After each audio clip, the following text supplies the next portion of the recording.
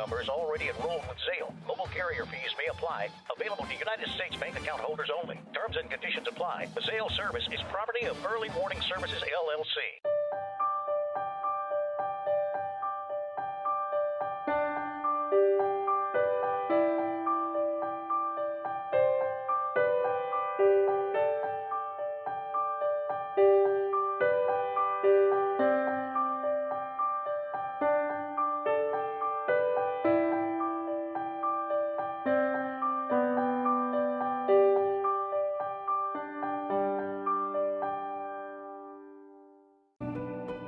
Farming is more than a livelihood. It's a legacy. Simplot was founded by a hardworking farmer like you over 90 years ago, and we've been growing America's farms for generations. With local crop advisors grounded in your success, Simplot Grower Solutions is in your fields and by your side. We dig in deep to pinpoint what you need, where you need it, when you need it, even when the forecast is unpredictable. I may be an orthodontist, but I know a thing or two about...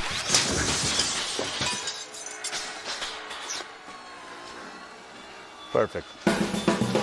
Mayhem is everywhere, so get an Allstate agent. Are you in good hands?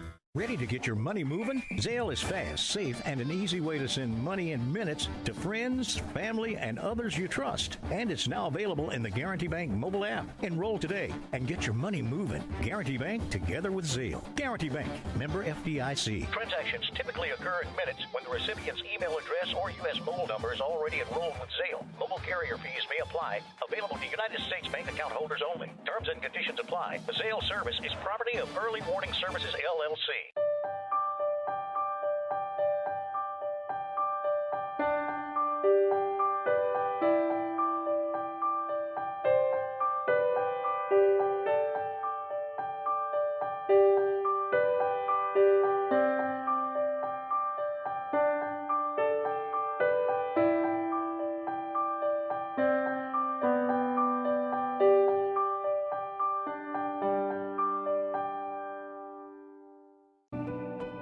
Farming is more than a livelihood.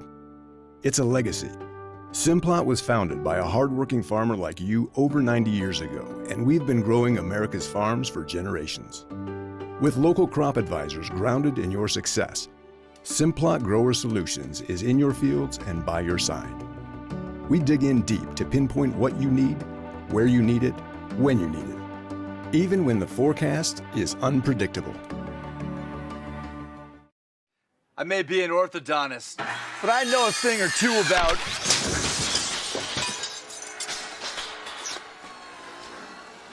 Perfect. Mayhem is everywhere, so get an Allstate agent. Are you in good hands?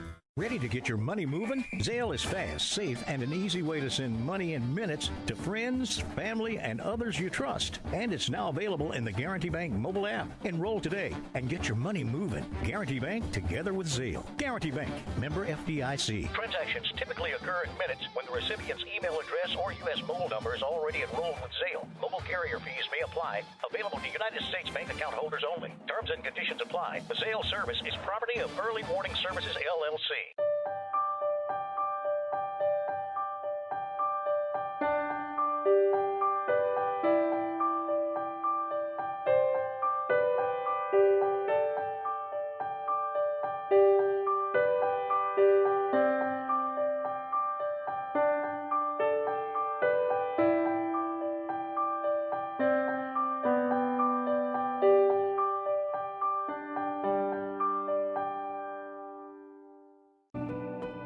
Farming is more than a livelihood. It's a legacy. Simplot was founded by a hardworking farmer like you over 90 years ago, and we've been growing America's farms for generations.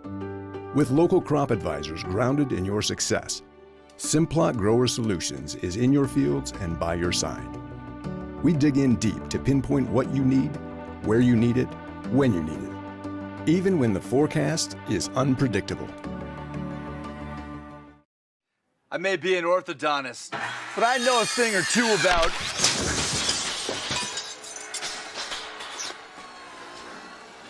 Perfect. Mayhem is everywhere, so get an Allstate agent. Are you in good hands?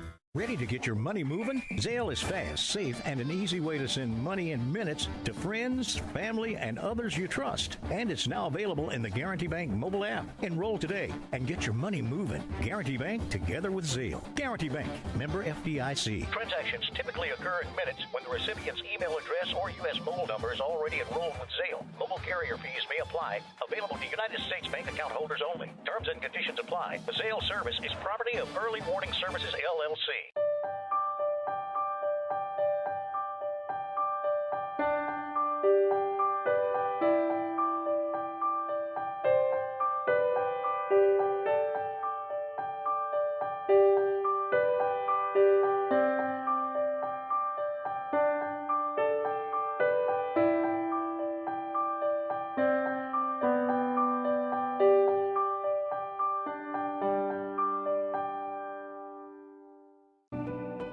Farming is more than a livelihood. It's a legacy. Simplot was founded by a hardworking farmer like you over 90 years ago, and we've been growing America's farms for generations. With local crop advisors grounded in your success, Simplot Grower Solutions is in your fields and by your side. We dig in deep to pinpoint what you need, where you need it, when you need it, even when the forecast is unpredictable. I may be an orthodontist, but I know a thing or two about...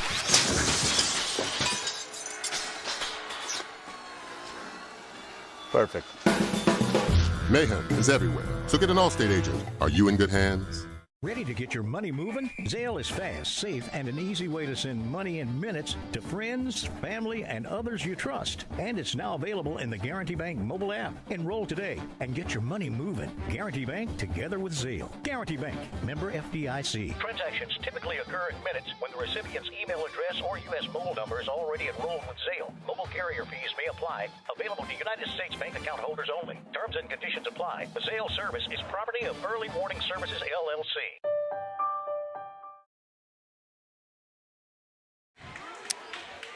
I don't have anything. No sound. I can't hear. Testing, testing.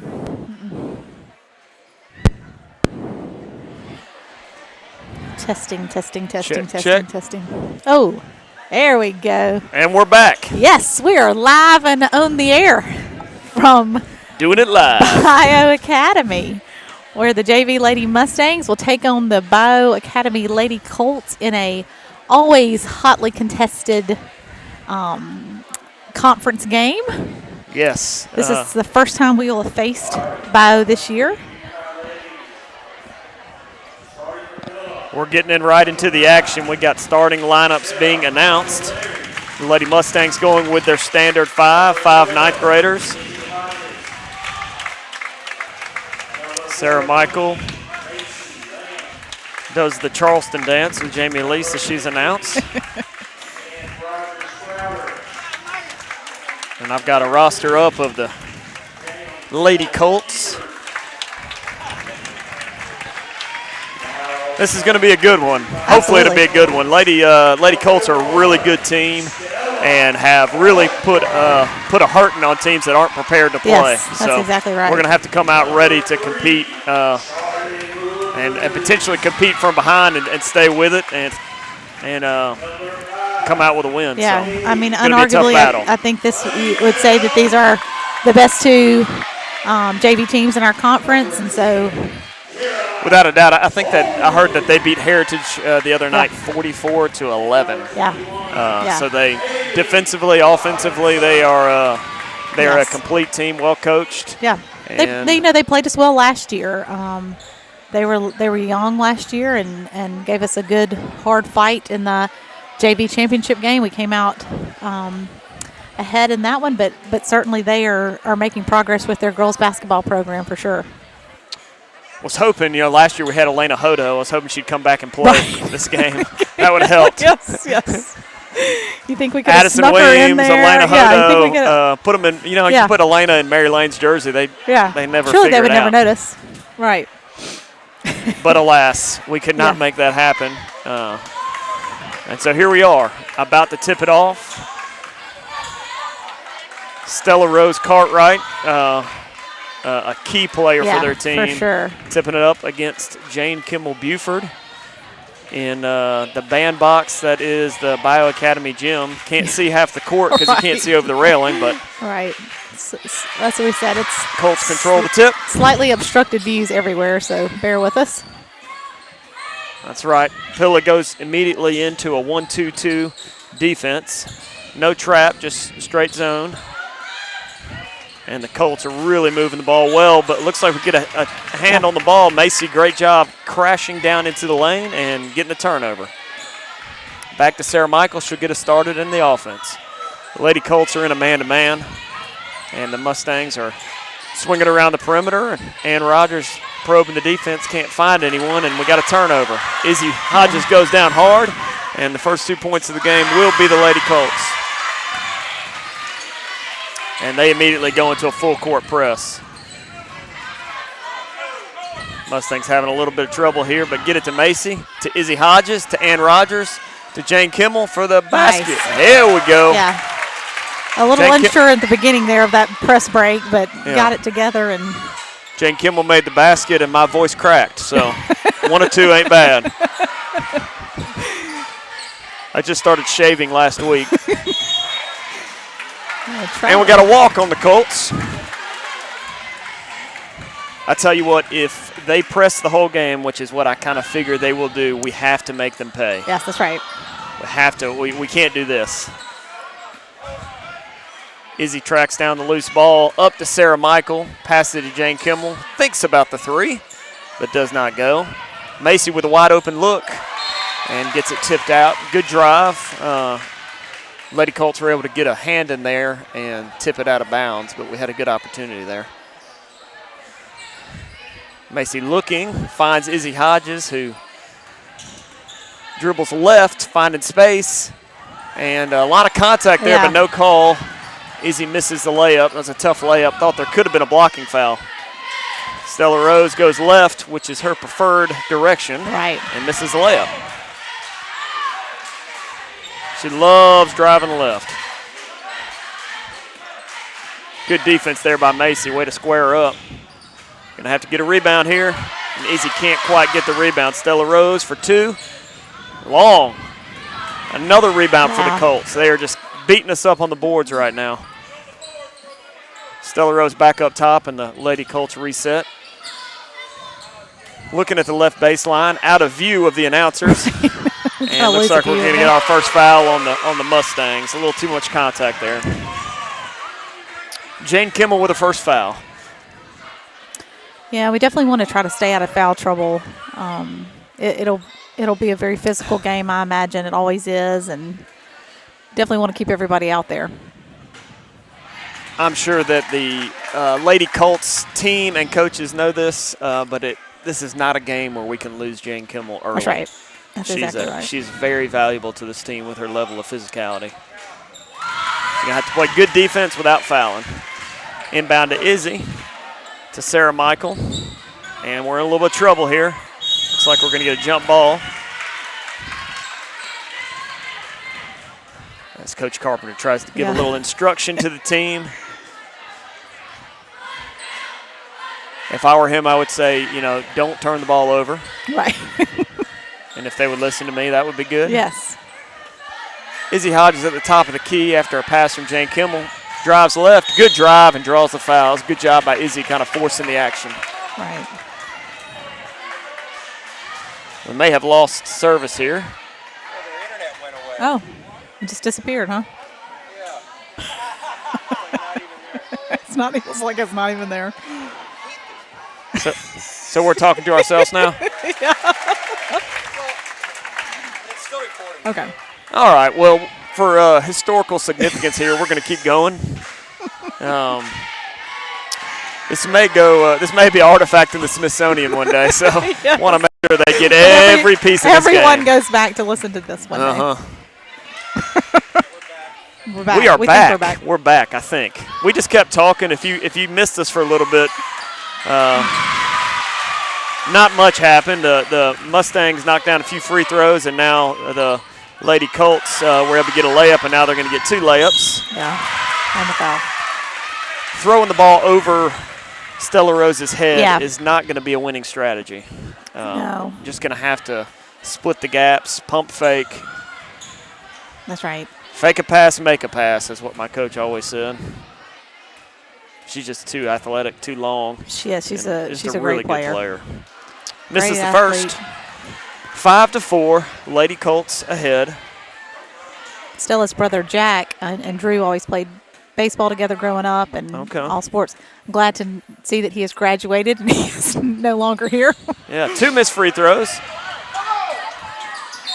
Jane Kimmel fights for the rebound, doesn't quite get it, but we are able to get the loose ball. Good job by Jane Kimmel fighting for it, and that's a good example of why we need her in there. That's right. Sarah Michael up the wing. We've lost vision. Jane Kimmel on the baseline. You know, when they go baseline like that, maybe we just make up what's going on. That's right. Lady Colts back on offense. Pass it to the right wing. Look for the cross-court pass. It's wide open, and then they airball a 2-footer. Not really sure. I think she expected contact there. Sometimes that happens. You expect to get hit. It doesn't happen, and it's almost like you're pulling the chair out from under him. That's right. Just nothing on the ball. Much better job by Sarah Michael there. Oh. And then we make a long court pass, but Ann Rogers, I think Coach Carpenter's saying meet the pass. Yeah, he's just saying if you wait for that's it, right. the defense has a chance to run into it and get a hand on it. That is a tip ball. And Sarah Michael gets it back. Easy to Sarah Michael. To Macy, driving up the lane. Kick out to Jane Kimmel for 3. Oh. Good looking shot there. Just didn't quite get it. And you got to get back or this is going to be a layup. And she draws a foul on Sarah Michael. She's just going to be really good at running the floor and you know, even if she can't finish, draw the foul. That's Is that the second on Sarah Michael? No, it's the first. Madeline Carroll about to go in the game. 5-4. Lady Colts. First free throw is long. I remember last year when we played them, I obviously did not have the honor of announcing with Shelby. I was just one of the plebes in the stand. I wasn't on the high payroll, but Stella Rose's shot was so high. Yes. And when I mean arc, she hit the moon every time she shot it, and so I always wondered what that was about. This year, it's really just a much better shot. Yeah. So that's not good for us.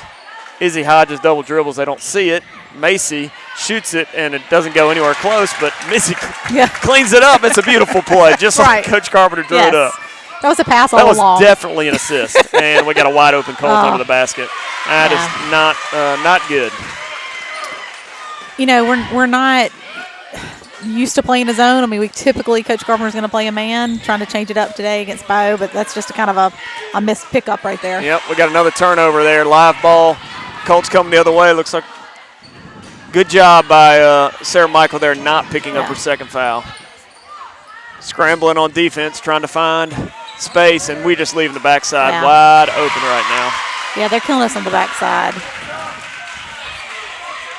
So when the ball goes to the opposite wing in a 1-2-2, the elbow guard has to drop. Yep. It's kind of like a 1-3-1 defense. If they don't drop into the center line or even down to the block, there's going to be that diagonal pass. Madeline Carroll not quite sure where to go, but we get away with it. Ball is in the dead zone where we can't see, and back out front. Lady Colts with a 10-6 lead. It looks like we're matched up in a man-to-man now. Back into man-to-man. Which I'm okay with. We'll see. You know, a lot of it's going to depend on Macy's ability to stay with Stella Rose. And that shot is off. Get a rebound. Good rebound by Izzy. A lot of contact. No call. Izzy pushing up the court and makes a poor decision there. Tries to squeeze it through a defender. Doesn't get it. And that's a foul. And I think we call it. The Pillow Faithful are here. They've been seeing that call all night. That's right. They're going to let them know. And they're going to let them know. That foul's on number 3. That's her first personal. Yep, first action of the game for Mary Lane Dykstra House. Coming in for Ann Rogers, maybe, Sarah Michael. I can't see who's over here. A little bit of a high pass there. Mary Lane gets in there and grabs her first steal of the night. Up to Madeline Carroll, to Mary Lane Dykstra House. The wild shot almost goes. Stella Rose with a rebound. Jane Kimmel Buford guarding the ball. Now we're back to Stella Rose at the top. Macy's at the ball. Pilla matching up. Madeline Carroll on the ball. Lady Colts comfortable to move the ball around. Got a first shot of the game for 32. It's no good. Macy with the rebound. Pushes it up the court to Jane Kimmel. Has trouble catching it, but gets it. Good cut by Macy. Nice. Oh. And the layup is long. Stella Rose driving left. Stops it up. And kicks it to 12, and nobody is on her. Thank goodness she missed. Yeah.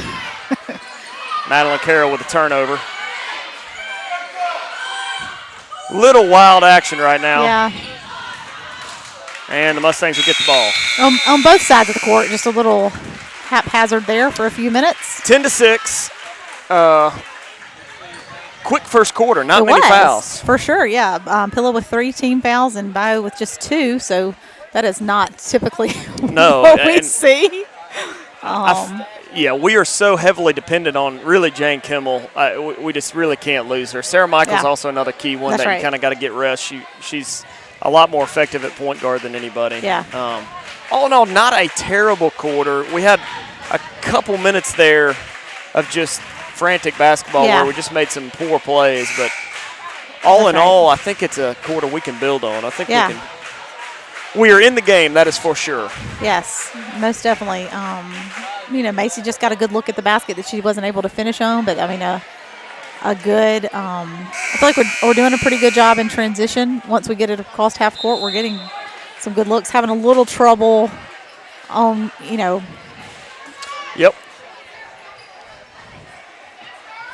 Colts ball in the dead zone. Cannot see the action. Mustangs are going to match back up in man-to-man. Mr. Banu just informed me there's no scoreboard on the on the thing, so we'll need to 10-6 announce the score a little more. That's right, 10-6. Lady Colts. Stella Rose with the ball, pass to the post. Good defense there by Madeline Carroll. Gets a hand on the ball. John Hartley looks up the court. Reverse pivot, and we're going to earn an out of bounds. A little bit of a wild dribble, and we get bailed out there. Pilla ball underneath. A little confusion on what we're doing. Madeline Carroll's open.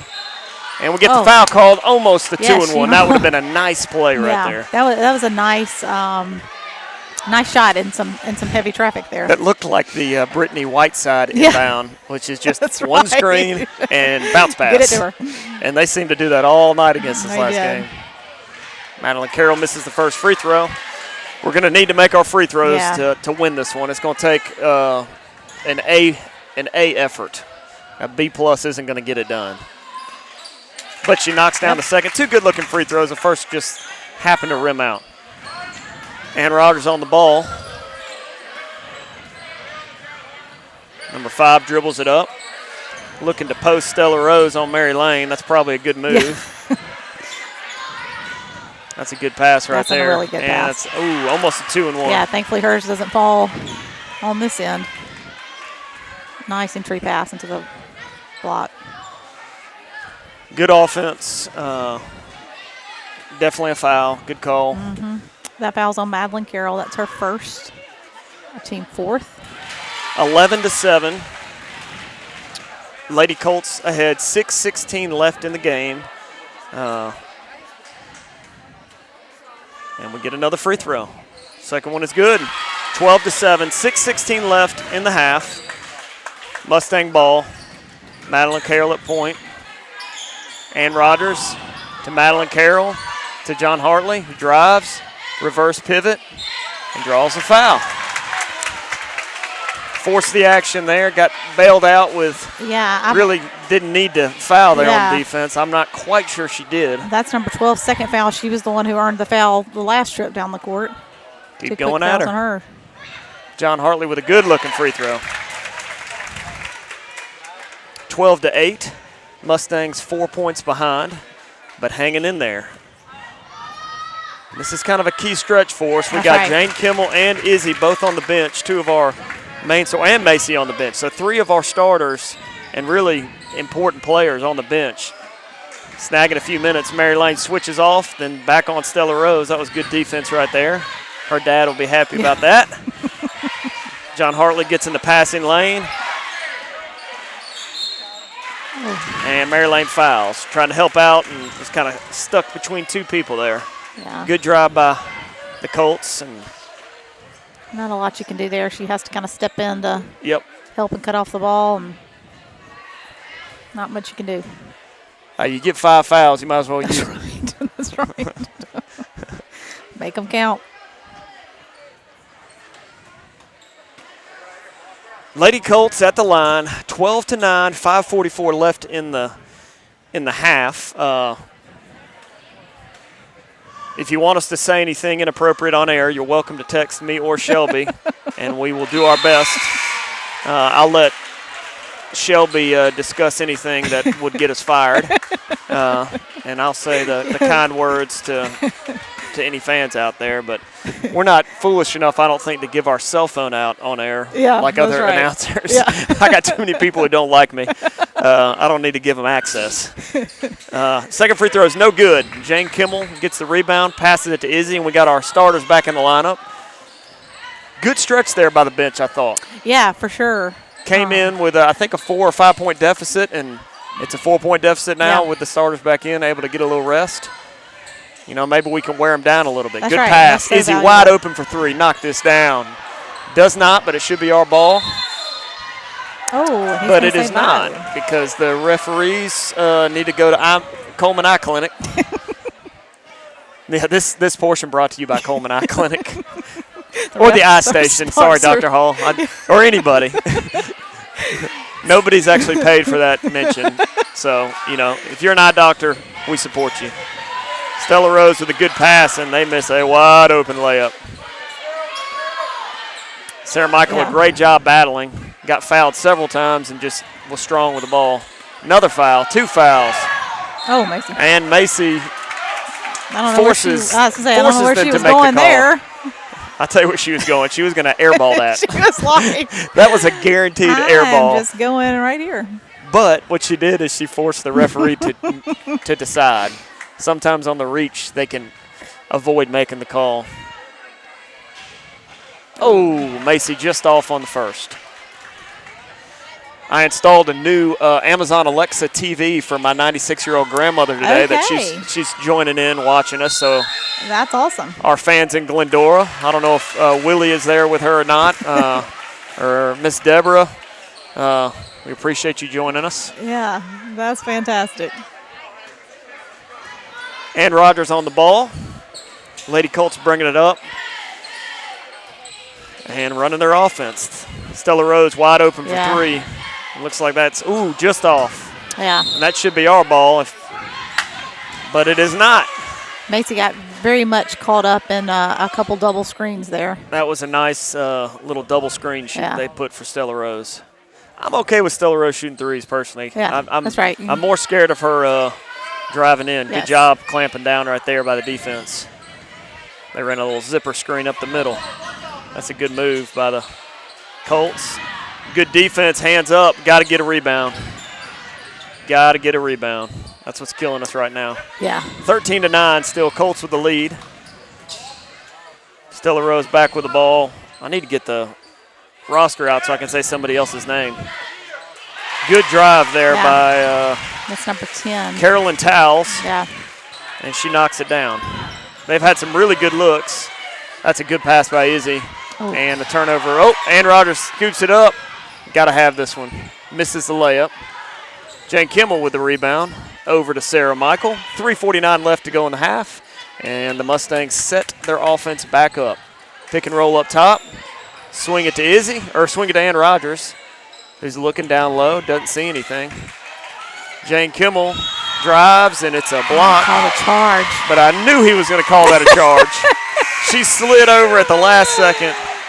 He called the charge. And he called it. He did. That's 2 on Jane Kimmel. That was a, amateur hour right there. They see those charges called at that's a walk. Yeah. There we go. We all helped him out on that Faithful one. saw That's that right. one and helped him out. We weren't letting him get by with that one. Yeah, they watch those games at Cameron Indoor Stadium, and they watch the ref call the charge, and they're dying to call one. Always gets a riot out of the crowd when you call a charge. Oh, yeah. Like the we took a Like charge. That's right. The refs get a rush of endorphin when that charge is called. It's never silent. That's right. for sure. Mustangs inbound it from the dead zone, and can't see what happened. Yeah. We're just going to say Izzy did a pirouette. Yeah. And jumped over Humpty Dumpty and out on the Colts. Inbounds by the Mustangs in the dead zone. I occasionally see the ref still pointing in that direction. Yeah, it's still our ball. I see a hand. Yeah. It's like quicksand. Yeah. You just see a hand poking up. And that was a shot.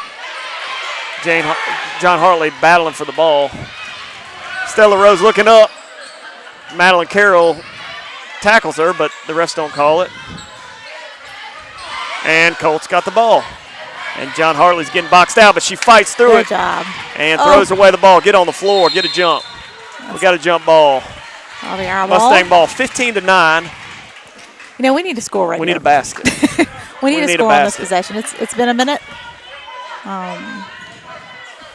We need some points. I guess, does Sarah Michael have 2 fouls? I don't think so. Coach is giving her a break. We've had a hard time getting through this press without her speed. Yeah. We're just not quite enough to turn the corner. Madeline Carroll fighting it up the court. That was a good dribble right there to Ann Rogers. Pump fakes and gets in trouble and gets a jump ball. Yeah.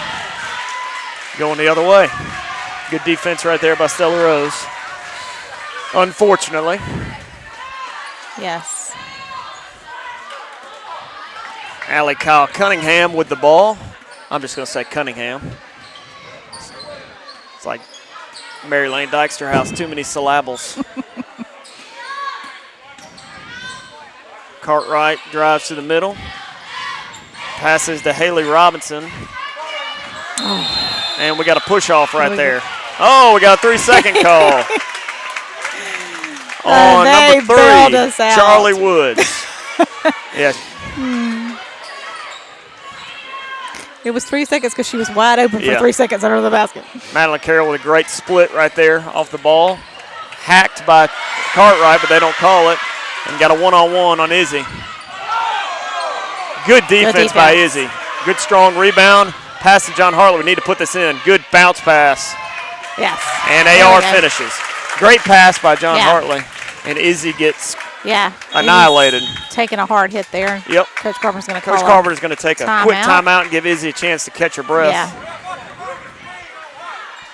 15-11. Mustangs sticking around, down 4.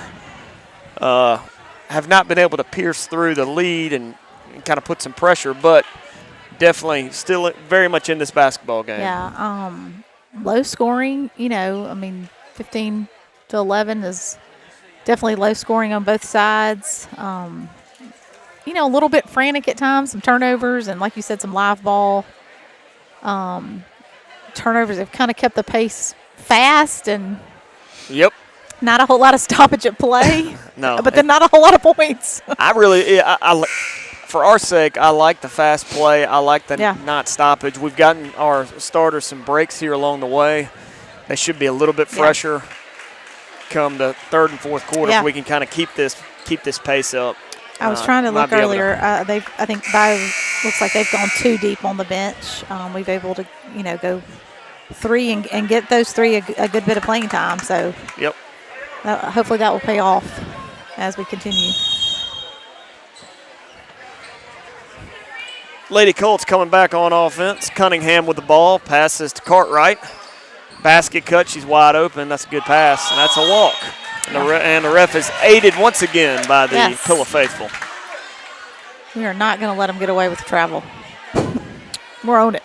No, Coach Carroll, Coach Wilkie, and Coach Slater are on the case. They're over there. Great pass right there by Madeline Carroll to the corner. John Hartley puts it up for a long 2. Bounce in there. Cartwright with the rebound, advances it up. Cunningham with the ball. Cross-court pass to Robinson. Finds Cartwright. And they got good posts. I tell you what, Woods is really physical in the post. She's tough to handle. She really is. That's where not having Jane Kimmel really hurts. Because Jane Kimmel's taller than her, and so even when she gets it, it's not too much of a problem. But she's so physical when she gets it right now, she's causing us a lot of problems. Yeah. That's John Hartley's first personal foul. That'll be Pilly's 7th, so they'll be. Yep. Carolyn Towles at the line. 16-11, 1 minute and 20 seconds to go in the half. Second free throw on the way, and is good. 17-11, 1:20 left. Inbound to Madeline Carroll. To Ann Rogers, who has her turnover. Stella Rose with the layup, 19-11. Izzy Hodges probes the defense. Macy with the ball, feeling the pressure to Izzy. And a great pass by Izzy to John Hartley, who makes the finish. That's what you got to do, make them pay. Yep. Make them pay. 19-13, 50 seconds left. We've got Cunningham to Cartwright to Towles. Back to Cunningham on the wing. Skip pass to Cartwright. Lady Colts really moving the ball well here, finding those diagonal passes. And Rogers loses it, and we get it in the paint, and that could have been a foul called, but we're gonna appreciate that non-call there. Yes, we're going to appreciate that. Maryland Dykstra checks back in for the last 26.8 seconds. See if we can pick us up a basket here to end the first half. Macy with the ball, looks up, and looks like we got a turnover. Cannot connect with Madeline Carroll. Couldn't quite see what happened. It just looked like it was off the fingertips right there. 19 seconds left, 19-13. Mary Lane on Cunningham here at the top of the key, and I really want to yell at my daughter.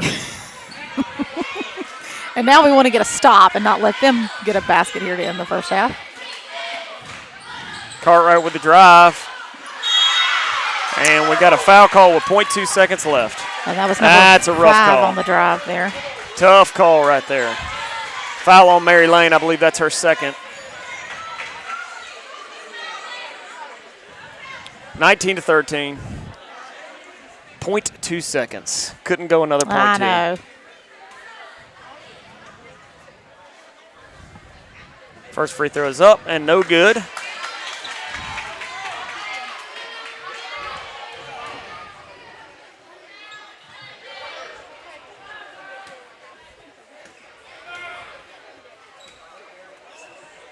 So far, my only text is from Don Brock, my only friend. All right, Mr. Banu is going to shut us down here at halftime, and it'll be a new feed when we come back so that he can get the scoreboard up there. So that'll be good.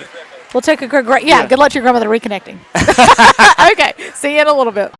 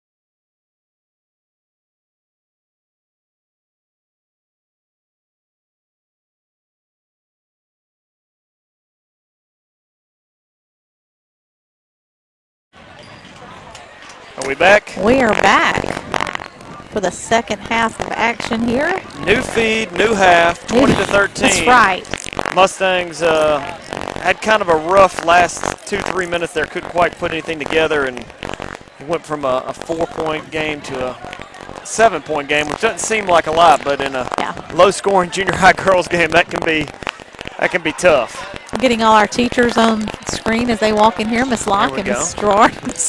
Branch. They got some airtime. Well, we need the offensive rebound. We do. Or we need to protect the offensive glass a lot better. I don't have the stats, but I would have to guess they had at least 7 or 8 offensive rebounds against us. We've got to limit them to one shot, go the other way. I'd say the two keys of the first half were they beat us on the boards and they turned us over in the backcourt too many times. That's exactly right. And that led to layups. And it's a lot easier to make it when you're about 2 feet away from the goal. Sarah Michael for 3. That would have been a nice start to the half right there. Good look from Sarah Michael, just doesn't quite go. Good drive right there, right down the pipe. I was hoping Izzy wouldn't get that third foul. She does not. And the Mustangs with some trouble there and maintain possession. Cunningham with a great drive that last time and just kind of chewed us up. Sarah Michael brings it up against Cartwright. It's like we're in a trap here, and she is in big trouble. And foul called. And Bayou cannot believe it in this gym that a foul would be called. And we're going to the line here. I'm hoping he called a technical foul, but they did not. That is number 3. That's her second. The Colts were beyond disbelief. Yes. That the ref blew that whistle. And they certainly bailed us out of the trap there. Sarah Michael with the inbound, close to the dead zone, and being guarded up top. Tough defense, and Rogers blocked by Cartwright. And Towles with the rebound, brings it up the court, skips it to Cartwright, bounce pass to the corner, reverses it back around to Robinson. And the Lady Colts are going to set their offense back up. Cunningham with the ball to Robinson, to Towles. Now back to Cunningham, who feeds the post. Great post pass. That's a layup. I tell you what, that Woods is really a catalyst down there. She really is, and she's eaten us alive when we've been in that zone. Macy in trouble here. And they earn a jump ball. That was a good defense, and Coach Carpenter needs a timeout. Yeah. We really needed to start off hot that half, and unfortunately, we did not. Yeah.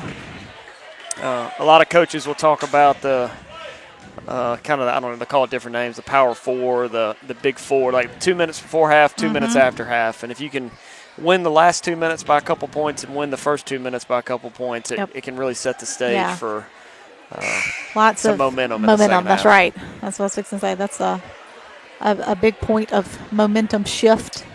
And I would say probably more than any other sport, basketball is most susceptible to the mighty momentum shifts. You get the crowd going. You get your team excited. Enthusiasm can be very contagious. Yeah, I mean, any team can beat anybody any night in basketball, and a lot of that has just to do with momentum and the crowd and getting hot. We are into a 2-3 zone here. Skip pass to Stella Rose. Another skip pass. That's good zone offense, and we unfortunately looks like we commit a foul there on the shot. Macy attacking the shot. Over pursues. Pursued a little bit. Well, she went into the dead zone on the over pursuit. But You know, we were talking in the first half that the hand up by the ref kind of looked like he was stuck in quicksand. Yeah. I noticed how little quicksand I encounter as an adult compared to what I thought I would encounter as a kid. There was a lot of quicksand in my life as a kid. Everything you watched. Big fear, right? Everything you watched was quicksand. I mean, all your games were centered around avoiding quicksand, and now we have none, which is a good thing. Mustangs turned the ball over. Apologize for that non sequitur? Is that correct pronunciation? I don't know. That Mustangs earned the possession, ball out of bounds. Macy with the ball, 25-13, Mustang ball. And we're stuck in the corner again there. Izzy with a great job. Here we go. Oh. Macy cannot quite gather the pass, but a good pass there by Sarah Michael. And just that's what pressure will do to you. Yep. Make mistakes. That's a ball that Macy can certainly handle, and just get pressure on you, don't quite handle it. Colts with the ball. Mustangs back in a 2-3 zone, just trying to contain them a little more. I'm not quite sure that's going to be long-term effective. They seem to have a pretty good zone offense. We'll see what it does. Maybe we can stifle them a little bit. Good skip pass by Stella Rose. Down to 10 in the post. She kicks it back out to Robinson for 3, and it is off target. Jane Kimmel looking for the rebound, and out of bounds on the Colts. Good hustle.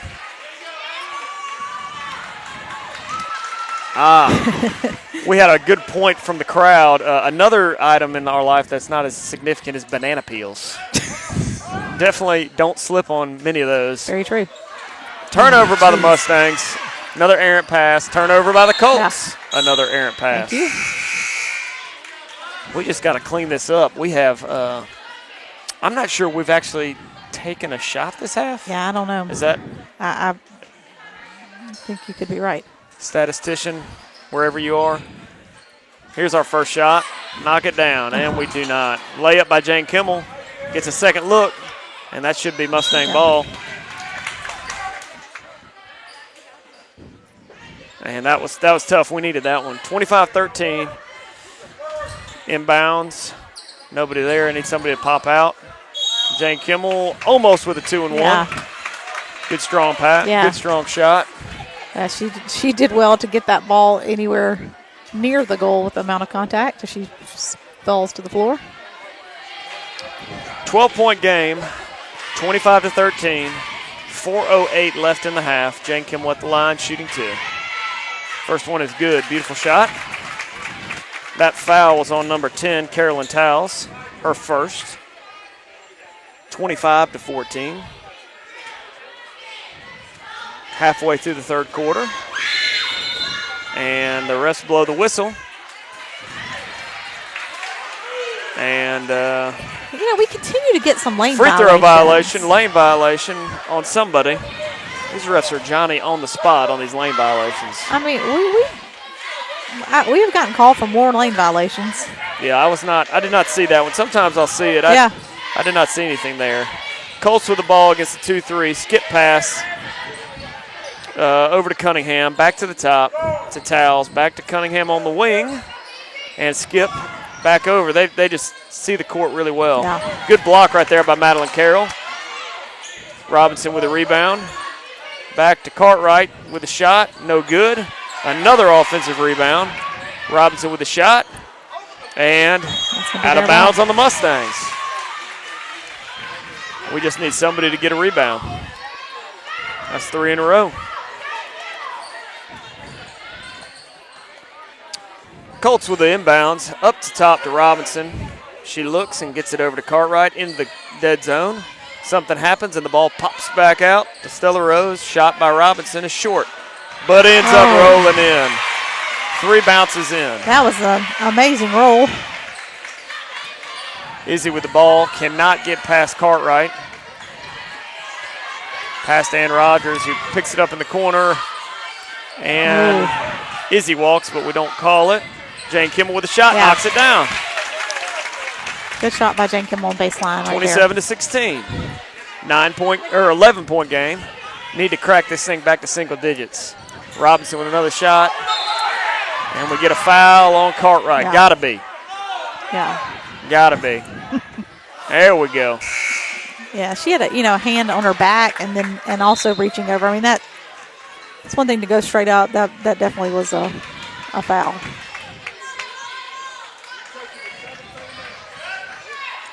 Mustangs inbound the ball against the trap and picked up the dribble and throw it right to Stella Rose, who makes the layup. You just cannot make a mistake against Cartwright in the middle of court. She eats you up. Macy with the drive. She knows how to force contact. That's a good job. Sometimes you got to manufacture points. Yeah.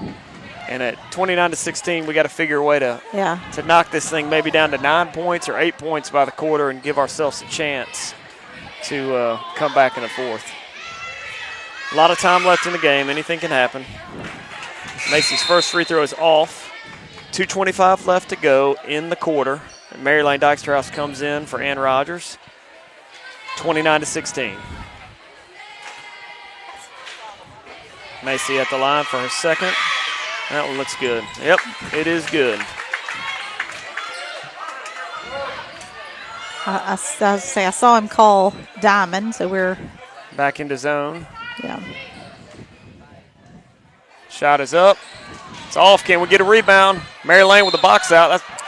And she has a girl draped on her back. Literally draped on her back. And somehow does not get the call. Good box out right there by ML. That's what it takes. You got to get a body on them. Inbound to Izzy. And Cartwright with the steal. Skip pass, and she puts it in. You know, we've tried a few times to throw it over Cartwright's head, and that's just not going to happen. And turnover by Mary Lane there. Tries to find Jane Kimmel up the court and can't connect.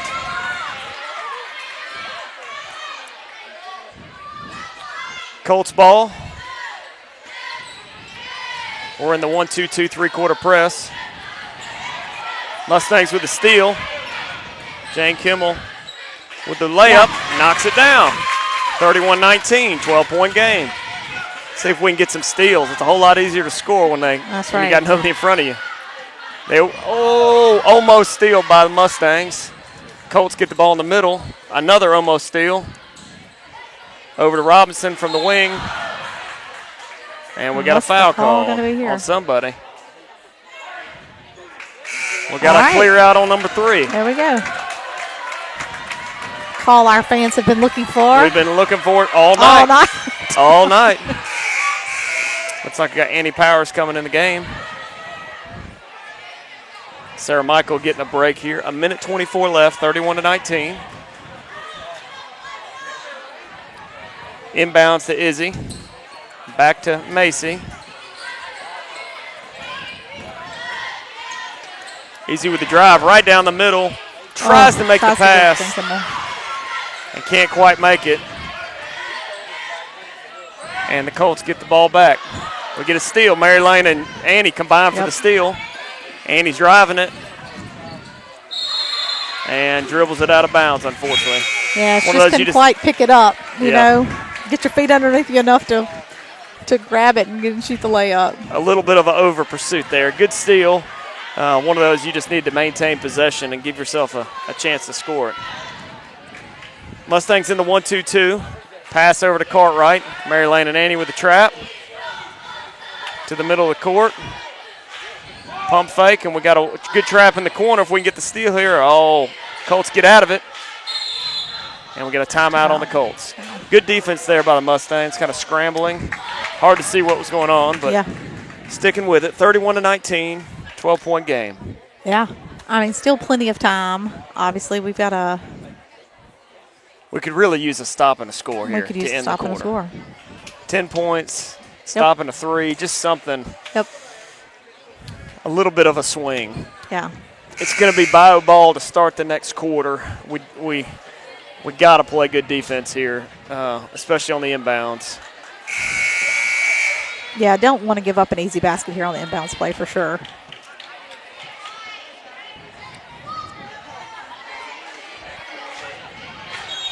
Mustangs in man-to-man. Ball to the corner. Looks like they're looking for Stella Rose off the double. Mary Lane doing something over there. Can't really see. Good defense there not to let them get any good look off the inbounds play. Cartwright with the ball. Cunningham with the ball. Back to Cartwright. Looking for the post. Annie does a good job fighting it. And shot is up. And just can't get the rebound. Annie fighting for it. Izzy with the ball. Call a foul. To the corner. Mustangs with the ball. Ooh, Macy just misses it. And out of bounds on the Mustangs. Out of bounds.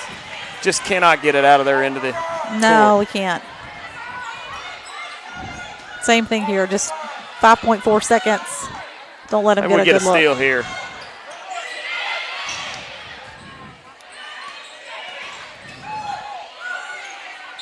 Oh, and they call a foul. They call a foul. As time expires.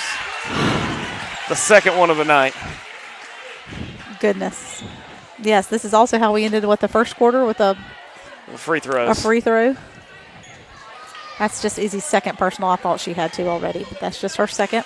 2 from the line for the Colts. 31-19. No time on the clock. First one is good. 32-19.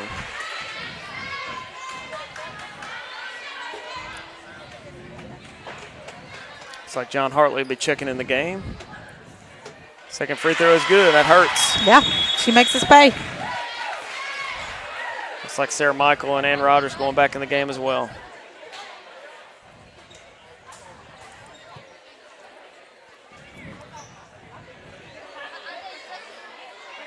Coach Carpenter giving some instruction here.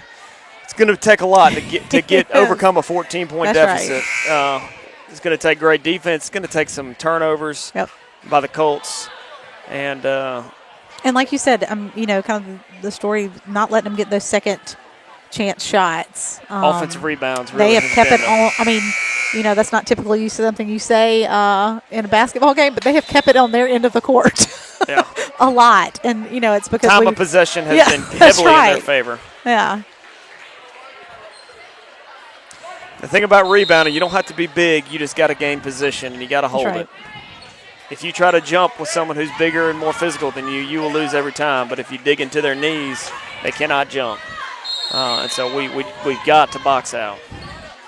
Cartwright with the ball. Still in the 1-2-2 press. Ball in the dead zone. Gets to the middle, and we get a foul. 33-19, 6:49 left to go in the half. That foul's on Ann Rogers. Yes. Her first foul, Ann Rogers' first foul of the evening. Number 10 at the line, that is Carolyn Towles. No good on the first. Second free throw is up and good. 34-19.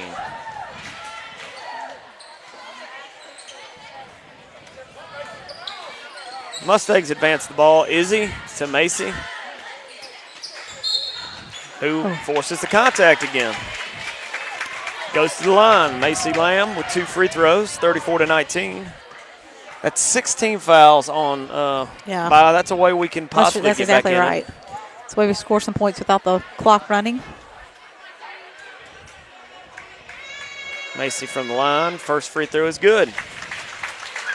Sitting in front of us, we got Ben Roberts-Smith, the star of the 7th grade boys game. They came out with a big victory, and always good to see him play. He's out there getting his team excited, clapping and playing defense, and that's the way you want to see basketball played. Oh. Mustangs with the trap, and they get a wide open layup, but do not come out with it. Izzy with the good escape from the trap, over to Sarah Michael in the dead zone, and pass it to Ann Rogers, and it's stolen. And I'm not sure what's happening, can't see it, but it looks like the Colts come out with it. Out of bounds on the Mustangs. Madeline Carroll coming back in the game for Ann Rogers. And the Mustangs go back into a man-to-man defense. But we don't guard that person. Fortunately, she misses. Out of bounds on the Mustangs. And they will get the ball underneath again, or kind of underneath, near the three-point line, underneath the basket. Cartwright with the inbounds. Finds Knowles in the corner. Or Tolles, yep. If you don't pay the tolls, we don't eat no rolls. Remember that movie? You know what that is? I don't know. Robin Hood Men in Tights. Okay. Before Dave Chappelle was canceled. Mustangs with the ball. Izzy, great job there, withdrawing with the ball. Hard trap by the Colts. Izzy Force it to the middle, and we get fouled. Going to the free throw line. And that was not their 17th Coach foul? Blair not happy with that. There we go. Defense. Good job by the Mustangs getting it to the center of the court and forcing the action. That's 3 personal fouls on number 12. There's 17 fouls. We will now be in the bonus. I think this is a 1-and-1 for Sarah Michael. First shot is up and just off. Good looking free throw, but does not go in. Cartwright with the ball. Advances it over to Cunningham, who advances to the dead zone. Cross court pass to Cruz, back to Cartwright. Back to Cunningham on the wing, sees the post, and it's a layup. You know, and what I thought would hurt us would be Stella on the dribble has really not. She's just passing us to death. Right. They are seeing the floor really well. Yep. Izzy over to John Hartley. Madeline Carroll drives. Macy probes the defense, can't quite find anything. It looks like we got a turnover there. Nothing was quite there. Gets back on defense, and the Colts advance to the elbow down there. They find Cartwright in the middle, and she goes to Cunningham, who thinks about the shot, but then thinks better of it. Cruz from 3. Another offensive rebound. Earns a foul. You know, that was Izzy did not go out on the girl taking the 3 right there, but was wise to not do that because Stella was on the block. And so Izzy chose, okay, I'm going to let you shoot this 3-pointer rather than me come out on you and you dish it in here, you know, to Stella on the block. So while it looked like she took a wide open shot, she did. It was Izzy made the wise move. That's a scouting report right there. Yeah. Yes. Someone else Steph didn't rotate Curry out around. there, you got to force the 2. If you've got Cartwright on the post and the Colts haven't hit a 3, you got to take the risk of them hitting 3. First free throw's off, 36-20, 16-point game. Second free throw's no good. Good box out by Jane Kimmel. Advances to the Mace. She'll look up, and she doesn't. But she does not walk. That's a block. That's a terrible call. Wow, that's a bad call. Yeah. Jane Kimmel with her 3rd foul on 2 really poor charge calls. I'm going to go into looks like a full court press now. See if we can make something happen. Cartwright in the corner. Out, and the middle's open. Macy pursuing. And we don't let anything come of it, but still pressing. I like the action. Robinson with a shot. Cartwright with a rebound. And the missed layup. Good job by Macy getting in there. Ball still active. Ooh. Thought Robinson was going to pass it. Mary Lane was about to get herself a steal. Jump ball. Colts ball. 4:09 left. 36-20. If you're just joining us, the Mustangs played the Colts pretty tight in the first half. And from the middle of the third quarter on, it just kind of tightened up. That's foul on Mary Lane. Can't leave the block there. Yeah, I think she saw Stella cutting across and tried to help out. Yeah, good design on the play. Yeah. But she's got to trust her teammate there. Cunningham at the line. 2 shots. 3rd foul on Mary Lane. First shot is no good. So in that manner, maybe it worked out. Yeah, that's right. Second shot. About to be on the way and that looks good. 1 for 2 from the line, 37-20. Bayou in the 3-quarter trap now. Mary Lane with the ball, looking up. Pass to Jane Kimmel. Skip pass. Macy forces the action, and nice layup there. Mary Lane on D.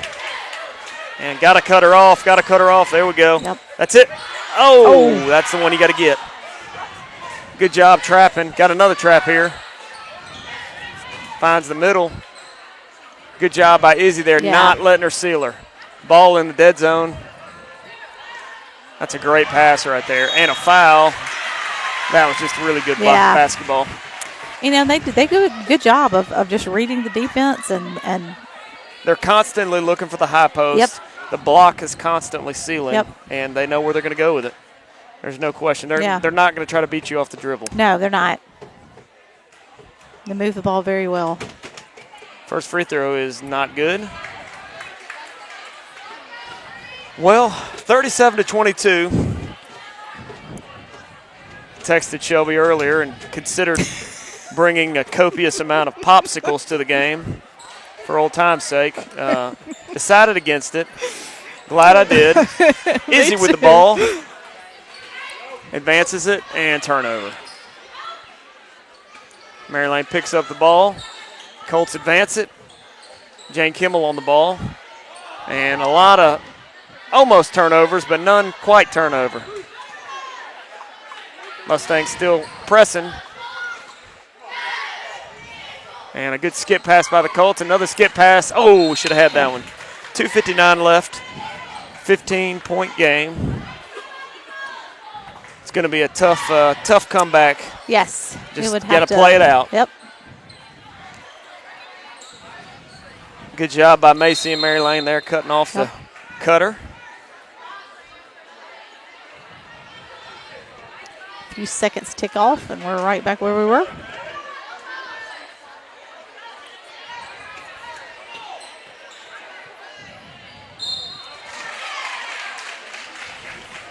Got a foul. Sorry, I got a text and missed that play. Narrate for us what happened there. That foul's on Jen Kimmel. That's our 4th personal. Our team 8th. Missed free throw by the Colts. We let him inbound it.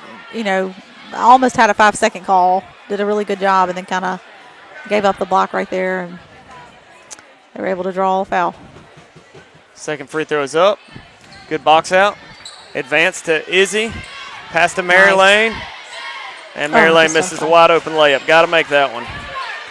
She is not going to be happy with that. Good pass there by the Mustangs. That's one you got to finish. Macy chasing the ball. Close down the trap. Almost steal. And that should be our ball.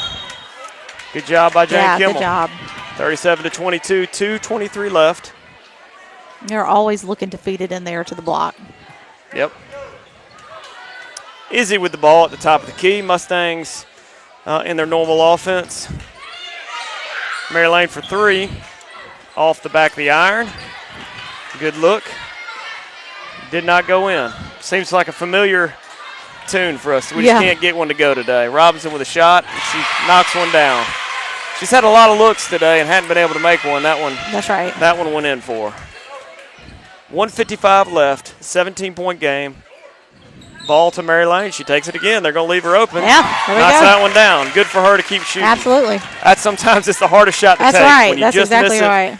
And you don't, doubt starts creeping in. Last trip down the court, this didn't work, but she did a good job. Inbounds.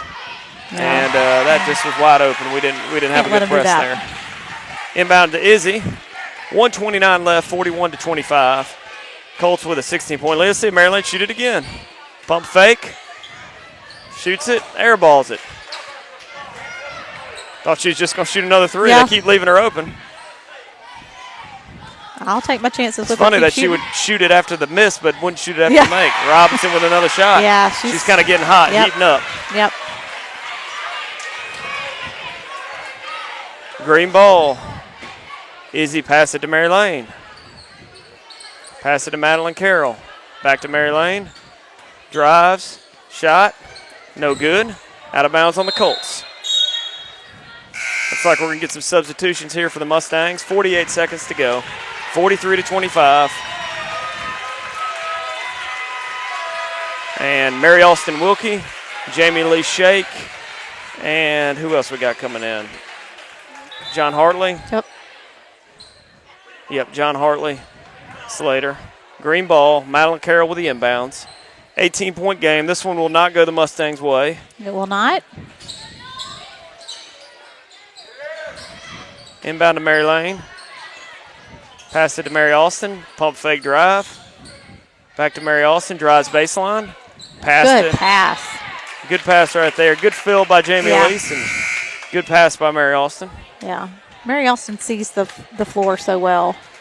Yeah, I think that Mary Austin next year as a 9th grader will probably play a decent amount at point guard. I think, Madeline Carroll is there, can handle the ball. But I do like Mary Austin at point. She's got some good speed, and she does see the floor really well. So I hope she will see some time there. That's the first free throw in. They don't want to give us the second. It's a 17-point game. They can give us the second free throw. They don't need any help They don't. at this stage. Jamie Lease from the line, second free throw, just off, and should be Mustang ball. And again, our Greenwood Eye Clinics could use some business on that one. It's still in the trap. Jamie Lease and Mary Lane hounding the ball, got her trapped in the corner, should be a steal somewhere. And they kind of let them out. Thought we were going to get one there. Ball on the wing for the Colts. Mary Lane just misses it. Just miss another one. And the Colts get a good look, but they miss it. Jamie Lease with the rebound and slings it to Mary Austin, and she can't get her hands on it. 4.4 seconds left. 17-point game. This one will end in a defeat for the Mustangs, and we'll have to kind of lick our wounds. That's right. See if we can get them when they come to our place. That's exactly right. Figure out how to beat them at our place. At the buzzer, no good. 43-26 will be the final score. The Colts with really a solid victory over the Mustangs. Yeah. They beat us pretty handily in the second half, and we'll need to regroup and play a better game, I guess, next week. Absolutely, yeah. Next week. We'll get them pretty soon. Play them again next week, and then I'm sure we will see them again in the JV tournament. So we'll have a couple more times to play them and see if we can figure out a. The varsity soccer team lost to Bayou the first time we played them, and then we beat them in some close games after that. So I'm just going to hope that we get a little better and. Yeah. Always a fun. I don't have to cheer for Bayou. I hope they get a little worse. That's right. No offense to all the Bayou fans. Yeah. I don't get paid by Pillow. I don't get paid by anybody. Are you getting paid? No. Yeah. I pay for the right to not yell at my kid during the game, I guess. So, anyways, Mustang fans, thank you for joining us again. Hard-fought defeat. Girls played hard, couldn't quite overcome just really a really physical Bayou Colts team. And we got the boys junior high team coming up next. Maybe they'll have a little more luck. That's right. And we will see you tomorrow night. I was supposed to say next week, and then that's not right. That's tomorrow night at home against we've got Winona Christian. Winona Christian, that's right. What time? I think regular times, 4 o'clock. Yeah. 4 o'clock. Set your clock. Yes. And we will be back with you. Thanks for joining us.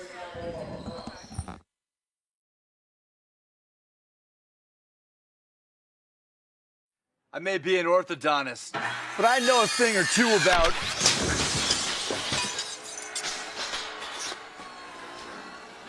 Perfect. Mayhem is everywhere, so get an Allstate agent. Are you in good hands? Ready to get your money moving? Zelle is fast, safe, and an easy way to send money in minutes to friends, family, and others you trust. And it's now available in the Guarantee Bank mobile app. Enroll today and get your money moving. Guarantee Bank together with Zelle. Guarantee Bank, member FDIC. Transactions typically occur in minutes when the recipient's email address or U.S. mobile number is already enrolled with Zelle. Mobile carrier fees may apply. Available to United States bank account holders only. Terms and conditions apply. The Zelle service is property of Early Warning Services, LLC.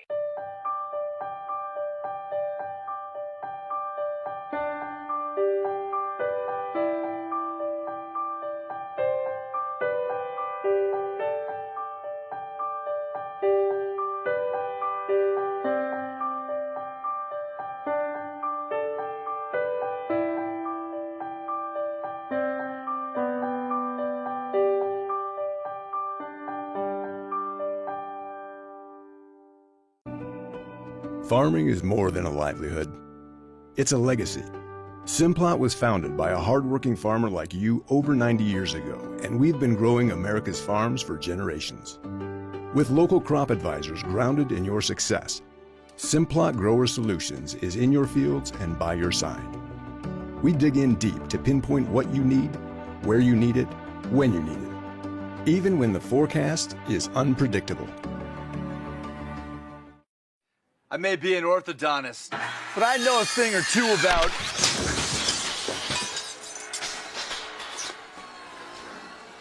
Perfect. Mayhem is everywhere, so get an Allstate agent. Are you in good hands?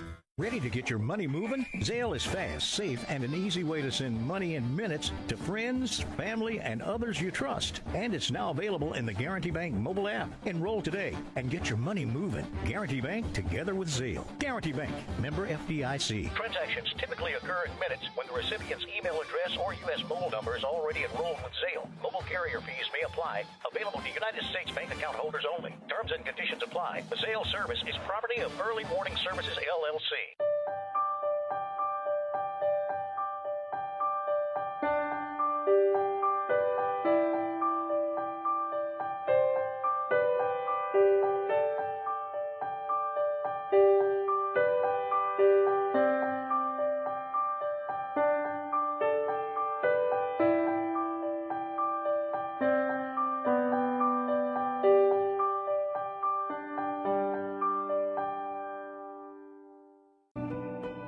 Farming is more than a livelihood. It's a legacy.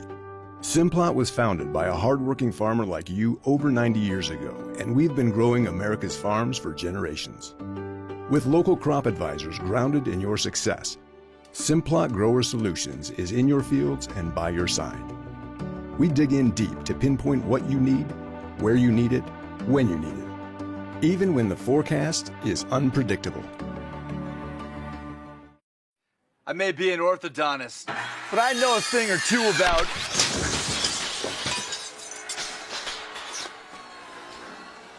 Perfect.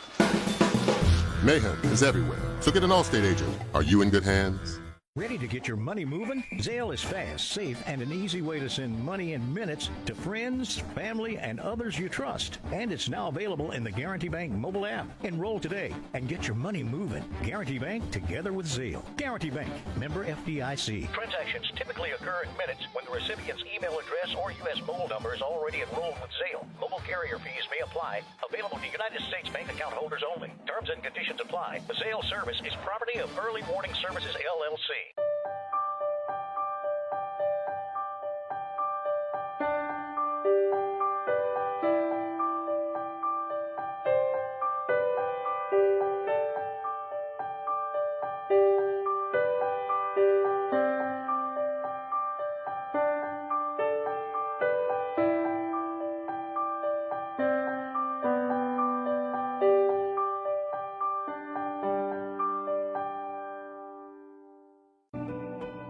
Farming is more than a livelihood.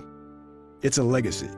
Simplot was founded by a hardworking farmer like you over 90 years ago, and we've been growing America's farms for generations. With local crop advisors grounded in your success, Simplot Grower Solutions is in your fields and by your side. We dig in deep to pinpoint what you need, where you need it, when you need it, even when the forecast is unpredictable. I may be an orthodontist, but I know a thing or two about...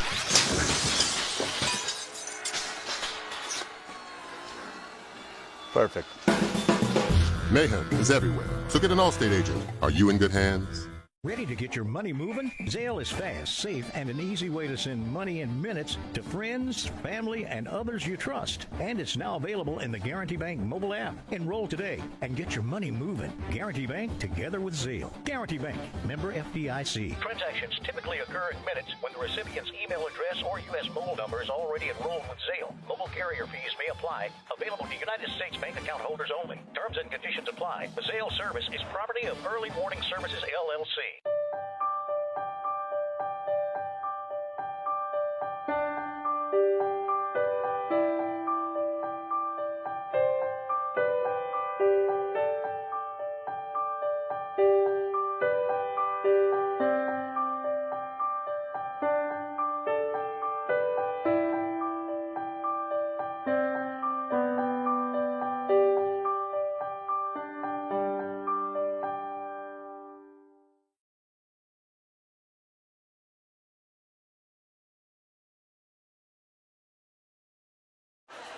All right, hello everyone.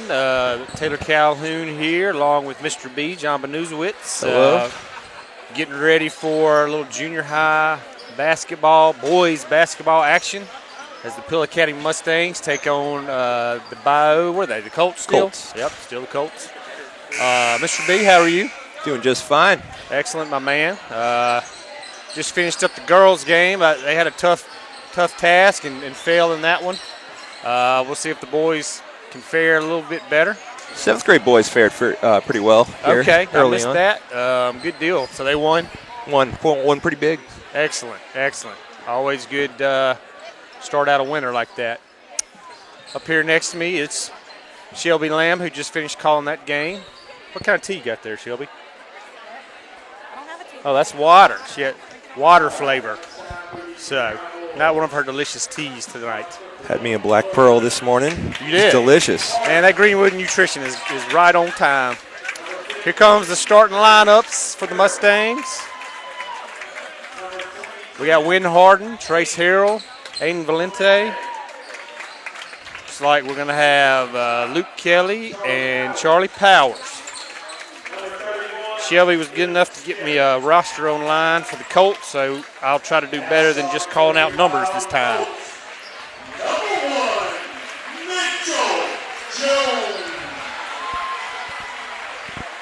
So I'm not sure what the records are for Bayou, but I've heard they've got a pretty formidable team, so ought to be a pretty competitive contest.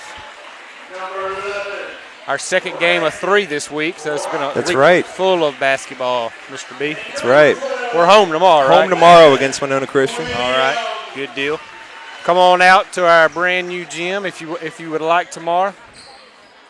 Always a good time. We'll be here if not. Right on.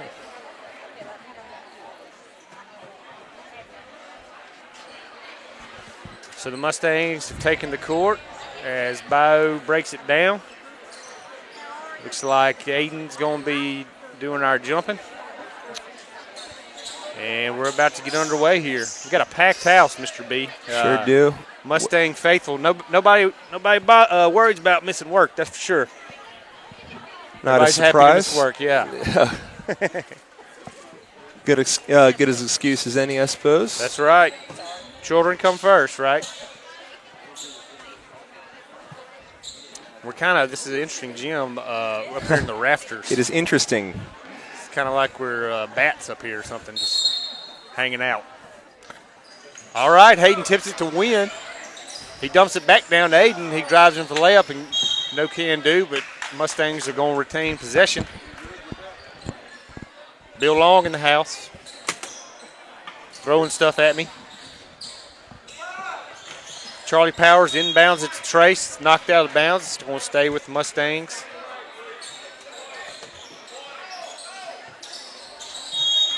Not sure how good I can do with the roster on the phone, but I'll do my best here. My phone keeps closing.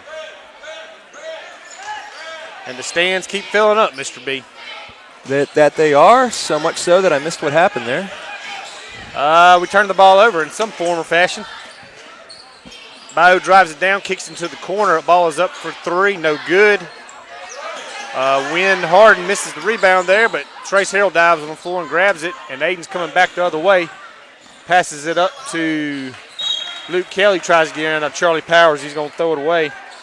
Kind of hard to see over that rail down low, so if I miss a name, I apologize. Bayou breaking our press across court. Kicks it out into the corner. Back up around the top of the key. Number 1 for 3, and that's good.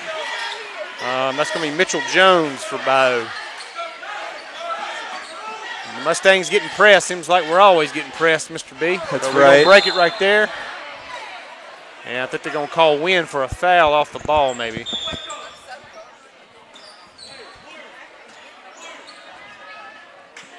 Mustangs coached by interim coach Andrew Mitchell.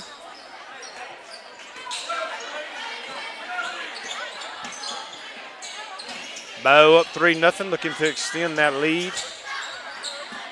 Moving around, got the wide open man over here for 3. No good. Rebound by Charlie Powers. Pressing it up the floor. Got a man all over him. He kicks it up to Aiden, getting ready to set up the offense. So he looks for Coach A for instruction. He's going to try to drive the lane. He's going to kick it out to Luke Kelly, who's going to try to shoot three, and it's blocked by number 3, William Jefferson. Shot's no good, rebounded by Aiden. Both teams looking to play very fast here, start of the game. Always. We never see a lot of set basketball anymore. It's always fast and furious, and rarely do I really see either team get into much of an offense set, you know. That's fun. Watching them run is fun to watch. 3-0 Bayou. Some good ball movement there. Nice pass by number 3 down to 1 for a layup in the lane. That's going to be William Jeffries to Mitchell Jones. As we're getting pressed and turning the ball over. And they turn it right back over. Charlie Powers intercepts the ball in the lane. He's moving it back the other way. Gets it to Aiden over to Wynn in the corner. Nice pass by Wynn down to Charlie. He gave it a pass down to Luke, and Luke scores in the lane. Get the Mustangs on the board, start the night 5-2 with 4:30 to go. Good stuff.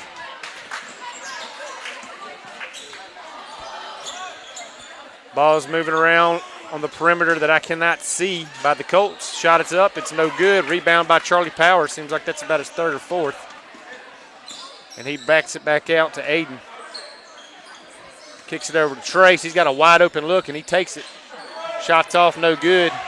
Rebound by number 1 for Bayou. Coming back the other way. Pressing the action into the lane and makes a nice shot. Mitchell Jones. Looks like we've got a timeout by Coach A. Kind of regroup as the lead has grown to 7-2.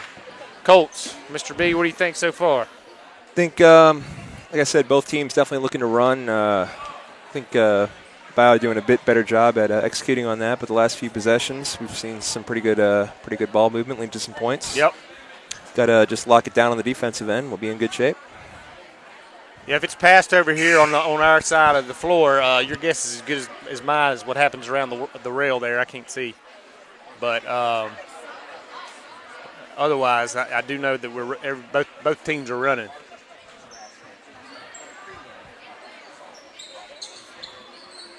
7-2, 3:50 to go.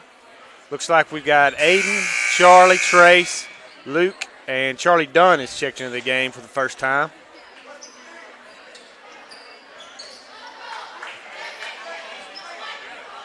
Charlie Powers gets ready to inbound the ball. And does so to Aiden. He's got a man all over him. But he's going to try to streak up the floor and get to Charlie, which he does. Over to Trace, who drives in the lane amongst the Giants. That was pretty. Great shot off the glass. Mr. Harrell. Give us our 4th point of the night, 7-4 Bayou. Mustang's doing a very good job of breaking the press here lately. He is, for sure. Shot down low by number 11 for Bayou, Brandon Crocker. He's going to be fouled and shooting 2. I called out number 3, William Jeffries. That's actually a friend of mine, college buddy, Ty Jeffries' son. He's a very good ball player. Been playing him since Pee Wee. He's the point guard, I assume, for Bayou. First one is no good by number 11, Brandon Crocker. Score remains 7-4. Shot is up, and it's no good.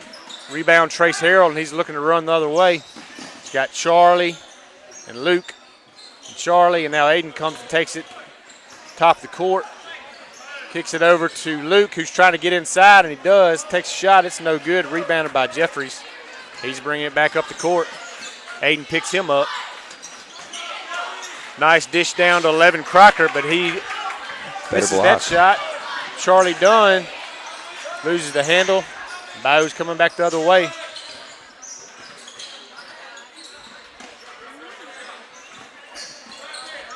Ball's moved around the perimeter by the Colts. Dish down to Crocker, down low. Shot is up, it's no good. Rebound by Luke Kelly. And he's getting it up to Trace. Mustangs looking to set up their offense. Trace making his move down. Kicks it over to Charlie Powers.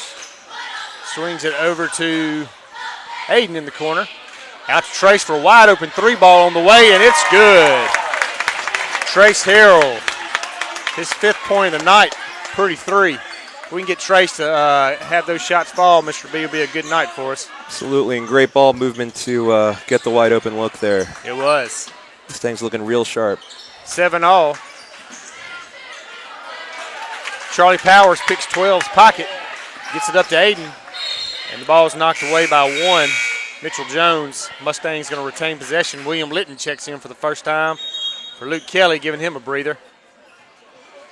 Tell you what, the best press breaker is just forcing turnovers like that. Absolutely. Don't give him the chance. Yep. If we can get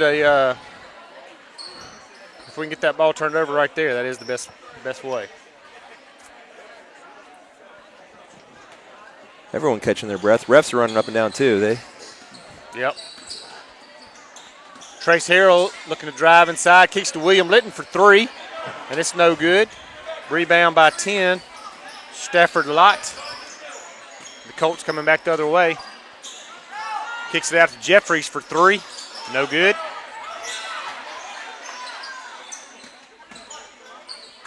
Colts trying to move it around, but William Litton says, no way, I'm going to pick it off. And nice try to get it down to Aiden on a breakaway. And just can't get it down to him. Colts ball.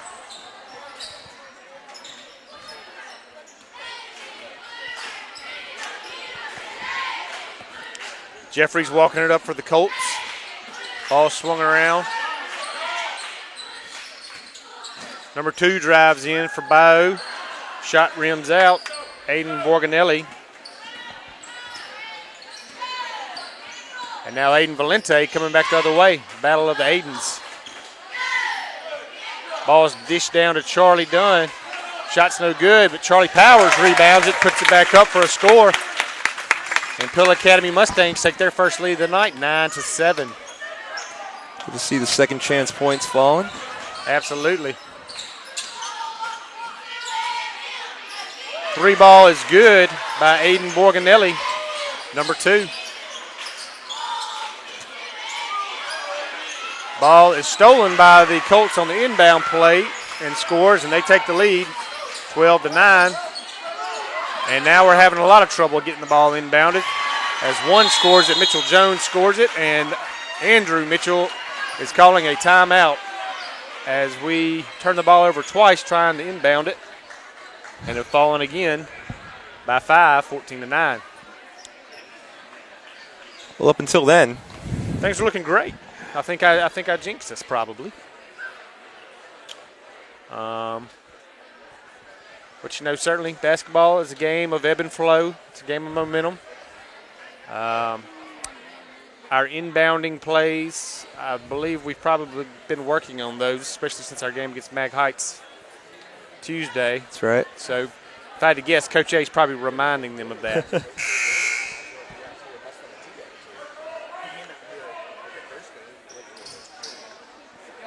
14-9 as Miss Dunn enjoys some sort of pastry. Was that a funnel cake? No, barbecue. Oh, barbecue. Yum. See if third time's a charm here. All right, Charlie Powers getting ready to inbound the ball with 18 seconds to go. Gets it into Aiden. He's trying to push it up. His time is wasting. But we turn it over. They turn it over. And we're coming back the other way. 10 seconds to go. Kick it out to Charlie Dunn. Out to Trace Harrell. 6 seconds. Trace drives in amongst the Giants and is rejected. Coming back the other way for Bayou is number 1, and he drains it at the buzzer. Ouch. That hurts. Ouch. Mitchell Jones with a last-second buzzer beater shot. Put them up 16-9. When it rains, it pours in the last minute there, Mr. B. Tie game with about a minute to go there. We were winning with a minute to go, it seems like. Maybe a minute and a half. But anyway, we will do our best to make up for it here. Second period. Folks continue to file in and out of the gym. Nice night for basketball. Nice and toasty in here. Miss Dunn likes the barbecue. Shelby likes the water. Clint's having nothing, but has great posture. Gonna give myself scoliosis leaning over this computer here all night. You've been sitting Indian style for several hours there. It is somehow the most comfortable. These are some weird benches. All right, as we rejoin the action here, we've got William Litton, Charlie Powers, Charlie Dunn, Aiden Valente, and Trace Harrell on the court for the Mustangs. Looks like Bayou's got their starting 5 on the court. Trace Harrell with pickoff, coming back the other way. Kicks up to Aiden, wide open 3. He's up, it's no good, but it's going to be rebounded. No, it's not. Maybe it is, I can't see over the rail. Jump ball, possession Mustangs.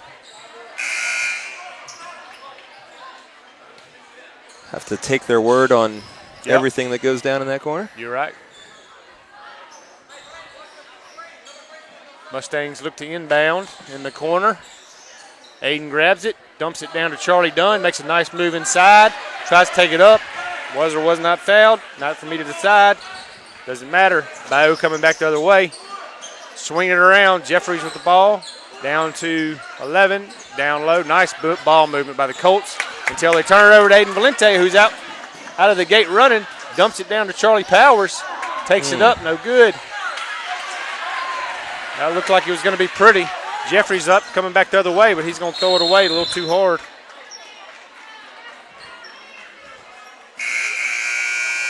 (17-9), Bayou Colts, 6:09 to play. Big time rivalry. Bennett Barnes checks in for the first time tonight. Glad to have Bennett back on the court. He was out the entire first half of the season. And he's moving the ball around. Gets it to Charlie Dunn. Ball's going to be tipped, and we're going to be jump ball. It's going to be given to the Colts. Like I said, Bennett was hurt earlier in the year. We're glad to have him back. He brings some size, some red hair. His mom's a redhead, his dad's a redhead, so Bennett's got to be a redhead, I guess. Jeffries drives in.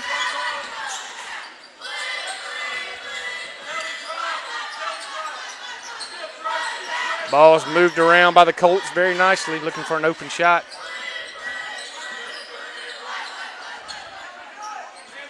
Mustangs in a 2-3 zone defense.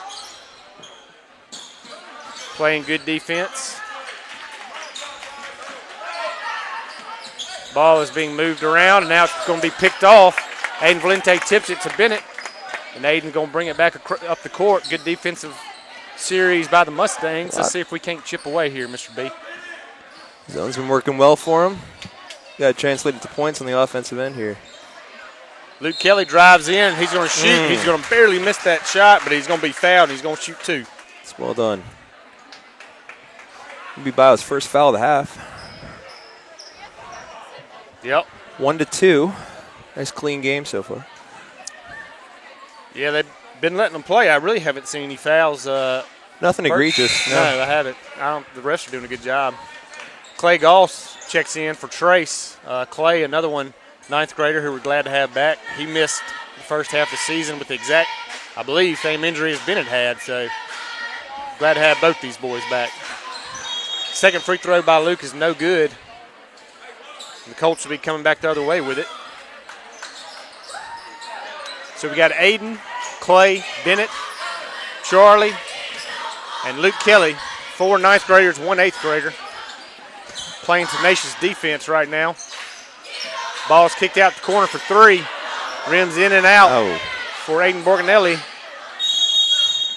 And we're going to have a jump ball call. It's going to be Mustangs ball. 3rd jump of the quarter. Yep. Boys getting after it. If I remember correctly, Aiden Borganelli, I think he was their stellar running back.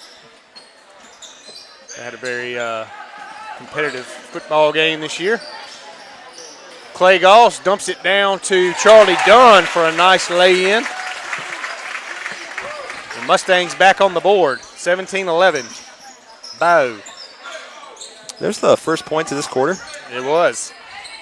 Well, of this quarter, that's correct. Foul is going to be called on, I'm not sure who. Any idea? It's Clayton Goss. Clayton Goss. Oh, I see it. Okay, I see their scoreboard there. Never mind, Luke Kelly, Luke Kelly, yep. Reading his hands kind of backwards there. Aiden Valente playing tough defense, denies the ball, kicks it out of bounds. Mustangs as a team playing some tough defense. This Absolutely. zone is, they are looking very, very familiar, very comfortable with it. Yeah, really since Coach A took over, they've been running that zone more, and they seem much more comfortable with it. That's right. Morganelli drives in. Nice drive. That's just a nice play. Yeah, that's not much you can do there. Mustangs need someone to throw the ball in. Quickly. And Bennett does. Gets it to Aiden. Aiden's got Morganelli right on him. Clay Goss brings it up, looking to get into the lane. Loses the handle, but he's going to be fouled by, I believe, 12, Landon Williams.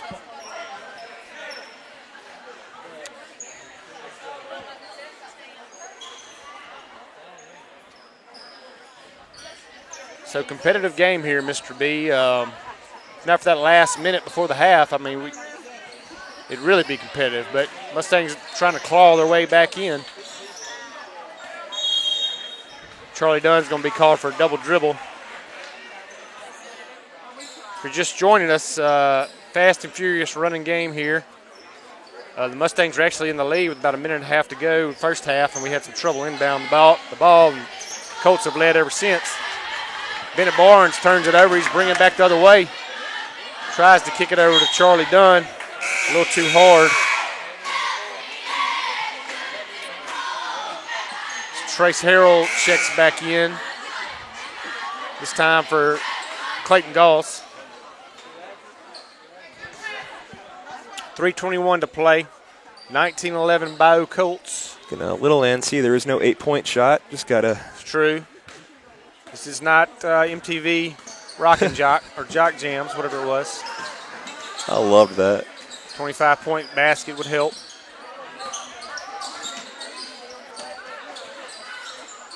Ball is moved around nicely by the Colts.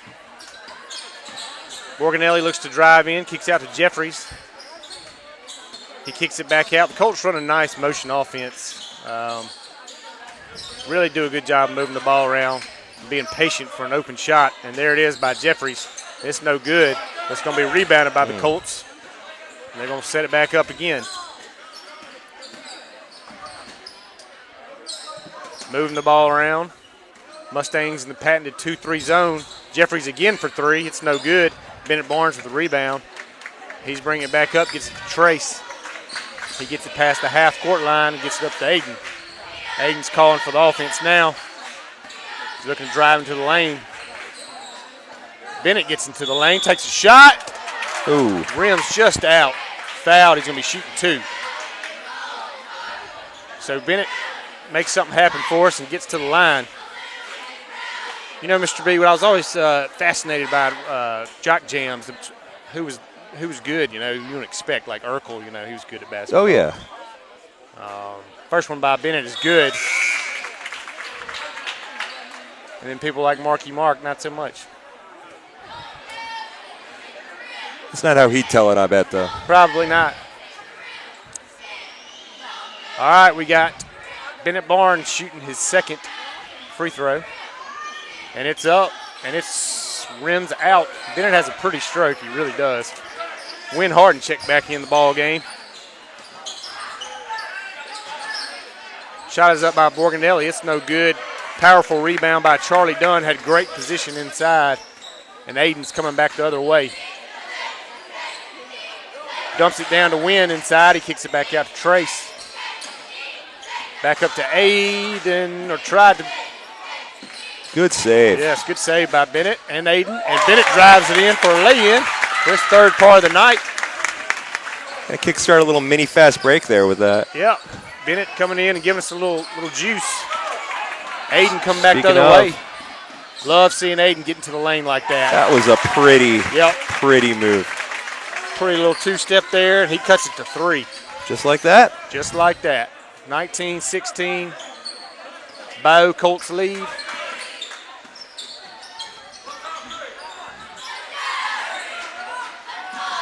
Charlie Dunn almost picked that ball off.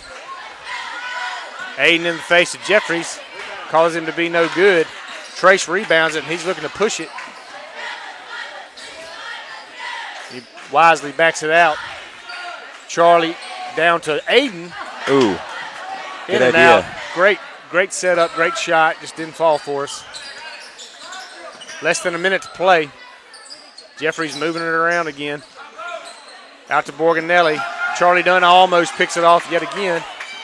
But Aiden's out there being tenacious on the defensive end. Drops it down to Charlie Dunn for just missed the lay-in.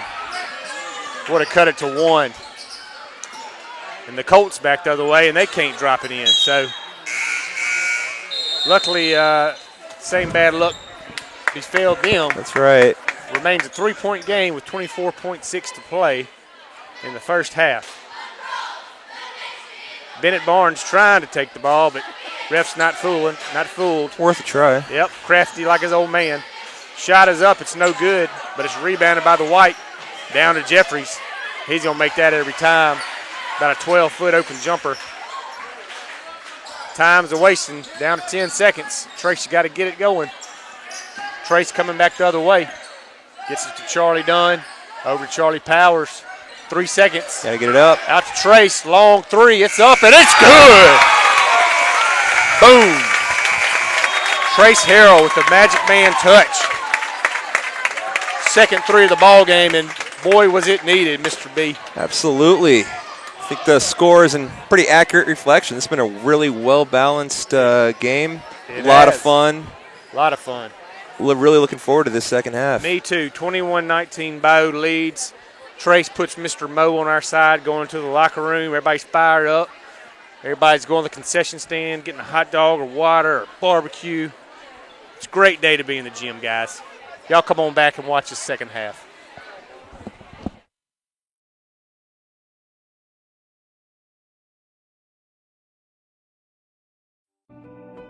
Farming is more than a livelihood. It's a legacy. Simplot was founded by a hardworking farmer like you over 90 years ago, and we've been growing America's farms for generations.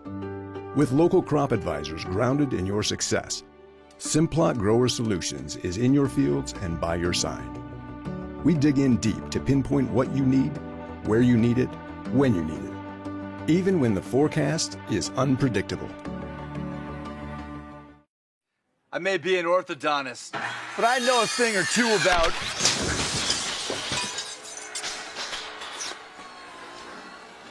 Perfect. Mayhem is everywhere, so get an Allstate agent. Are you in good hands?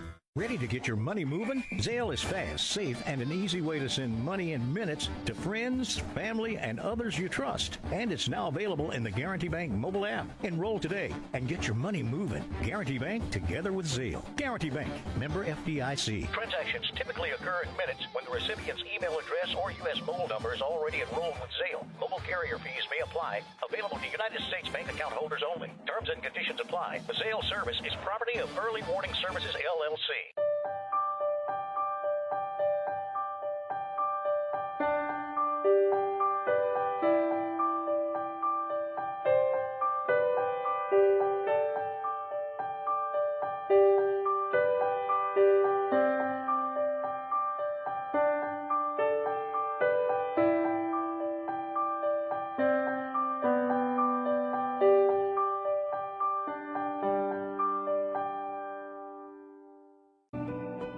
Farming is more than a livelihood. It's a legacy. Simplot was founded by a hardworking farmer like you over 90 years ago, and we've been growing America's farms for generations. With local crop advisors grounded in your success, Simplot Grower Solutions is in your fields and by your side. We dig in deep to pinpoint what you need, where you need it, when you need it, even when the forecast is unpredictable. I may be an orthodontist, but I know a thing or two about...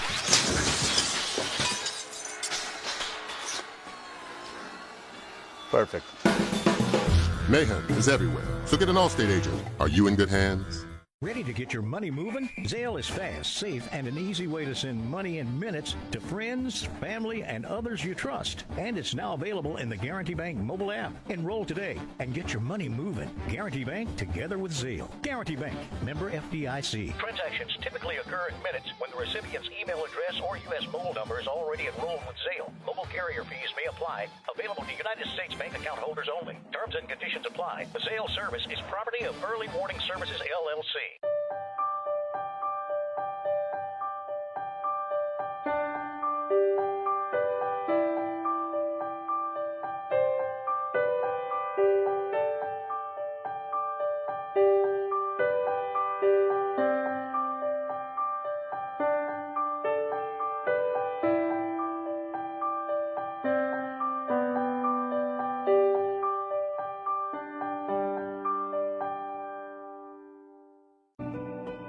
Farming is more than a livelihood. It's a legacy. Simplot was founded by a hardworking farmer like you over 90 years ago, and we've been growing America's farms for generations. With local crop advisors grounded in your success, Simplot Grower Solutions is in your fields and by your side. We dig in deep to pinpoint what you need, where you need it, when you need it, even when the forecast is unpredictable. I may be an orthodontist, but I know a thing or two about...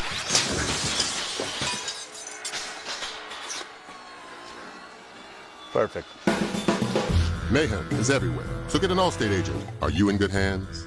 Ready to get your money moving? Zelle is fast, safe, and an easy way to send money in minutes to friends, family, and others you trust. And it's now available in the Guarantee Bank mobile app. Enroll today and get your money moving. Guarantee Bank together with Zelle. Guarantee Bank, member FDIC. Transactions typically occur in minutes when the recipient's email address or U.S. mobile number is already enrolled with Zelle. Mobile carrier fees may apply. Available to United States bank account holders only. Terms and conditions apply. The Zelle service is property of Early Warning Services, LLC.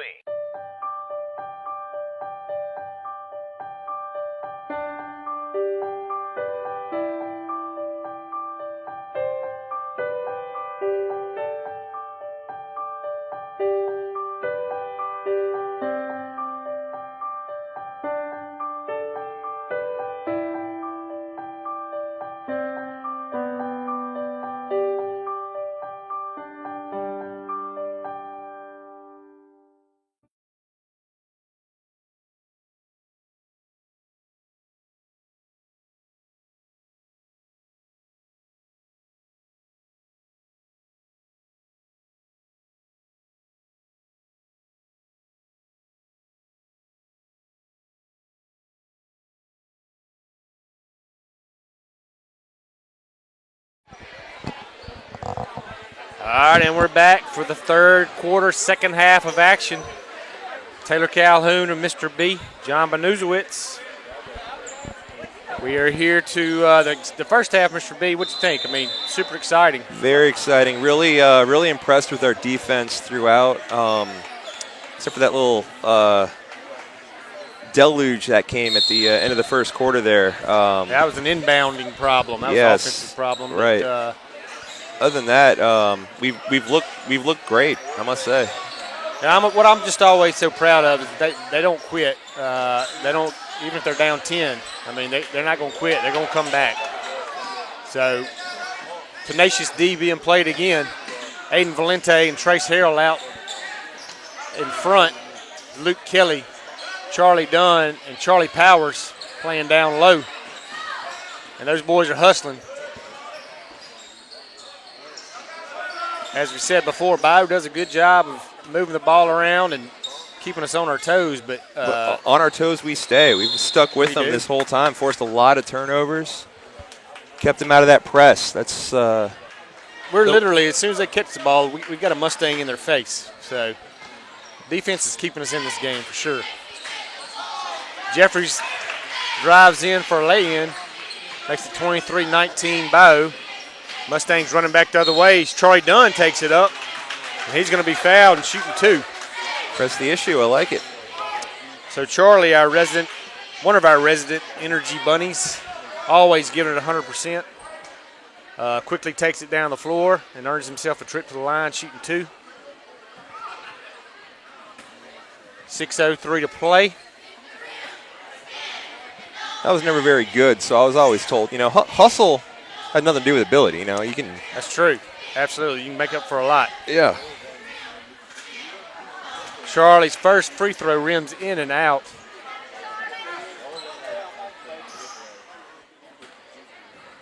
So he gets ready to put the second one up. 23-19. It's on the way, and it's good. So the Mustangs had cut it to 3 as Jeffries brings it up for Bayou.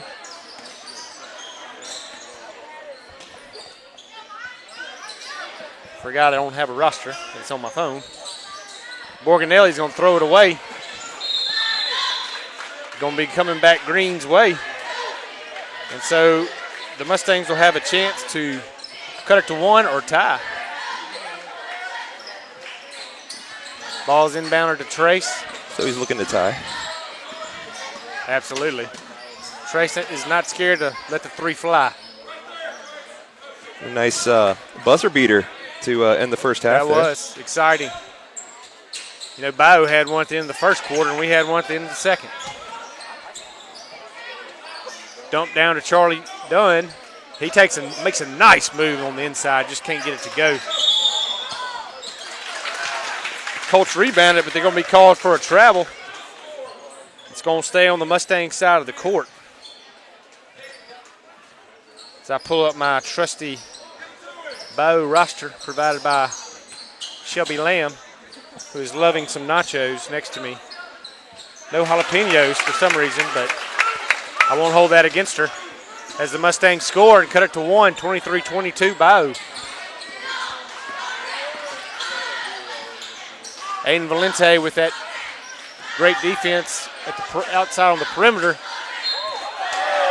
And our boys are playing hard on the inside. Looks like Charlie Powers got all ball, but he's going to be called for a foul. The Bayou coach seems disgruntled, but he should be happy because he's getting 2 free shots, in my opinion. They're literally 2 free throws, but Borganelli, first one on the way. It's no good.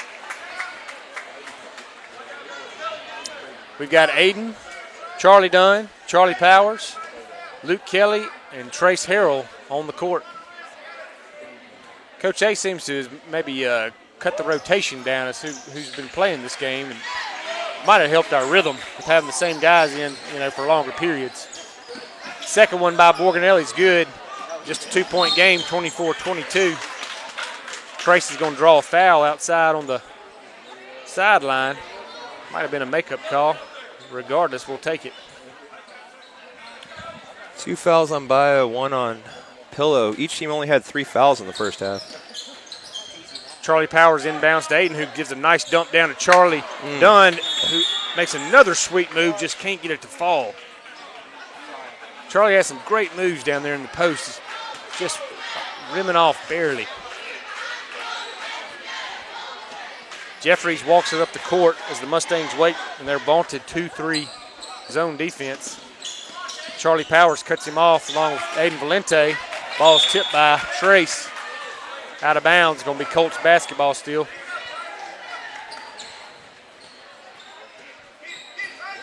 Borganelli drives in, kicks it out for 3, and it's good by number 12. So that's going to be Landon Williams. Pretty shot. Yeah, a rare lapse in the zone there. Colts looking to press, but Charlie Powers will have none of it. So he breaks it. Unfortunately, he travels trying to drive in. Good attempt by Charlie. Yeah, I don't hate it, trying to draw the contact there. I don't either. Which he was successful at that, but took too many steps to get there, they say. Yep. 5-point game, 27-22 Colts. Moving it around. Inside to Crocker, and he's going to score. Extends the lead to 7. The press is on. Knocked out of bounds by the Colts. But tell you, Mr. B, looks to me like the coach went in halftime and said, okay, we're fixing to press these boys and see if they've learned anything. We're getting it across half court. Bennett Barnes checks in.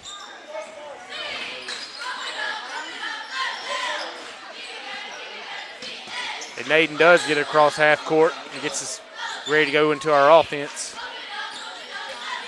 Aiden, pretty drive in, just can't get it to fall. We're getting into the lane, Mr. B, but having trouble finishing. Shots up again by number 12, Williams. He drains it again. We better get a hand in his face. That's his second 3 in a row. Takes it all the way up to 10-point lead, just like that. I like the timeout here. We've responded well to timeouts this game. It's done a very good job of stopping the bleeding, calming the guys down. You know, it's not rocket science. You know, we claw our way back up, and then it seems like we have some trouble with the press. Turn the ball over. They get on a couple runs, get a couple open threes. Well, we find ourselves 10 down, and we're going to have to climb the mountain again. They start making shots, then we got to inbound and deal with that press. That's right. You can force those turnovers, get those rebounds, so don't have to worry about it, and can do our thing. Yep. And I have no doubt we'll do it again. We'll climb the mountain. Oh, yeah. Claw our way back. This is more of a hill. We're fine. Yeah. Maybe even a mound. Plenty of time. Maybe just a mound. Yeah, just a mound. Molehill. Molehill, yes. Let's not make a mountain out of a molehill. For Pete's sake. We are cheering something. What happened? Thought maybe we were doing the wave or something.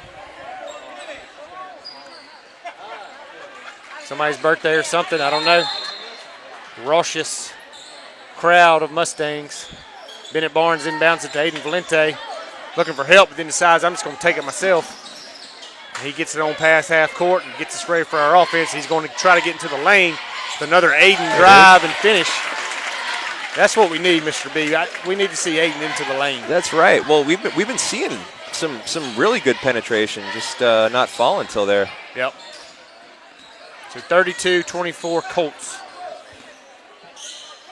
Nice pass inside by Borganelli, but defended well by the Mustangs and turned over.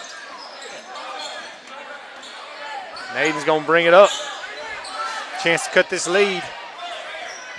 You got Aiden, Trace, Charlie Dunn, Bennett Barnes, and Luke Kelly in the ball game. Trace, if you want some. Trace going to take a 3, and it's good. Trace Harrell bringing us back with his third 3 of the evening. He's got the stroke tonight, Mr. B. We need it. It's good to see. That was not an easy shot. It was not. Quick release. Drained it. They had him wide open. It was deflected a bit. He had to do a nice spin to get an opening, and he did not hesitate. He didn't. Does not lack for confidence. And Aiden Valente, great defense. Outstanding dishing play. It down to Charlie, and he's going to be called for traveling. He did. Yep. Just couldn't handle the ball and get a dribble down before he tried to take that shot. Tough to do. Mustang bench getting fired up and cheering their team on. Down 5. Borganelli driving in, kicks out to Williams again in the spot that he loves. We get lucky this time, and he doesn't knock it down. Rebound by Charlie Dunn. Up to Trace Harrell. He's driving baseline. Nowhere to go with the ball except for Bennett Barnes. Over to Trace Harrell. Over to Charlie Dunn. And Aiden's going to calm us all down here and set up the offense. Trace looking to drive into the lane, kicks it to Bennett. And he's going to travel. Couldn't see her over the rail, but I'll take their word for it.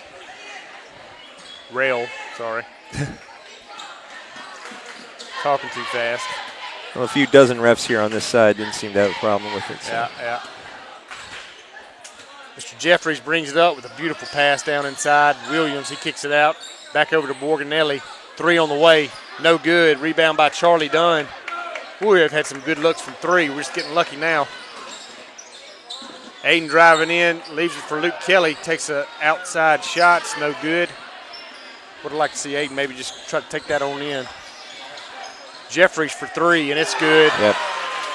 He's got a sweet stroke, smooth ball player. He's been good since he's about 8 years old, no kidding.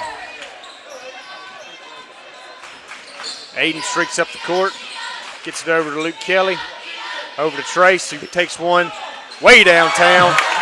Bang. That was a heat check, and the heat is on. Yep. 4 threes for Trace Harrell, who keeps the Mustangs in the ball game. 13 seconds left, 35-30. Let's get ready for a barn burner as Trace picks player's pocket. We got to push the ball now, Bennett. Get it up there. Shoot it, Aiden. Oh! Aiden had a beautiful open look for three. Couldn't get it down. But I tell you what, Mr. B, Trace Harrell shooting the lights out, keeping the Mustangs in it. 35-30 going into the fourth quarter. And cut that deficit in half from that last time out there. Really did. Let's get ready to burn this Colt barn down. Guys are fired up. We keep playing this tenacious defense. I tell you, good things will happen for us. We got to get out there in that corner on Williams, though, when he's shooting that corner three, because that's been the one spot. That's been the one. He's deadly. What they do is they move the ball around one side of the court to the other, pulls our defense over to the other side, and they dish it over Williams, and, I mean, he's just wide open, and he's not scared to shoot it. So I'm sure Coach A's telling them that. Colts are back on the floor. The Mustangs are getting last-minute instructions. Mr. B, I got these new shoes for Christmas. I'm not sure about them. What do you think? I like them. They comfortable? Yeah. I didn't know I had on blue socks and blue shoes, though. It kind of looks like a weirdo. I hope nobody's looking. Very Colty, too. I'm in a blue shirt myself. Oh, yeah. Well, I got a blue vest on. Look at us. Aren't we something? All right, ball's inbounded to Trace. Mustangs drive in. Trace is going to be blocked, but it's going to retain possession. Luke Kelly's going to look to throw it in underneath their own basket. Gets it into Charlie Dunn. Good defense played by number 11 for Bayou, but it's going to remain with the Mustangs. And Aiden's going to take over, inbound the ball. Tries to. It's going to be knocked out again by the Colts. Charlie Dunn with the pass. Giving the ball to Trace. Wide open jumper. It's good.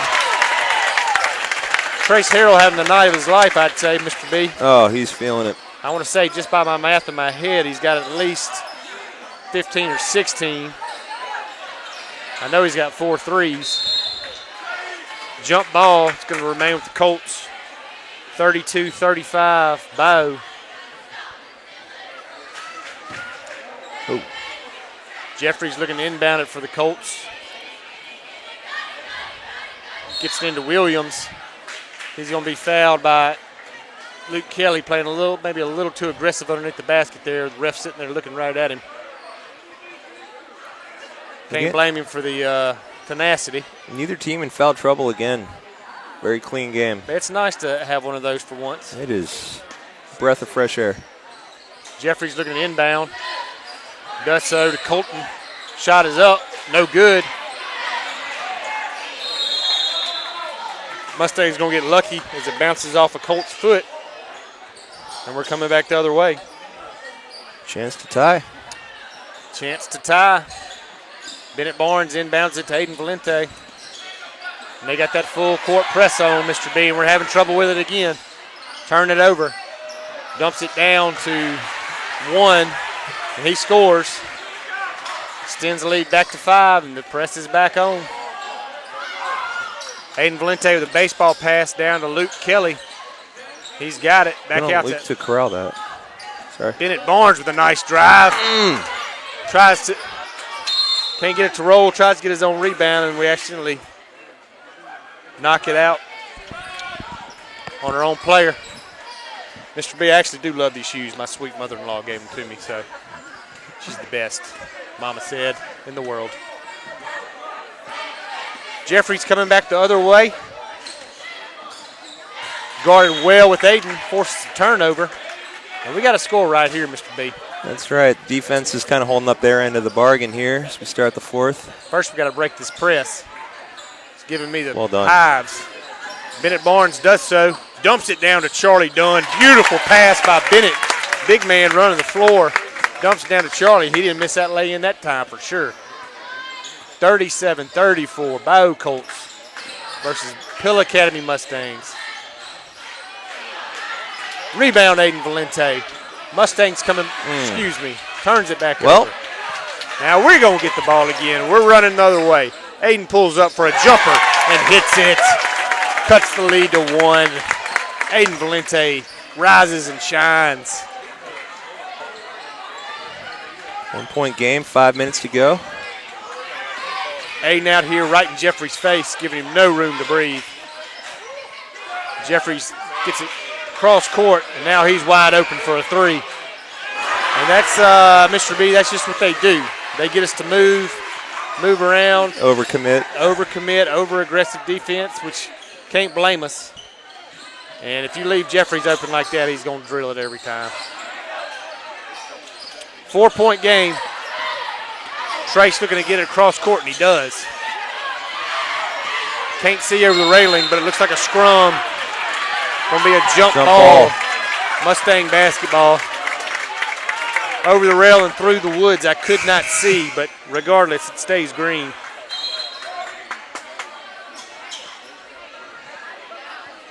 Lady Mustangs varsity getting ready to play. What will be a heated contest, I'm sure, following this one.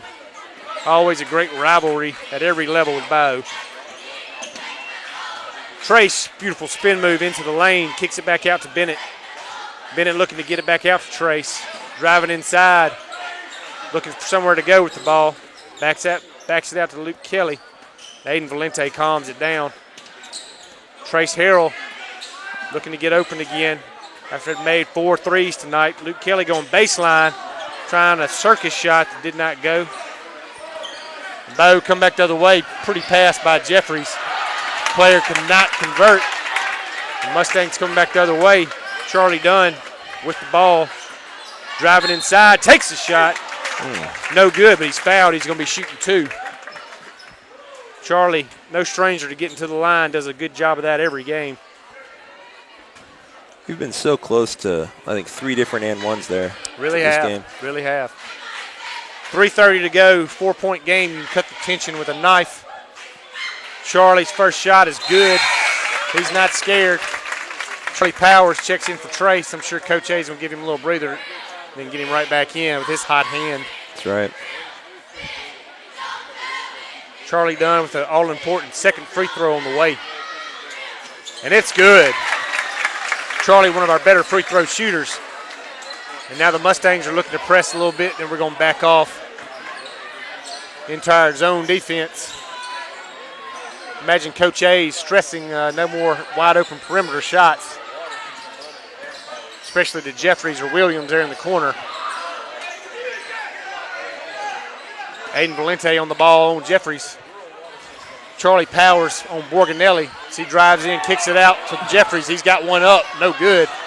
Rebound by 11, but he's going to turn it over to Aiden, and he's running the floor. Number 1 makes a nice play to stop Aiden from scoring. As we kind of kept the spy back there, not letting anyone kind of sneak in the back as they swing it around.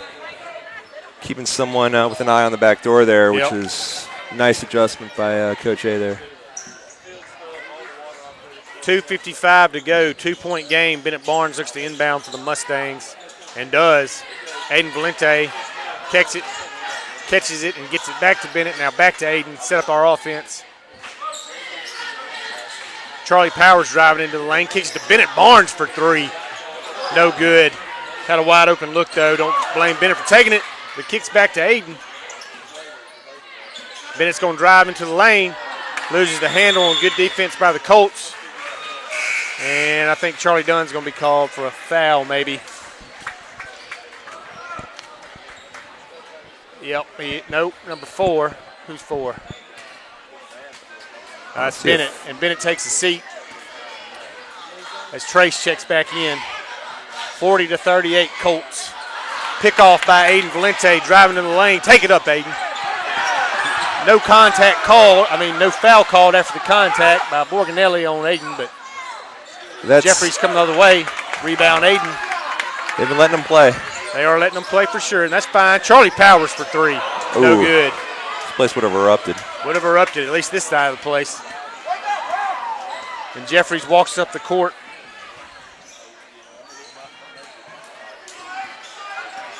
He looks to get into the lane and kicks to Williams in that corner. He's been deadly. No good that time, though. Aiden for about his millionth rebound tonight. We've had great position on rebounding all game. He really has. We all have. Everybody has. Charlie Powers drives into the lane. No good. Goodness. A minute and a half left. They're letting them play, but Definitely some contact. Definitely some contact, but 2-point game. This is where the cream rises to the top, Mr. B. That's what they say. And there's Aiden rising and laying it in. Picks his pocket and lays it in. You're going to call Aiden the cream from the rest of the night, I guess. 40 all. 1 minute to go.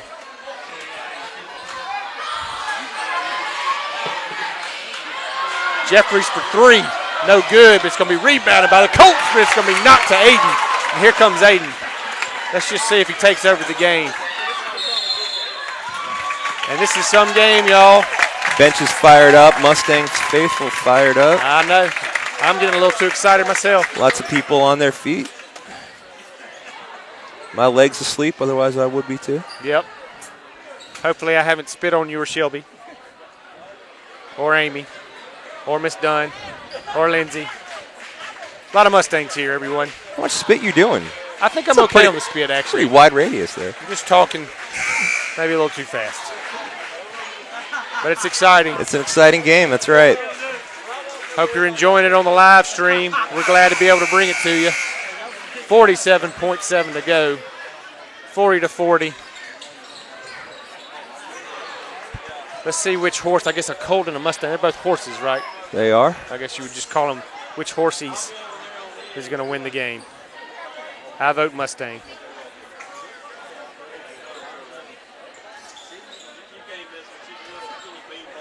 Possession arrow lies with Bayou. Is that right? That is correct.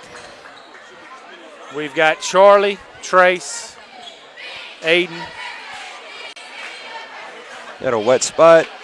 Charlie Powers. Macy Lamb out there with a Kleenex, trying her best to help out. Yep, and I guess Luke Kelly are the 5 on the floor. I think it's actually our ball, Mr. B. Charlie Powers about to end ball it on for us. Oh, it's our ball, but Bayou possession arrow. That's right, okay. Sorry. Too much blood rushed to the head. As Aiden walks it up, looking for a good shot. Gets to Charlie Powers, drives it in. Luke Kelly looking to get into the lane. Tries to take a shot. He's going to be fouled. 33 seconds left. Luke Kelly's going to the free throw line for obviously no pressure, Mr. B. 40-40 game. None at all. All the girls in class watching him, no pressure. Misses the first one.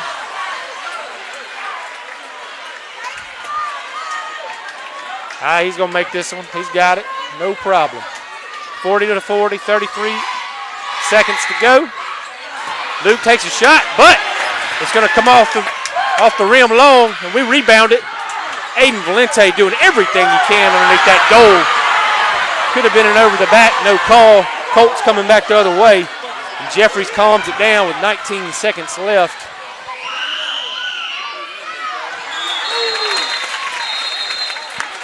No idea what happened there, Mr. No I idea. Can't see over the rail, but I think we called a timeout.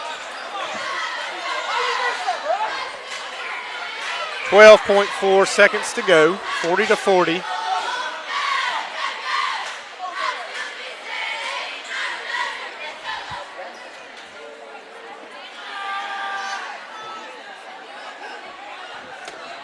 The golden saddle on the line. I just made that up. It's not a bad idea. So we'll start playing for the golden saddle. Have my engineering class look into that. We're just going to spring it on them one day. Excellent. I think that's a great idea.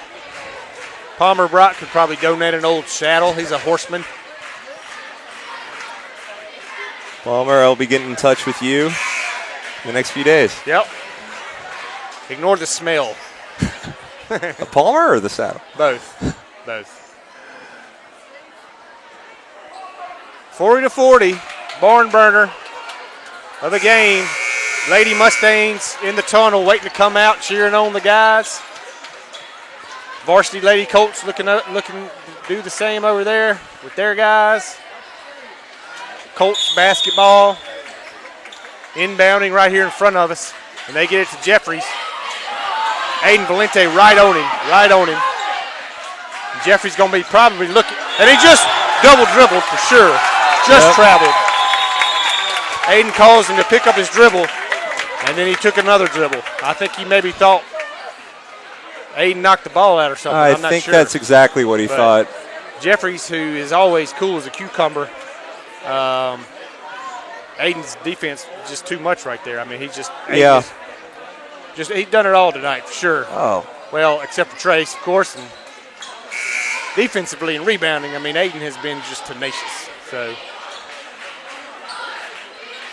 my guess is Coach A is going to say, give it to Aiden and clear out.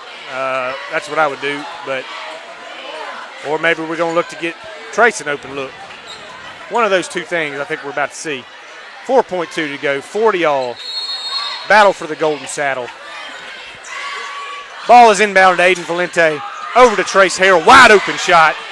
Oh, he just misses it. Certainly a difficult shot, but Trace had a great look.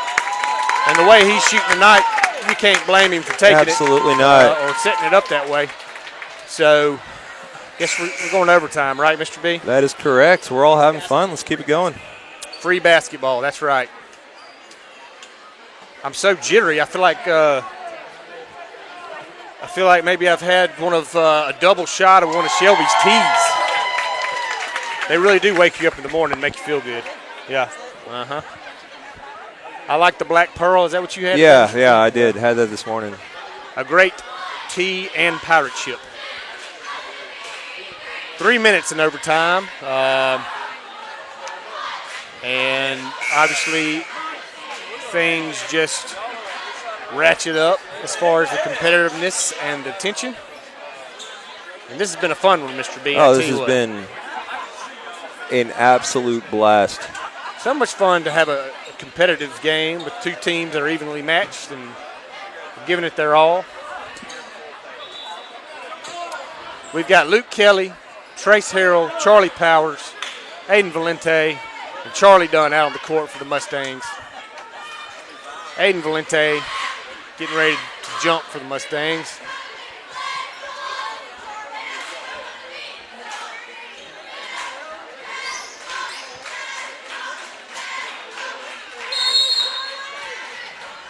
Ball is in the air. Tip to Jeffries, to Borganelli. Down to number 1, Mitchell Jones. Nice run out by the Colts. Got to give them credit there on the tip. Yep, they were ready. Luke Kelly bringing the ball up for the Mustangs, gets it back up. Trace Harrell, who kind of calms things down. We're looking to run that double screen play that we like to run, trying to get somebody into the lane. Trace kicks it out to Charlie Powers, going baseline, back to Trace, up to Aiden. Aiden's got it back up at the top of the key. Charlie Powers into the lane. Nice dish to Charlie Dunn for the lay-in. Beautiful play by Charlie Powers. Yeah. Dumps it down to Charlie Dunn for the lay-in. Good eyes. Patience paid off there. Yep, 42-all. Aiden playing that defense tenaciously on Jeffries. Dadgum, there's Williams wide open for 3 in the corner again. I'm glad we got out there on him. Makes me nervous seeing him wide open like that. He's nailed several threes. Aiden with that defense. And they're going to get him for a foul, I believe. Foul on the arm of Jeffries. And Bayou's going to retain possession.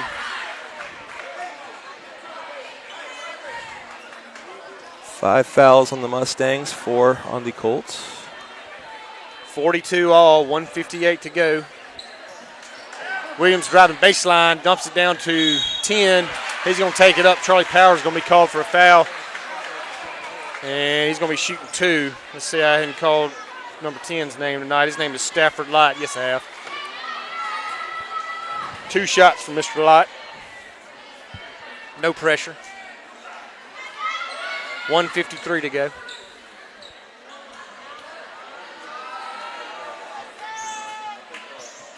First one on the way. No good. A little too hard. Must feel like his girlfriend's watching him. Probably is.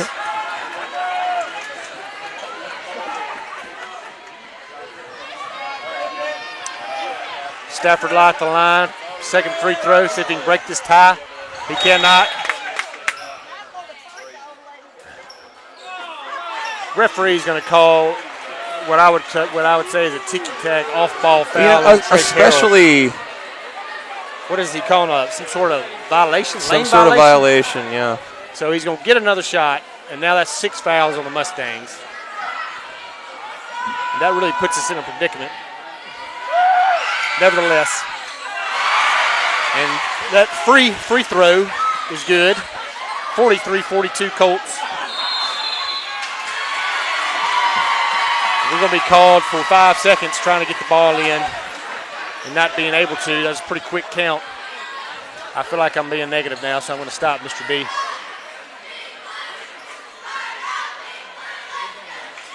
Jeffries looks to inbound the ball, and he does. Driving baseline, kicks it out to Stafford Light. He's going to be fouled again. Shooting 2, and now all of a sudden it's we're foul happy. Yeah, well, on one side of the court. Yeah, here's the thing. It's fine if that's been the way it's been called all game, and it absolutely has not been. Yep. It's a sudden change of heart. So 2 free throws again for Light. 17 fouls on the Mustangs. He misses that one. So, one more on the way. Let's see if Aiden can't get one of his patent box outs here and grab a rebound. It's no good. Charlie Powers fighting for the rebound. And he grabs it. Nope, that's Luke Kelly. Over to Aiden. And Aiden streaking up the court. Looking to possibly take the lead, 43-42. And we're going to be turned over. But they're going to miss the run out. We got 2 guys on them. We got to get some help back here for Aiden. Finally, we're going to get a call on us. We're going our way, rather. Foul's going to be on 12. Guarding Aiden a little too close up the court. 1:24 to play. 43-42 Colts. Inbound to Aiden.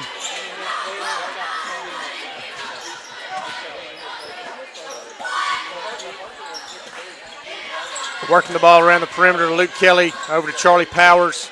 Back to Aiden. He's driving into the lane. Up. No good. Bounces right out. But Aiden gets his own rebound, as he's done so many times tonight. Charlie Powers shoots, and he scores. Giving the Mustangs a 44-43 lead with 1 minute left.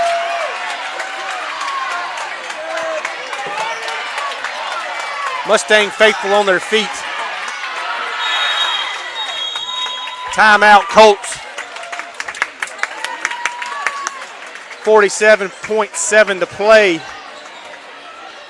Battle for the golden saddle. Charlie Powers with a beautiful drive and finish. Set up by Valente there. Valente never saying die, never quitting, getting his own rebound. Rebound on a nice floater that just back rimmed it. You know, he had a nice move, should have gone in. Usually goes in for him. He's got such good body control into the lane. Usually that shot falls for him, but nevertheless, he didn't quit. He didn't give up. Got his own rebound, got to Charlie, and he had a nice angle and drove the lane and scored.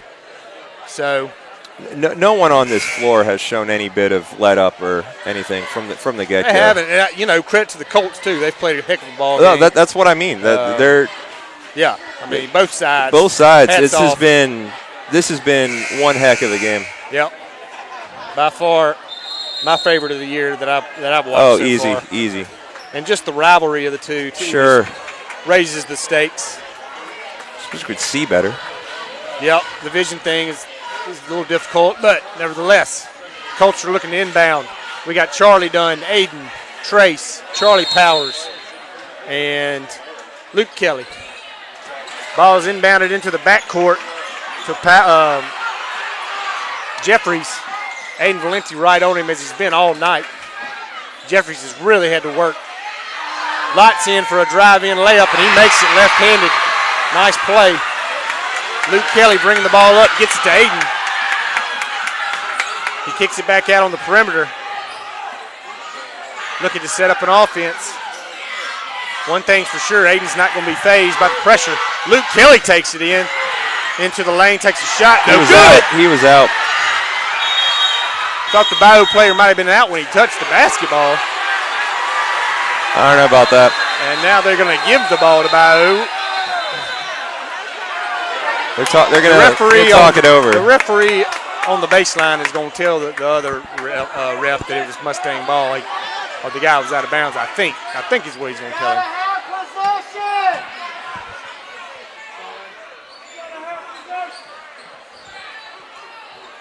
Cut the tension with a knife in here.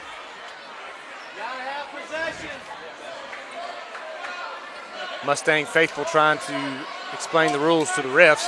We're still having a conference.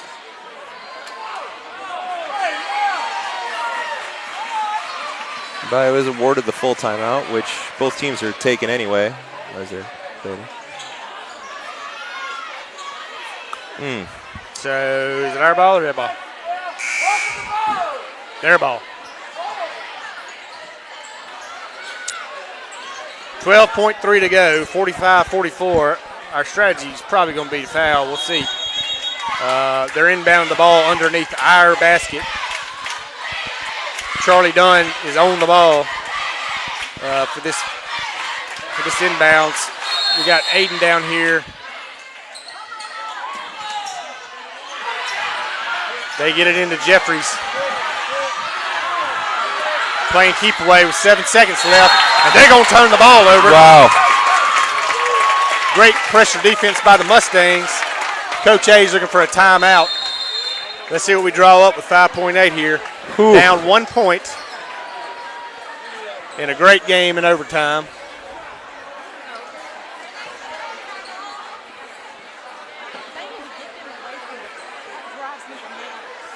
What's that?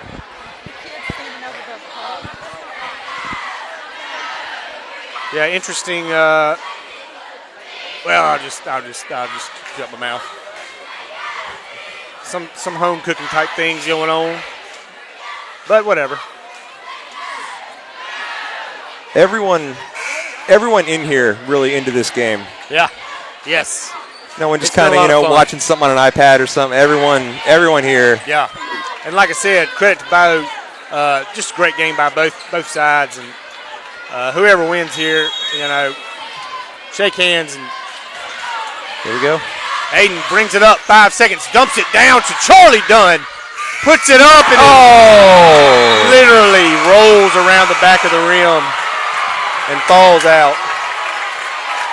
Pretty play called. Aiden got it down to Charlie. Charlie had good position, made a good shot on the ball, and it just didn't fall. Both sides stand up and clap, as do I. Really great game by both sides. Could have gone either way. Really. We'll certainly see them again. We'll be waiting for them at the Sturdivant Center. We're going to remember this one. I just tell you what, this is what basketball is all about, and I'm just so glad the boys got to have a game like this where it was evenly matched and competitive, and it hurts. Yeah, they should not be hanging their heads at all. They played an outstanding game. So, with that, the junior high Bayou boys win the Battle of the Golden Saddle. Take one. We'll be looking to take two. And here come your Lady Varsity Mustangs, ready for a battle with the Bayou Colts. Can't wait for this one. It'll be just as competitive as the last one. Mr. B, thanks for doing the game with me. Loved it. I enjoyed it, my brother. All right. Thank you. See ya.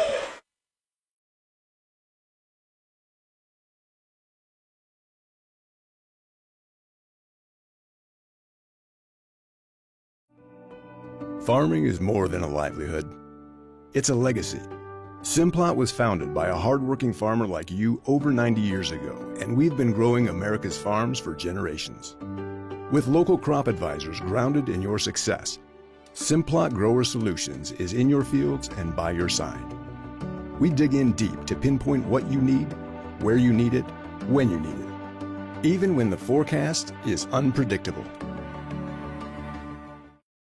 I may be an orthodontist, but I know a thing or two about...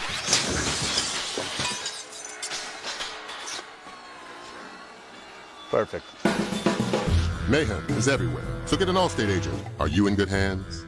Ready to get your money moving? Zelle is fast, safe, and an easy way to send money in minutes to friends, family, and others you trust. And it's now available in the Guarantee Bank mobile app. Enroll today and get your money moving. Guarantee Bank together with Zelle. Guarantee Bank, member FDIC. Transactions typically occur in minutes when the recipient's email address or U.S. mobile number is already enrolled with Zelle. Mobile carrier fees may apply. Available to United States bank account holders only. Terms and conditions apply. The Zelle service is property of Early Warning Services, LLC.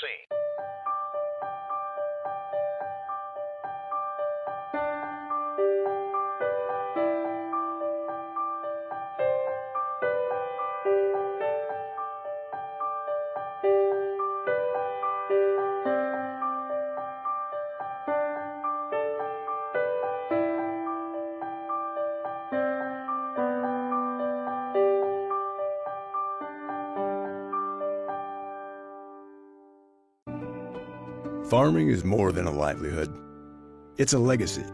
Simplot was founded by a hardworking farmer like you over 90 years ago, and we've been growing America's farms for generations. With local crop advisors grounded in your success, Simplot Grower Solutions is in your fields and by your side. We dig in deep to pinpoint what you need, where you need it, when you need it, even when the forecast is unpredictable. I may be an orthodontist, but I know a thing or two about...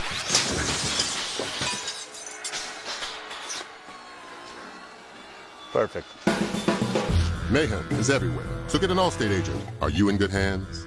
Ready to get your money moving? Zelle is fast, safe, and an easy way to send money in minutes to friends, family, and others you trust. And it's now available in the Guarantee Bank mobile app. Enroll today and get your money moving. Guarantee Bank together with Zelle. Guarantee Bank, member FDIC. Transactions typically occur in minutes when the recipient's email address or U.S. mobile number is already enrolled with Zelle. Mobile carrier fees may apply. Available to United States bank account holders only. Terms and conditions apply. The Zelle service is property of Early Warning Services, LLC.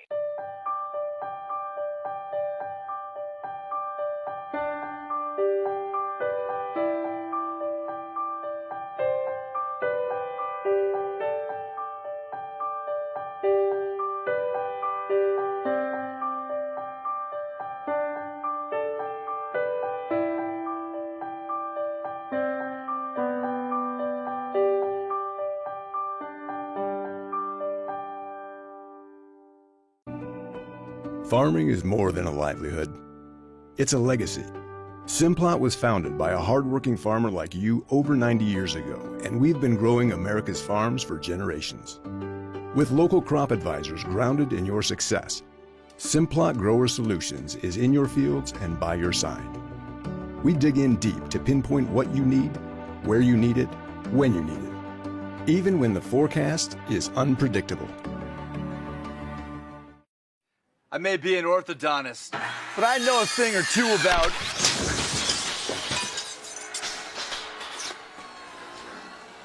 Perfect. Mayhem is everywhere, so get an Allstate agent. Are you in good hands? Ready to get your money moving? Zelle is fast, safe, and an easy way to send money in minutes to friends, family, and others you trust. And it's now available in the Guarantee Bank mobile app. Enroll today and get your money moving. Guarantee Bank, together with Zelle. Guarantee Bank, member FDIC. Transactions typically occur in minutes when the recipient's email address or U.S. mobile number is already enrolled with Zelle. Mobile carrier fees may apply. Available to United States bank account holders only. Terms and conditions apply. The Zelle service is property of Early Warning Services, LLC.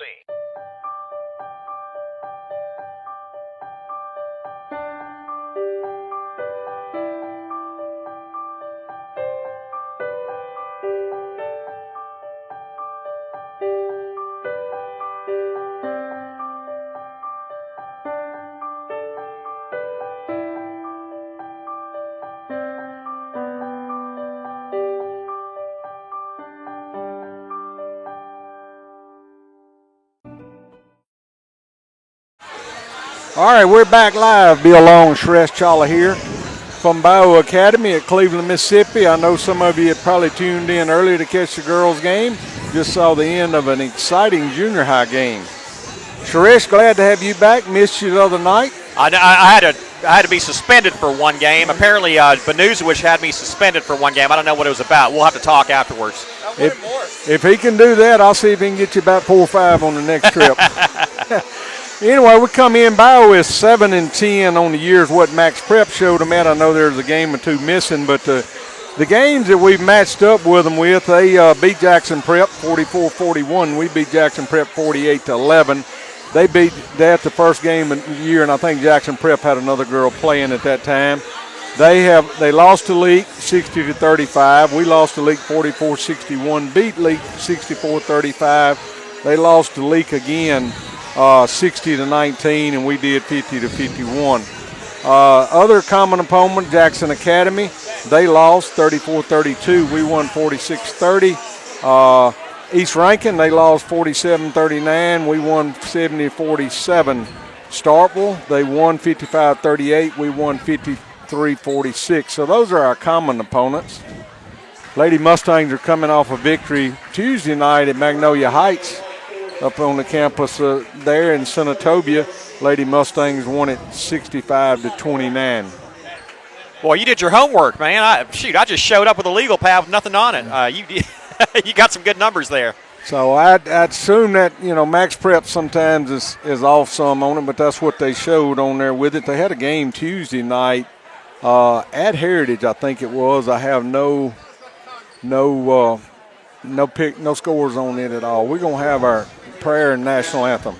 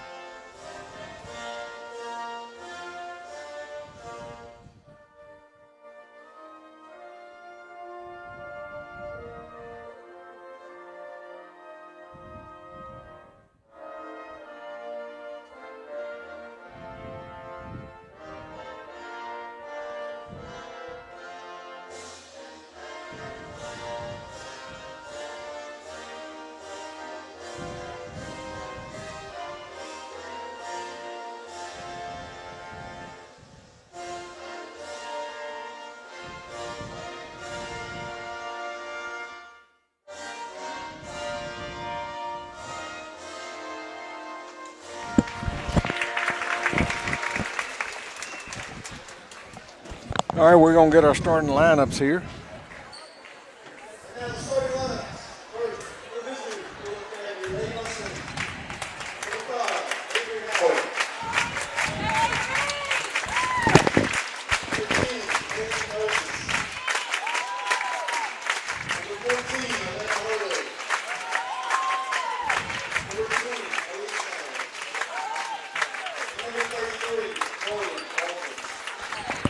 Have our starting lady lineup there for the Lady Mustangs.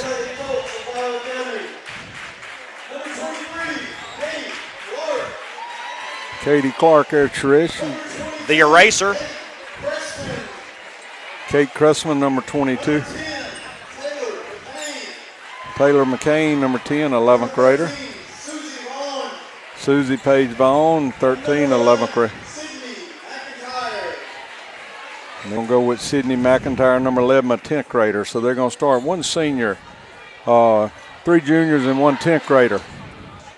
Hey, Bill, tell me, what's the deal with Lola Harris? She's not here. Lola is dressed out tonight. Okay, Lola was home Tuesday night with a stomach bug, didn't dress at all. She's here tonight. I talked to her there for the game, taking some medicine, and thought she was at about 70%, so not there. And also not dressed out tonight will be, I just went blank on the name, Tavy Lane Johnson. So Tavy Lane's been out. I noticed she was out last week in the tournament. What's Tavy Lane's is real sore. Well, she said her ankle was hurting her real bad, and all. Tavy Lane was involved in an accident. Oh, I see. I did not know that. Tip was controlled by the Mustangs, but taken away by Taylor McCain for Bayou.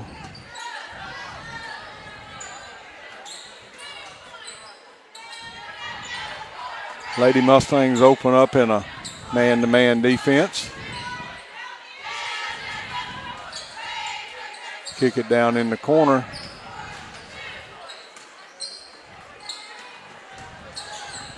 Got an errant pass going to be lost over the sideline by the Lady Colts. We lose the vision down in this low corner on both sides of the court. It's a real high stands that's very close to the court, so we will lose that some. Got a shot on the way by Carly Aldridge, no good, but rebound by Millie Moses. Lena Hodo has been playing on a bad ankle. She wore a brace Tuesday night, but I don't see the brace on the left ankle tonight. Long shot, rebound's going to be claimed on the backside by Carly Aldridge. I think Avery Howard put that shot up. That was Avery. I've got the angle on this side here. Carly puts it up from in the lane, scores the basket. Hey, Bill, we don't see that much from Carly Aldridge driving to the basket. That's a good sign. Yes. Millie Moses has got defenses. They bring it over half court. Avery Howard is matched up on Katie Clark.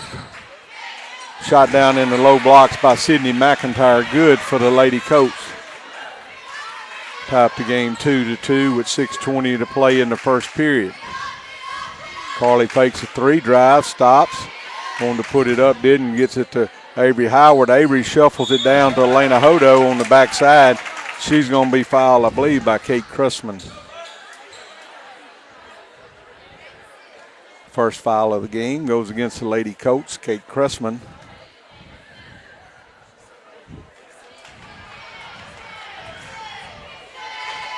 Free throw by Elena Hodo, no good. One more to come. Bill, I was not at the game at Mag Heights. How was Hodo? How's her ankle? How's she doing? She played good. I didn't see her favored any. She had a brace on it that night, you could see too. Tonight it's just taped. Avery Howard goes up and gets the rebound, loses it, gets on the floor, gets it back to Carly Aldridge.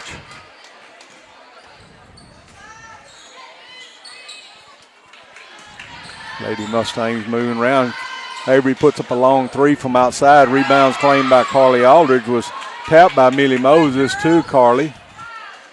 Lisa Howard's got it, picks up her dribble, kicks it down in the corner to Sister Avery, brings it out top. Lady Mustangs start running the weave that they run on the offense.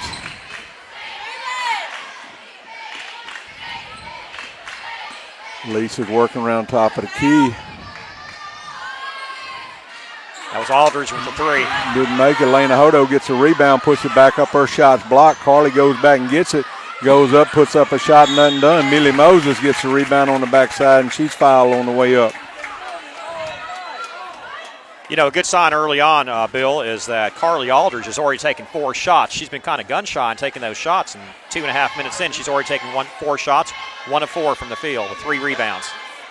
Kate Cressman picks up her second foul for the Colts. They're going to bring in Gracie Kovac for 5:29 marker the first period. She picked up her second foul.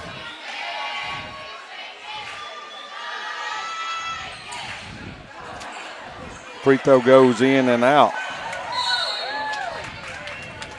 Mustangs are going to get the ball back over the end as Bayou taps it over the sideline. Millie Moses will inbound it for the Lady Mustangs. 5 offensive rebounds in 2.5 minutes, Bill. That's a sign to watch this game.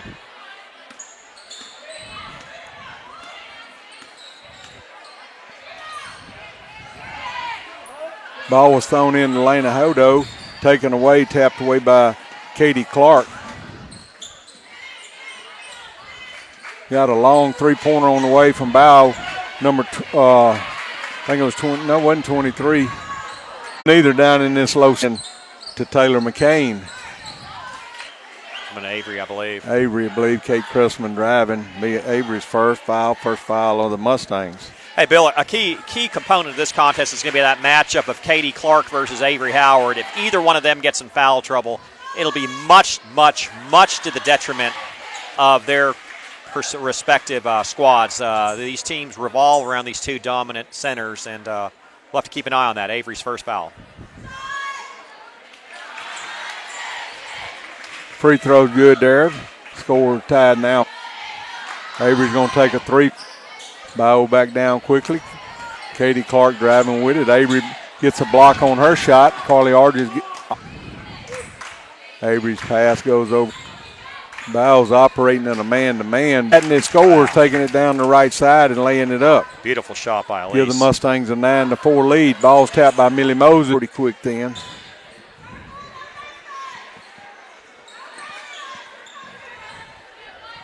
Elise Howard from downtown. Elise Howard, as Suresh said, from downtown, long range three to give it 12-6 lead. Is downtown that way, Bill? I don't know. Yep, that's downtown. There you go. Thank you. Wherever you're on the basketball court, when you're that far out, it's downtown. Okay.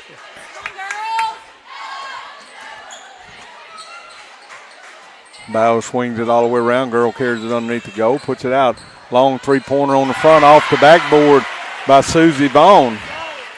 We're in Cleveland. Was that brought to you by Cleveland State? I'm not even going to go there. Yeah. That's okay. Wow. That was downtown, too.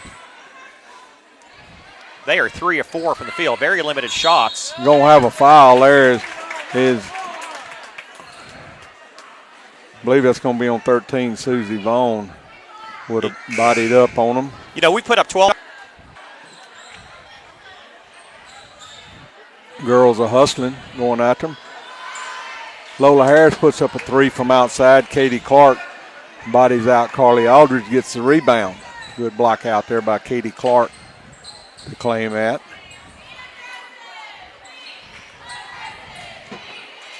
They get it in the low blocks, kick it back out.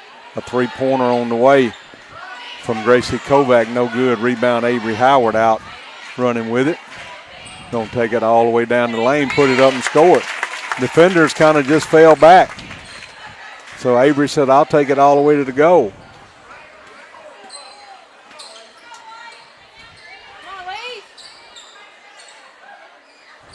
Long three-pointer out front by Katie Clark, drains it. That was a high arching three-pointer.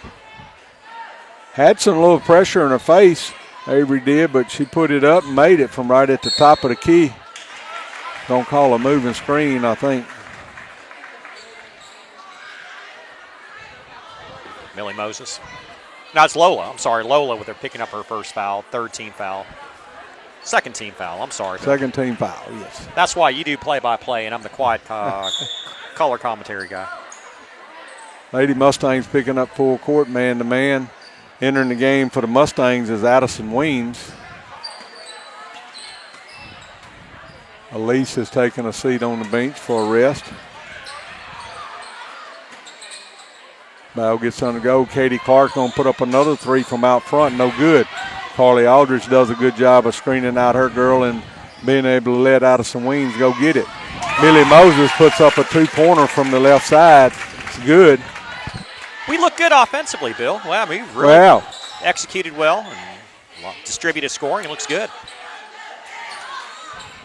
Ella Wallace is up to come in for the Mustangs.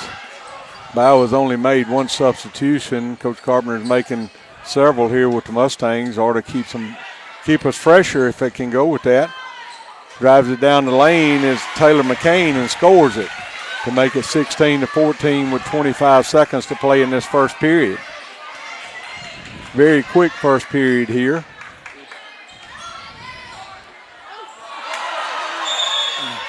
Avery's shot they call block, and she was standing on the line when she got the ball back. That was the eraser. Katie Clark with a beautiful block. Only she can pull that off. She probably averages 6-7 blocks a game. I'm assuming that's her specialty, and that was a nice block there. Ella Wallace is going to enter the game, and Carly Aldridge is going to take a seat. Got a three-pointer on the way from Bayou, goes in and out. Katie Clark fights for the rebound. Ella Wallace comes and gets in takeaway 4 seconds to go. Avery Howard going to put it up from half court. She does. Oh, hits the goal, but not go. Good shot from her. She made one at Kirk like that against Leak. Oh, my goodness. From about the same position right there in front of the scorer's table at Kirk, but so at the end of the first period, the Lady Mustangs are going to lead at 16-14. Very impressive. Offensively, we scored most of our points, Bill. I don't know if we had any fast break points at all. We've scored most of them from a half-court set, which is not typically our deal there. And surprisingly, we're up by 2 with no fast break points. Avery Howard leads the way with 5 points. She was 2 of 6 from the field, 1 of 4 from three-point land. Elise Howard with 3 shots. She made 2 of them, including a three-pointer. She was 2 of 3 for 5 points. Hodo didn't score. Millie Moses was 1 for 1 from the field. She had 2. And Carly Aldridge, really impressive, 2 of 5 from the field with 4 points as well. A little concerning, Pill Academy was 0 of 4 from the free throw line. Bayou Academy's 14 points came on 4, 5, 6, 7, 8, 9. They were 5 of 9 from the field, and they were 2 of 2 from the free throw line. Much more efficient operation there for them. Key statistic as we have a 16-14 advantage. Fouls, Avery Howard 1, Katie Clark none. Doesn't sound significant, but we'll always keep an eye on that. Halftime interview is going to be with our head soccer coach, Mary Claire Brock. Yeah, that's a very few fouls in that first period. 3 against Bayou. Kate Cressman got 2. Susie Vaughn got 1. Ball's going to be tapped over the sideline there. Coach lose it. Mustangs will have it going the other way. Lady Mustangs only have 2 fouls, 1 on Lola Harris, 1 on Avery Howard. So very low fouls in the first period. Allowed that period to move quickly. Lease thinks about a 3, doesn't, gives it back to Addison Weems. Mustangs open up this period with Avery Howard, Elise Howard, Addison Weems, Ella Wallace, and Elena Hodo. Mustangs are moving the ball around, trying to get it down in the lane. Hodo puts it up from the right side, just a little short. I think she hurried up because Katie Clark was in her face, and that was a little rush shot. Just didn't quite get it to the limb. Addison Wing goes for the steal, doesn't get it. Bayou gets it down in the low blocks, and putting it up will be Sydney McIntyre. Avery almost picked up her second foul there, swatting away. I was concerned about that. Elise is going to shoot a 3 from out front, hits the front of the rim. Rebound's going to be claimed by Bayou. Ball game's tied up 16-16 with Bayou coming back with it. Got a long three-pointer on the way from Bayou's number 3. Gracie Kovac hits nothing. Elise gets a rebound on the backside. Elise is going to take it down and challenge Katie Clark. She missed the shot. Rebound was claimed by Taylor McCain of Bayou. Out running with it is Bayou. Avery's going to block the pass as Sydney McIntyre tried to pass it across the lane. Bayou has the possession of the ball with the ball game tied. It's 6:38 mark of the second period.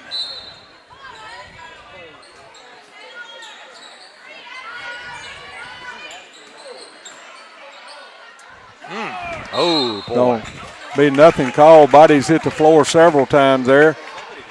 Eventually, Mr. Banu, Simon Simon said somebody did something. I agree, Mr. Banu. No fouls are called. Mustangs have got the balls that went out of bounds, brought it back the other way. Avery Howard's going to put up a 3 from outside. Long rebound claimed by Taylor McCain of Bayou. Long three-pointer on the way from number 11. Ball's tapped back. Skeeter, Addison Wing gets it, but she throws it away. A turnover by the Lady Mustangs. Long rebound's going to be again claimed by Bayou. Foul's going to be called on Addison Weems on that rebound. Pill Academy's 0-4 from the field in the first couple of minutes of the second quarter. Got to get it going.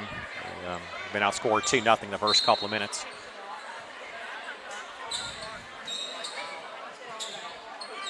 Bayou gets it inbound and get it down in the blocks to Katie Clark. Yeah. She's going to be fouled on the shot up. That's a tough matchup for Lola. Yeah, Lola's going to pick up that foul, be her second. Just gives up a lot of height as Avery Howard has stepped out of the ball game. See what happens with Katie without Avery Howard defending her. Free throw's good to give Bayou their first lead of the game at 17-16. Second free throw good. Felice Howard going to bring it up. Mustangs playing with Ella Wallace, Lola Harris, Elena Hodo, and Millie Moses.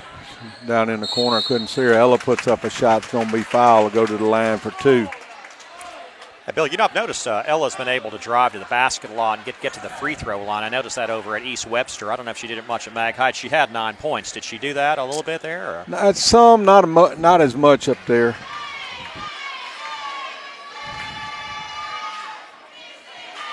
First free throw off the back of the rim and no good.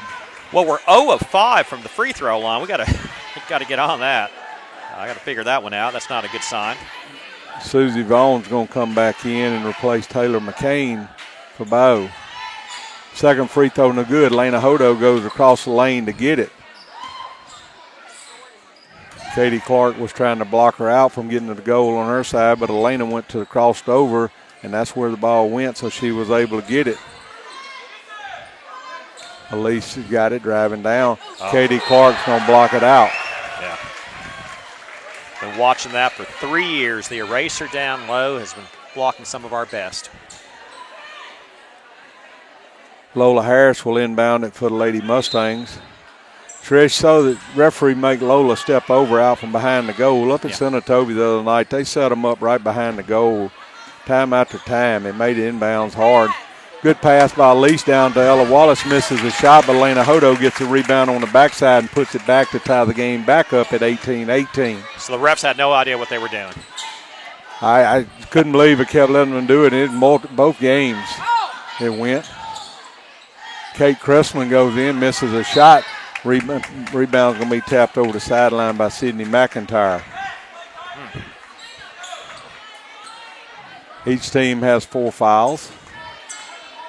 Mustangs have Lola Harris with 2. Bayou has Kate Cressman with 2. Kate picked hers up at the 5:29 mark the first period, and they have not taken her out. She has remained foul-free, and Ella Wallace puts up a 3 from outside off the backboard. From downtown off the bank. I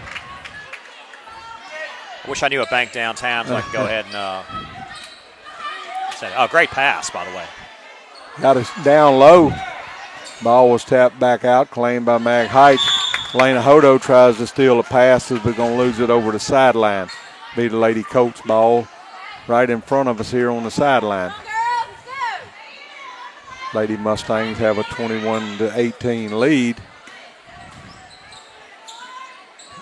Shot on the way from Gracie Kovac, rebounded by Elise Howard. Elise kicks it over to Lena Hodo. She loses it, but it goes in Millie Moses' hand, and Millie puts up a shot for 2 points over to score. I believe her second basket of the game. Second basket, that's right. That's right. Good shot from the outside. Lena Hodo couldn't get the handle on the ball, and it went right into Millie's hand. She just put it up. I don't know if that pass was intended for Millie, but she was a beneficiary, I'll tell you that. Yeah. Lady Mustangs are going to tap it over the sideline in front of us. Coming back in will be Avery Howard and Carly Aldridge. Going out are Lola Harris and Ella Wallace. The development of that bench allows Coach Carpenter to set Avery Howard down with 1 foul for about 4 minutes. It's a good sign there of confidence in the second team. Yep. Avery wanted that inbounds pass, just missed it. Katie Clark from short misses it. Lena Hodo with the rebound out running with it. 2-on-1. Elena's going to take it up and going to be blocked by Katie Clark, but a foul on Katie Clark. Yeah, Katie has 3 blocks this contest, Bill, and it's good to see Elena still trying to challenge her and get a foul out of it. Lena did a good job of getting the ball out to the right side and use her body to get some distance in between her where she couldn't make the clean block without coming through her.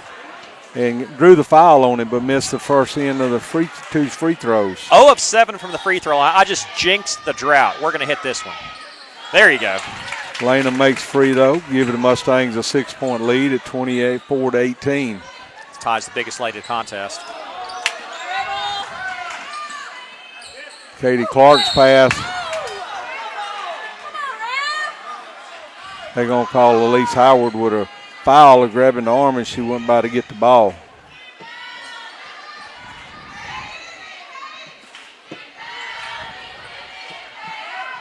Get it down in the corner, back out to Katie Clark. Pass all the way across the court. Long pass all the way back across to Katie Clark. She swings it all the way back across the court again. Kate Chrisman and Katie Clark are paying that. Ball's going to be a kicking foul as Susie Vaughn tried to pass it back hard on the floor. It hit Elise on the foot. Be a kicking the ball, so it'll be Bayou's ball. Hey, Bill, since they took an 18-16 lead, we're on a 8-0 run. They've missed their last 7 shots. Bit of a drought for Bayou. Avery Howard almost with a steal. Gets it back. Going to throw it away. Was 13, Susie Vaughn. She got in trouble and panicked there, and she was going to the floor. She just threw it. Good defense by Avery Howard. The Pilla defense is really taking charge here. Elise throws one of those long passes in the corner. It was caught by Addison Weems. Elise has got it sitting out front waiting for an offense to get there. Pass it back to Addison. Addison's going to take a step before she dribbles and be a traveling call. Another turnover by the Lady Mustangs.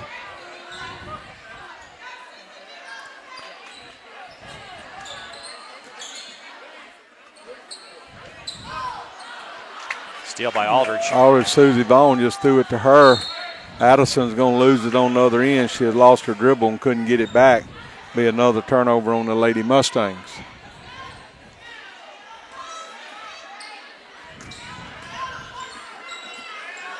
Katie Clark again swings a long pass all the way across the court back to her. If we can keep Katie Clark playing out there high, it'd be a big deal for the Mustangs not to get her in low. Ball's kicked out of bounds by Avery Howard, be Lady Coates' ball. Bill, she's a great ball handler, but the last 3 years she's been playing on the perimeter quite a bit, and that's to our advantage. You're right. If she posts that down low, she's a problem. We'll have a travel in there. Taylor McCain went to pass it one way, got cut off, and took an extra step before she passed it again. It's been 4 minutes since Bayou Academy made a basket and scored a point. We've got a 6-point advantage, our biggest lead of the game. We got a whistle down on this end. We're going to have a moving screen. Let's see who that's on. On Avery. Hate to see that happen. And she's going to come out. I think we have a Howard rule this game. When they pick up their second foul, they'll sit the rest of the half, and that's 2 on Avery. She won't come back in. If Elise picks up that second, watch her come out as well. 2-11. Going to have a foul on Millie Moses as Kate Cressman was trying to drive past her, and Millie got her body on her. Be the seventh foul on the Mustangs, so the Lady Coats will go to the free throw line for 1-1 the rest of this half. 2:03 to play. They're 4-4 the field from the free throw line. Let me jinx them, and I did. And they get a rebound as Elise had hit the floor. Kicked back out, a three-pointer on the way. Long rebound. Addison's wing speed got it for her. She throws it back in. Carly Aldridge is able to claim the high ball. Addison gets it back in over to Elise Howard, taking it down. Takes a little skip step. She does, misses a shot. Carly Aldridge puts a shot up, but it's blocked by Katie Clark. Outrunning with his bow. Elise Howard does a good job to get back and cut off the girl running. Katie Clark makes an errant pass over the inline and be Lady Mustangs ball going back the other way. Minute 34 to play in the second period. Now over 5 minutes since Bayou Academy scored a point.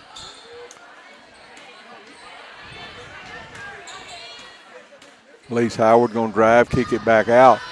Shot outside from Millie Moses, no good. Addison Weems battling from the ball on the floor. Going to have a jump ball as Elena Hodo tied it up with Gracie Kovac. Weems created that possession there with her athletic ability. She's so slick and so fast. Alternate possession goes to the Lady Mustangs.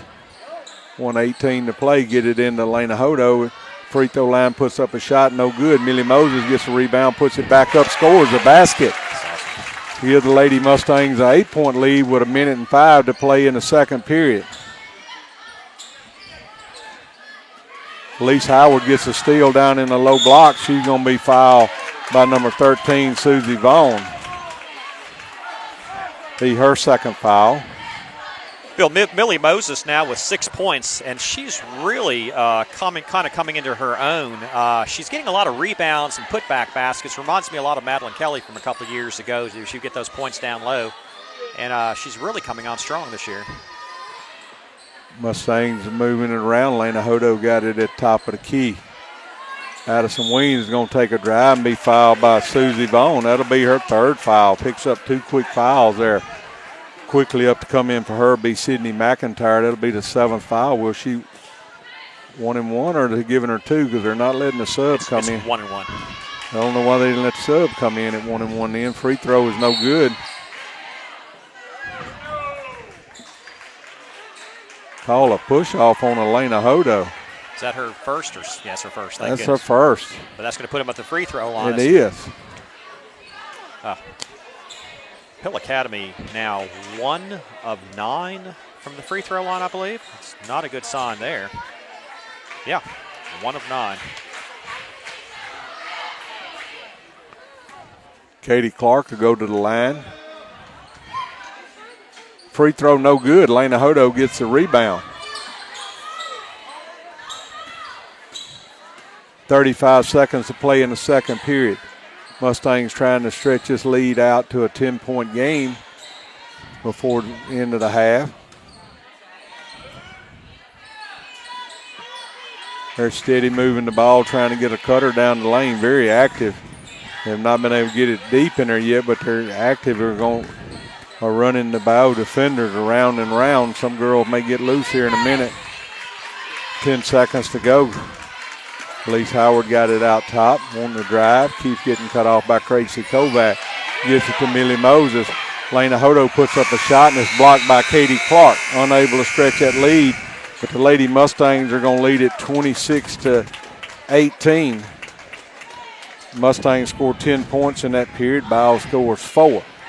Bill, for that quarter, we shot 4 of 15 from the field, giving us 11 of 31 for the contest.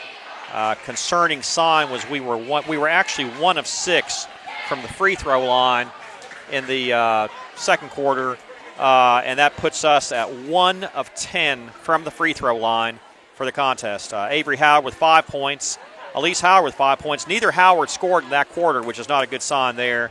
Lena Hodo has 3 points, all in the second quarter. Millie Moses leading the way with 6 points. Ella Wallets with that 3 has 3 points, and I believe that's our total points for the contest. What's the score, 26-18, Bill? 26-18. 26-18. Okay, I'll be joined in the half here by Miss Mary Claire Brock. Coach Brock, how are you? Welcome to the booth. Good. Good deal, good deal. We're at your favorite place in all the Delta. Favorite place. Bayou Academy. Favorite gym, favorite soccer field, favorite track. That's right. You compete against these folks in all these sports and so on. Have you been on your best behavior? That's what I want to know first. No comment. Okay. Don wanted me to ask that question. No comment. If the refs can get Palmer to stand up, that's pretty bad. That's all I have to say. Was that during the junior high boys game? Yeah, that was pretty rough. That was a great. That was a fun game, though. Both teams were competitive. Absolutely, that's what you want to go ahead and see here. Absolutely. Yeah. Observations the first half, we're up 26-18. By the way, they were up 18-16 with 6.5 minutes left. They didn't score a point in the last 6.5 minutes. We outscored them 10-0. Observations first half. Yeah, well, apparently our defense is working.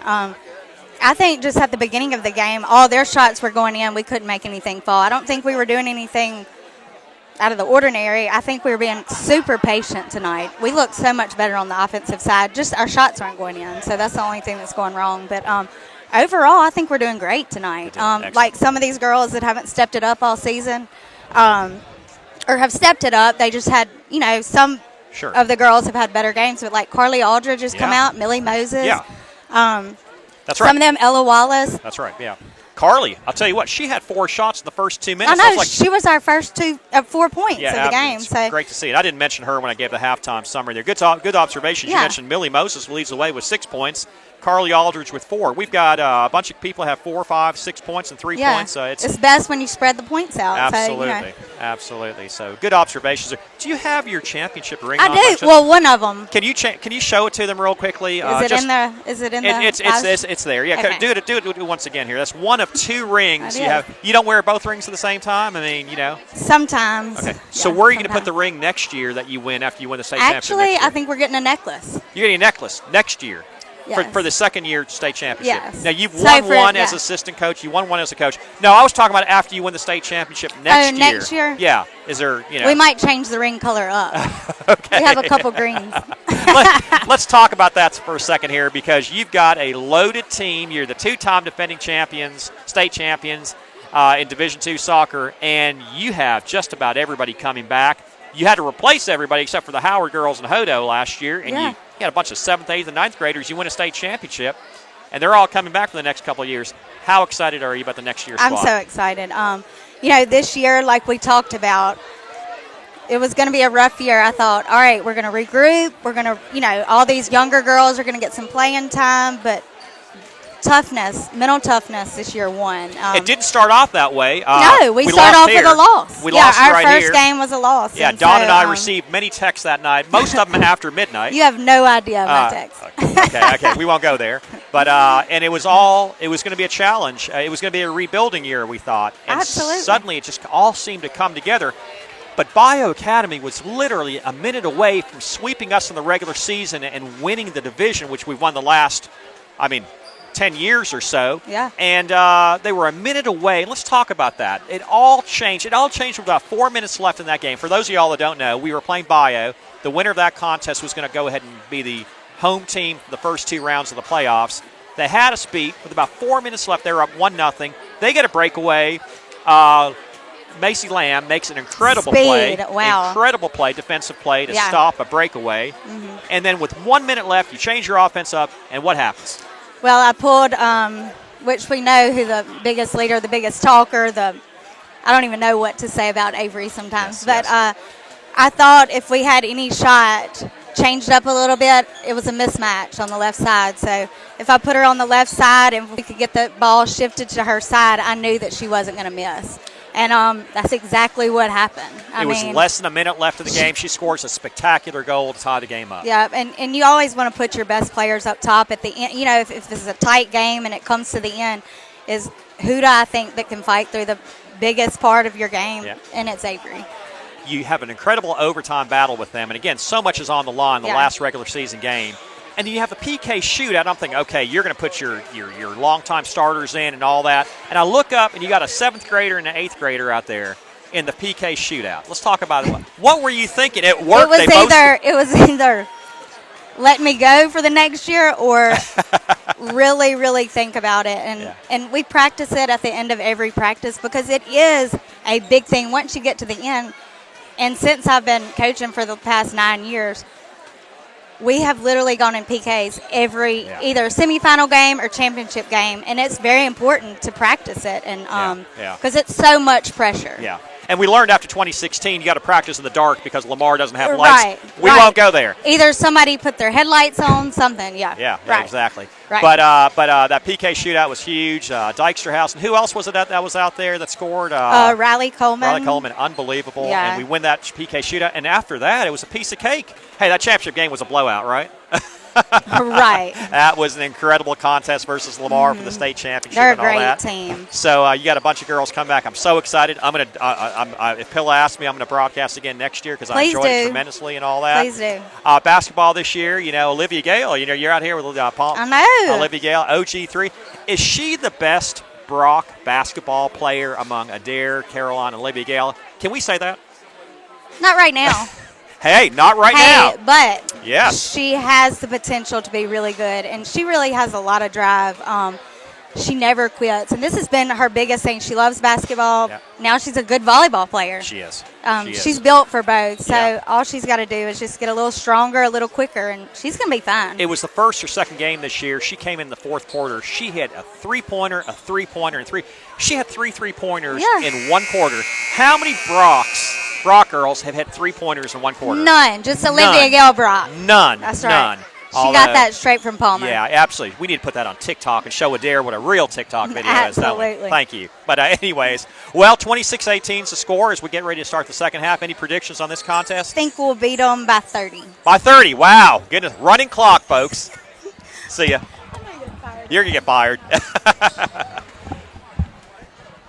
Hey, Bill, that's an enthusiastic halftime interview right there. It was. Coach Carpenter didn't spend much time in the locker room with his girls, but they came back out at the 5-minute mark and shot balls. Bayou came out with less than a minute to go, so they're going to have no time to loosen up or shoot balls. It'll be Bayou's ball to start the second half. A lot of memories of this court. 3 years ago when we won the overall state championship, towards the end of the year, we came over here, and our splendid overall championship team got destroyed in the first quarter by about 15. We ended up losing that game by about 12 or what have you. And a couple years ago, that defending overall state championship team came over here, and we scored 4 points in the first quarter. So it's always a ball game here, even on paper when it looks like we ought to be able to dominate. It's always a close contest here between these two rivals. Bayou gets fired up for Pilla in anything they do with them. Katie Cressman takes it down the lane and scores the basket for the Colts. Coach Mustangs open up with Millie Moses, Lena Hodo, Avery Howard, Carly Aldridge, and Elise Howard. Wow. Avery's blocked from behind by Katie Clark. Looked a little physical there, but I thought there was some. Nothing's called. Yeah. It was two girls on her. Get it into Avery Howard in the middle. She misses a little shot. Mustangs have been running that. Elena went up, saw she was too deep, kind of just threw the ball up. Millie Moses bailed it out, got it back out to Avery. Elise fakes a three, kicks it over to Millie Moses, gets it down in the low block to Avery. She drives the backside, throws it to Millie Moses. She's going to lose the ball, and she's going to foul in the game for them is Allie Cunningham. Her first trip in the game started the second half for the Colts. Be a foul on Millie Moses, her second foul. Pill comes out with that bonded full court press. We got to watch Avery Howard. She cannot pick her third foul early. Lena Hodo's got the defense on Katie Clark. And I would imagine that's designed. Yep. But it's been a switch off now. Avery's back on her. Katie takes it down, drives it. Golly. Oh, that looked like an all ball, but that's exactly what could not happen, Bill.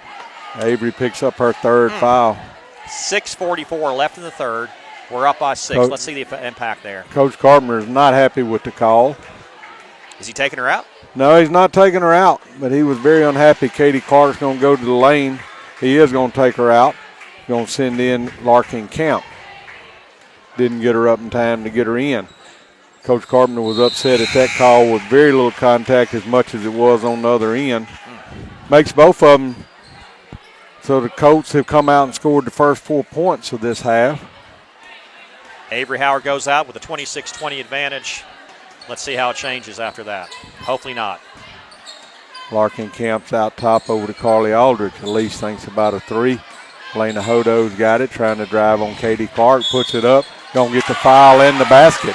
Be the second foul on Katie Clark. Lena Hodo's not scared to challenge her.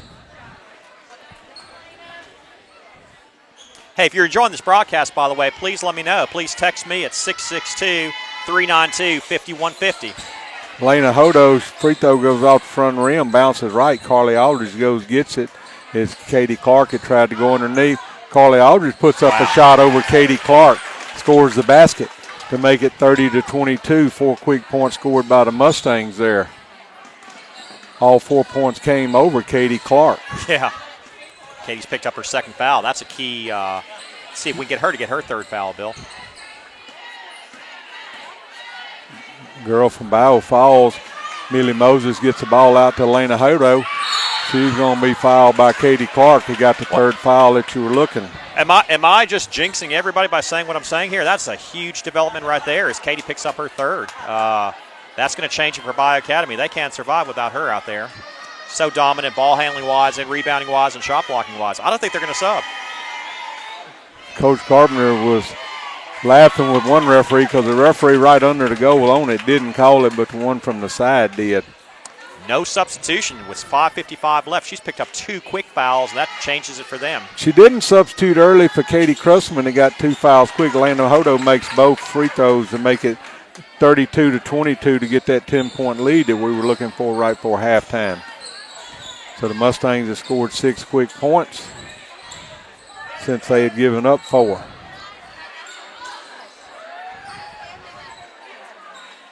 Larkin Camp with defense out high on Gracie Kovac.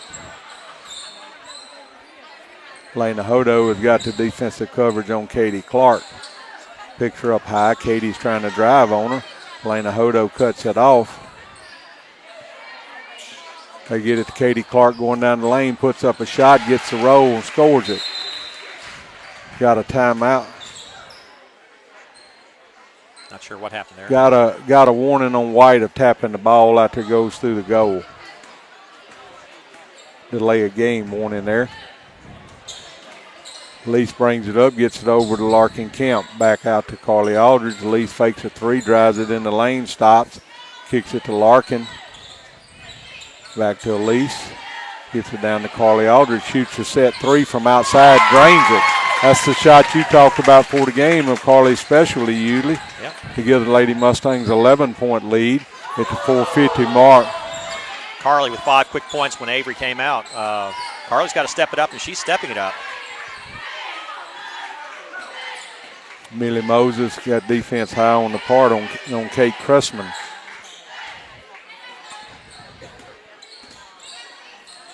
Both offenses are very active and moving. Millie Moses is going to pick up her 3rd foul as girl was driving on her and she blocked her. Hey, Bill, real quickly, Melissa Barrett says, great broadcast, thank you. And Mad Dog Maddox says, Mom and Dad are watching. Boy, I'll tell you what, Mad Dog would love to be out here pumping some threes.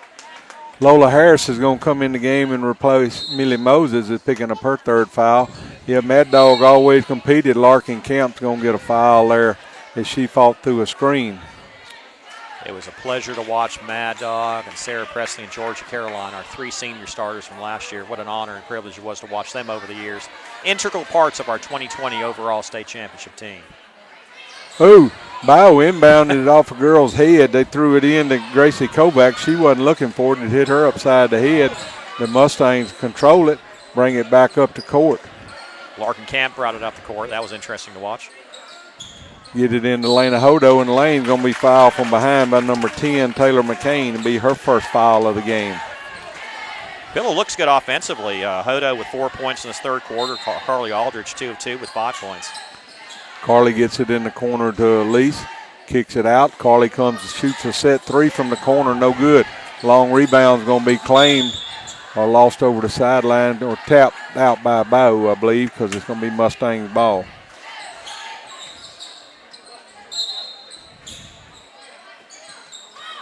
Mustangs get it into Elise. She threw a pass to Carly wide open on the goal, but it caught the net. And Carly wasn't able to get it out there to alter it when it hit the net. Was going to be a beautiful play if they had converted it, but missed it. A little too high pass. Lena Hodo loses it, but Lola Harris gets it back.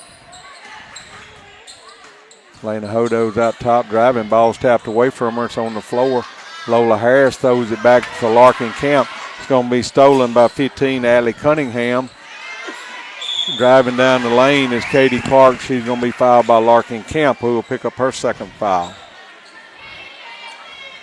I gave up my number one time, Bill. I'm getting inundated with text. Don Brock, he knows a little bit about basketball, says, love the mid-range jumper of Millie Moses, and this may be Carly Aldridge's breakout game. That's a great message. And Katie Clark, that's fine. Katie Clark misses another free throw on the front end of a 2-shot foul. Go ahead. I deleted the other text by accident. I'm sorry. 2nd free throw, no good. Long ball going to go out of bounds over to the front of the Bayou bench. Katie Clark misses those 2 free throws.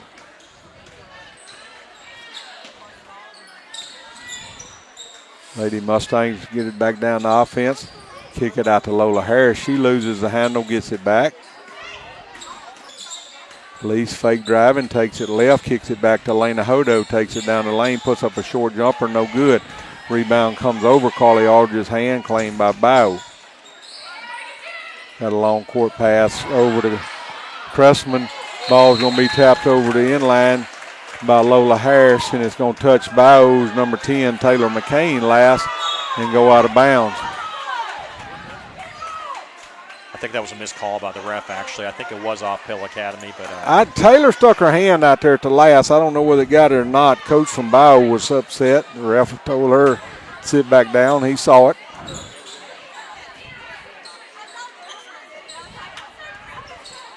Larkin Kemp's got it driving on Katie Clark. Going to travel before she dribbles. I couldn't see it. Some fans are saying it was a makeup call. It was. Katie Clark's got it, bringing it up. Lena Hodo got coverage on her. That's a good matchup here. Hodo on Clark is a great matchup as they bring the ball up the court. Lady Mustangs lead it by 11, 35-24 with 2:32 to play in the third period. Pass is stolen by Lise Howard. She's running 2-on-1. Lise is going to take it down. They're going to call a charge on Elise. Coach Carpenter is unhappy with that call, and the whole stands are unhappy with the call. A very vociferous Pillow Academy crowd. I've never heard this before. Ooh. Getting a little loud here. 2:19 to play in the third period. Lady Mustangs lead at 35-24.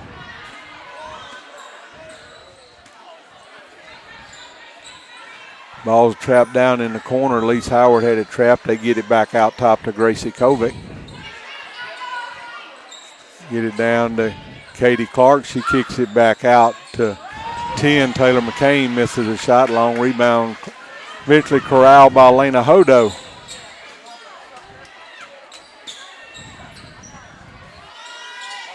Shot by Carly Aldridge off front rim. No good. Lola Harris gets the rebound, puts it back in to give Lady Mustangs a 13-point lead. Minute 30 mark to go with this third period.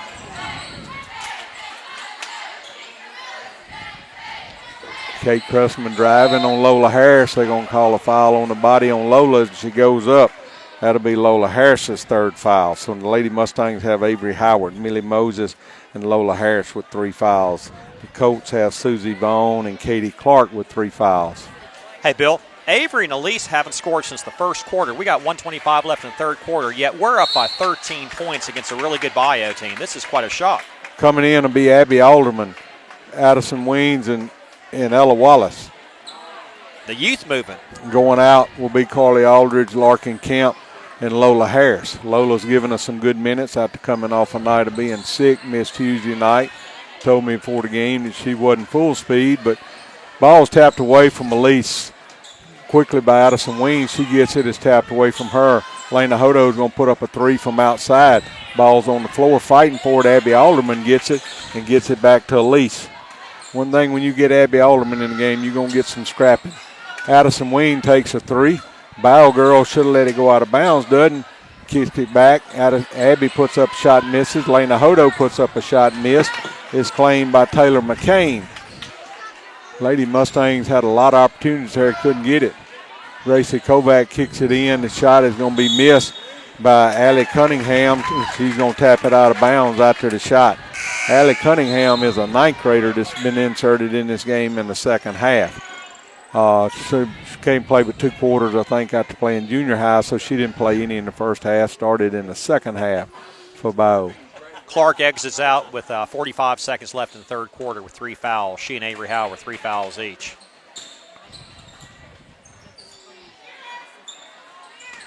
Mustangs moving around the top. Elise Howard. Addison Weem wants the drives cut off. Mustangs move it over to Lena Hodo. Back to Abby Alderman. She loses and gets it back. Puts it up from in the lane. No good. Goes, fights for a rebound. Loses it. Coming up with it, Gracie Kovac. Gracie's going to stop at the free throw line, put up a shot, and score it. Boy, that's 12 seconds to play. First basket they've hit in about 5 minutes. Elise Howard's going to come in. Yeah, they had scored the first points there. Elise is going to take it down the lane, put it up. That's going to end the half. Coach Carpenter's upset that no foul was called. Lady Mustangs are going to lead at 37-26. They scored 11 points. Bayou scored 8 points in that. Bill, for that quarter, we shot the same we shot in the second quarter, 4 of 15 from the field. So we are 15 of 46, a shade under 33%. But we were 2 of 3 through the free throw line, which improves a 1 of 10 first half. That makes us 3 of 13, which is a shade over 24% from the free throw line. We'll have to improve that. Avery Howard and Elise Howard not scoring in either quarter, the second or the third. Both of them stuck at 5 points. Elena Hodo with 4 points that quarter. She's got 7. Moses did not score that quarter. She's got 6. Carly Aldridge leading the way, 2 of 4 from the field in the third quarter. She now has 9 points. Lola Harris with 2 points in that quarter. That's what she's got for the game. Ella Wallace with 3, and I believe that's it. Hey, look, I just got a text message. This is Tommy Barnett with the Raider Network. You guys are doing a great job, as always. We're so much better than the Raider Network, Tommy. Come on. And tell Brian Eubanks I said that too. Euby knows who I am. Hey, Eubanks was a big Sugar Ray fan. You ever heard of Sugar Ray? Yep. Who's Sugar Ray? Sugar Ray Leonard. No. I got to tell you about Sugar Ray after the game. We'll talk I know about which that. one you're talking about, too, there. So that hotel owner for the Mississippi Delta. But thank you, Tommy. Yeah. Thank you for that, Tommy. Appreciate the Raider Network joining in. I talked about the Raider Network in the podcast. Oh, yeah. That we did. And, Suresh, I've never said anything to you, but your daughter and son in the podcast, the last comment she made was about coming back to Greenwood, how she wanted to make a part of it. That's wonderful. Elisa's shot is no good from out top, but I thought that was one of the greatest comments I'd heard on it, that she wants to come back here and make a difference. Yeah, she wants to get on my payroll. That's what she wants to do. Well, that's not a bad thing. I'm very proud that she wants to come back to Greenwood.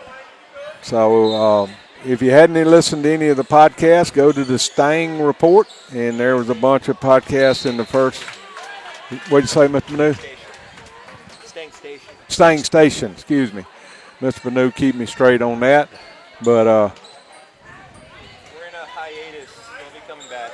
We finished out the first semester with it. We'll get it started back up as this second one gets going today. Yesterday was first day back in school. They usually get put up every Tuesday. But again, thanks to the Raider Network for joining in the kind comments. They get it into Katie Clark in the block. She kicks it down to Taylor McCain, misses a shot. Coming out with the rebound is Sydney McIntyre. Ball's going to be tapped over the sideline, I believe, by Elise Howard. For the Lady Mustangs, be Bayou's ball, side court.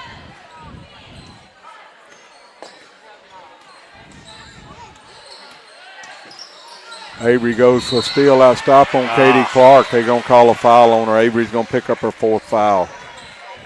You love her enthusiasm, you love her aggression, but sometimes you don't go for a steal like that way out top with 7 minutes left in the fourth quarter, and we need you out there. She's going to have to come out of the game. Lola Harris is going to replace her.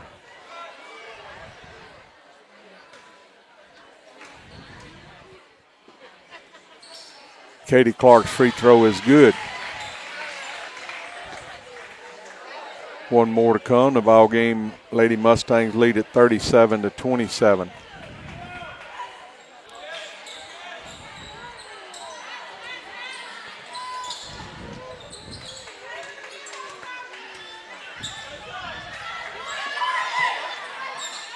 Millie Moses out. Carly was wide open on the side there. They missed that pass. Lady Mustangs are driving it.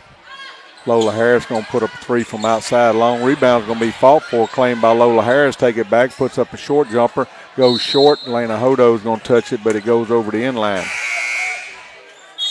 Good hustle there by Lola, but couldn't get that next shot up all the way there. Gracie Kovac will come back in for the Lady Coats. Going out will be Taylor McCain. 10-point lead for the Lady Mustangs. They get it down in the low blocks, kick it over to Katie again. kicks it back to Taylor McCain, who scores the basket from in the paint to cut it in back into a 8-point lead.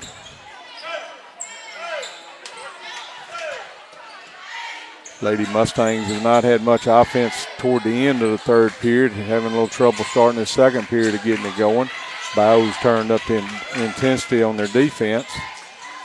Get it in the low block to Carly Aldridge. The ball's going to be tapped away from her by Gracie Kovac. She stumbles going down the court, loses it, goes down in the lane. Taylor McCain puts it up, rebound by Elena Hodo. Elena's got to have some help. Ball from Elise is thrown back over. Elena Hodo has to go get it, brings it on up the court. Elena had to pick up the dribble, needed some help. Millie Moses loses the handle on it, gets it back. Bayou's defensive intensity has picked up here some in this fourth period. Lady Mustangs are moving around. The ball's tapped away from Millie Moses. Battle below me, I can't see. Timeout taken by Coach Carpenter as the Lady Mustangs, Millie Moses, must have had the ball.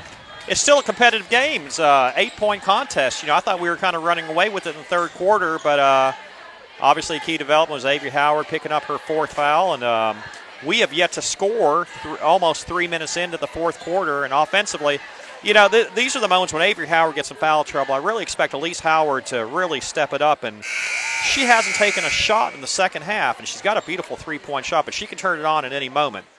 But she's going to have to really stand strong as Avery's on the bench with 4 fouls. Expect some shots from Elise as she takes over, takes charge. They're keeping the girl on her pretty tight on that man-to-man. She's having trouble getting open shots, and as she drives, they're doing a good job of cutting her off. Elise usually does a good job of getting to the basket. Ella Wallace is going to get up and come in. I don't know, got a timeout.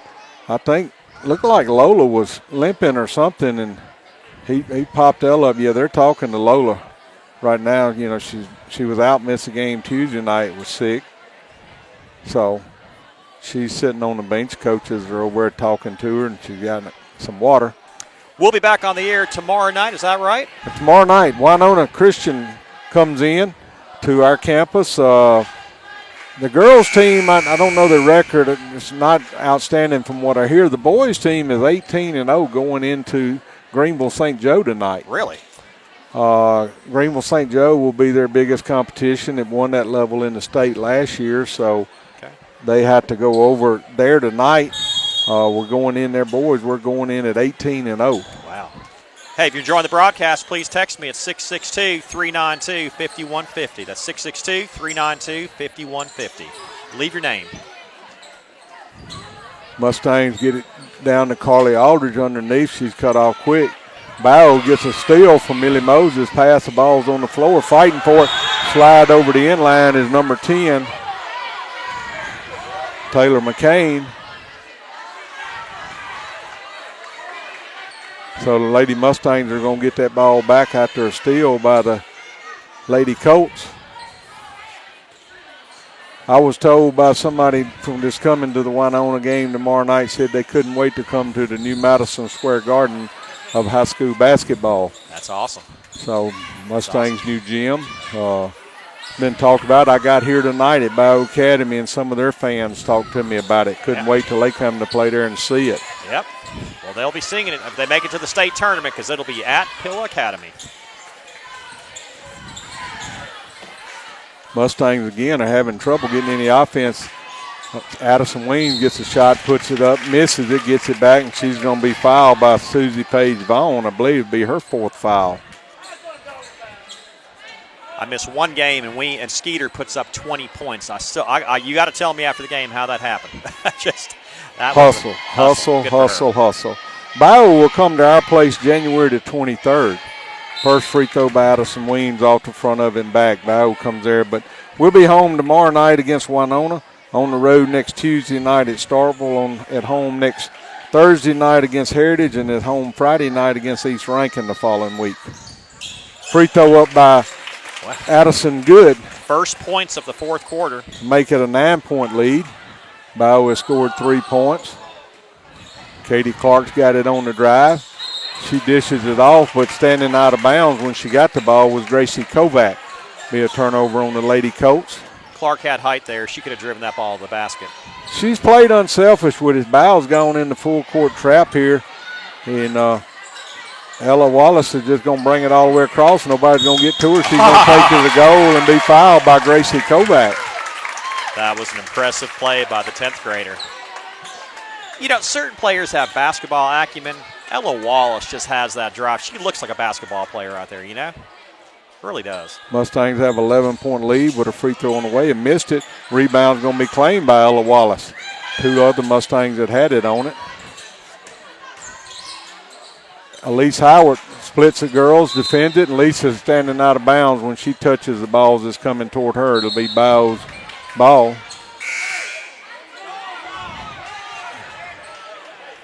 We were able to survive without Avery Howard in the contest and actually expand our lead from 9 points to 11 points. That was huge as she and Hodo come back in the contest. 3:43 to play in the third period. Avery's entered the game back with 4 fouls. Kind of got her in the middle. Mustangs are. Lena Hodo comes out high as Kate Cressman hits a three-pointer, got loose out top. Lena came from all the way deep. That was from Ruleville, or was that, I don't know, was that a long way? That was a long way. That was way out there, cutting the lead to 8, Bill.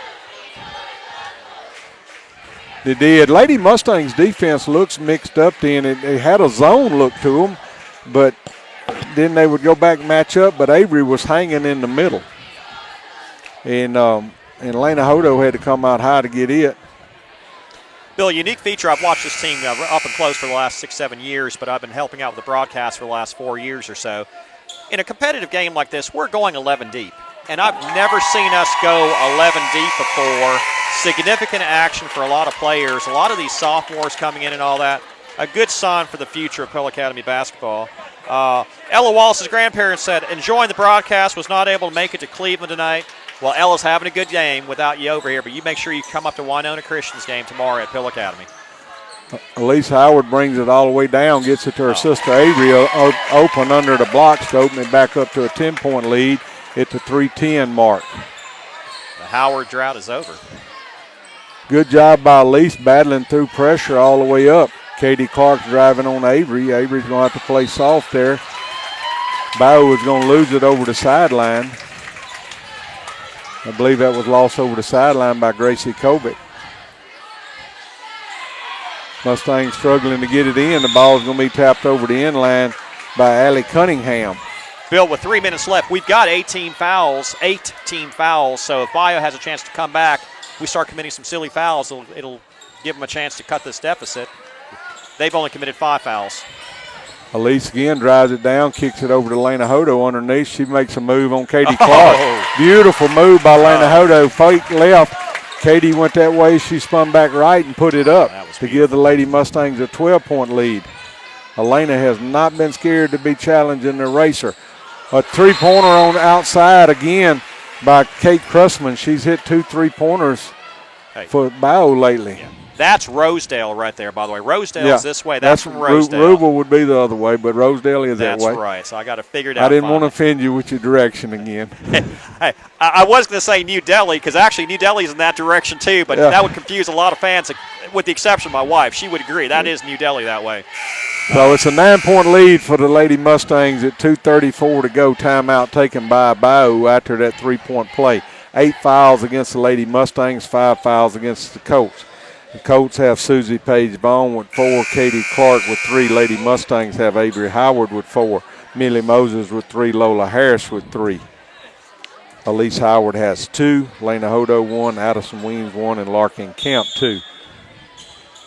Lady Colts have turned up the pressure.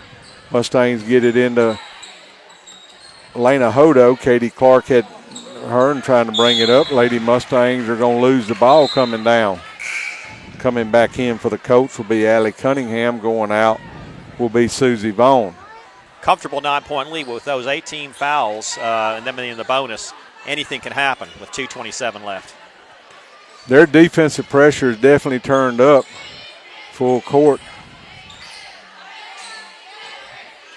Kovac's got it. Lena Hodo got defense on her. Kovac's trying to drive, kicks it back out high. Long three-pointer on the way, misses everything. Avery Howard's going to tap the ball, and she tries to run it down, steps on the sideline. It'll be the Lady Colts ball there. 2:04 to play, 44-35.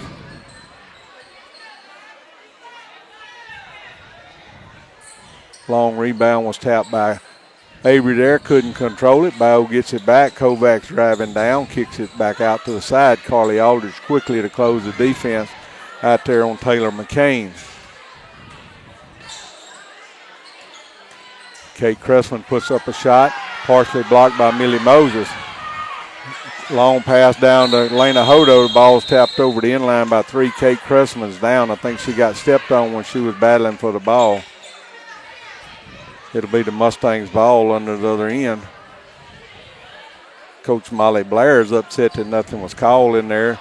I thought Cressman was going, just stumbled and went down on the shot, and she hit the floor and players were coming out, ran over. Millie Moses gets it into Lease on the side. Three-pointer hits the rim, goes in and out. Bayou girl saves it. Allie Cunningham, the 9th grader for Bayou. Taking it all the way down the lane is number 10, puts up a reverse layup, no good. Katie Clark's going to get the rebound. They're going to call a foul on the floor. You got to be kidding. They call that on Avery Howard? How's that possible? Avery, oh, listen, Mary Lauren and Matt are not happy campers right now. Oh, wow. Wow. Ella Wallace is up, going to come in and replace her. Avery Howard fouls out with 1:28, and she was standing there. Unless she had her arm hooked, I couldn't see it from this angle. Official from the other side called it. First free throw is no good. Rebound's going to be claimed by Lena Hodo. Ball's tapped from her. Katie Clark grabs her. Nothing's called. Find Millie Moses open under the goal. She's going to be fouled by Gracie Kovac. Be the 6th foul, but it'll be a shooting foul. Millie Moses will go to the line. Good outlet from Hodo. Good pass to Carly. Carly with good pass to Millie. Great games by Millie Moses, Carly Aldridge, Ella Wallace. I mean, this is not always the Howard show. It's just been as Millie finally missed the free throw, really good to see these support players really showing up today. We needed them. Coming back in will be Sydney McIntyre replacing Allie Cunningham.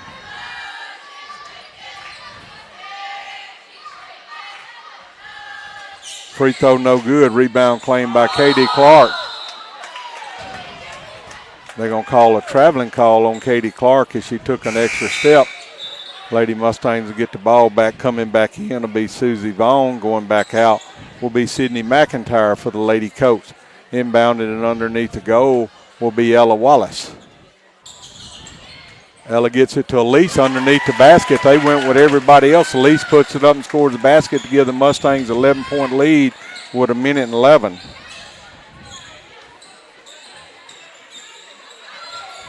Colts are driving, throwing up a shot at Cressman. She's going to be fouled, I believe, by Millie Moses.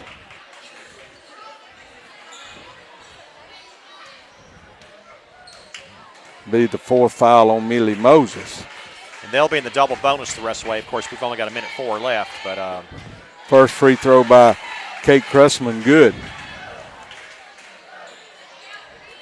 I think the Bayou coach has asked for a timeout if his free throw is made.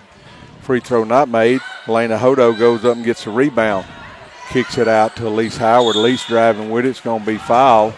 That'll put the Mustangs at the Lady Mustangs at the line for 1-1.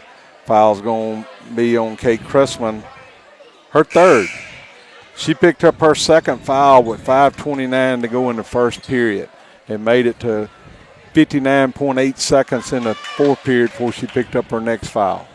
Bill, we are 4 of 18 from the free throw line. Elise is going to make this first one. Yep, and she's going to make the second one. Give us 11-point lead. Coming with the second one on the line, Carly Aldridge, Lena Hodo playing down low in the blocks. Bayou has Taylor McCain and Katie Clark down in there. She makes the second one. Long pass up the court, kick back by Bayou. Mustangs picking up pressure all the way, trying to take time off the clock. Long three-pointer by Katie Clark, no good. Elise Howard with the rebound out running. 3-on-2. Her pass is tipped away. It's tapped off. Katie Clark taps it out. The Lady Mustangs ball. Coming back in quickly would be Susie Vaughn. Going out is Sydney McIntyre.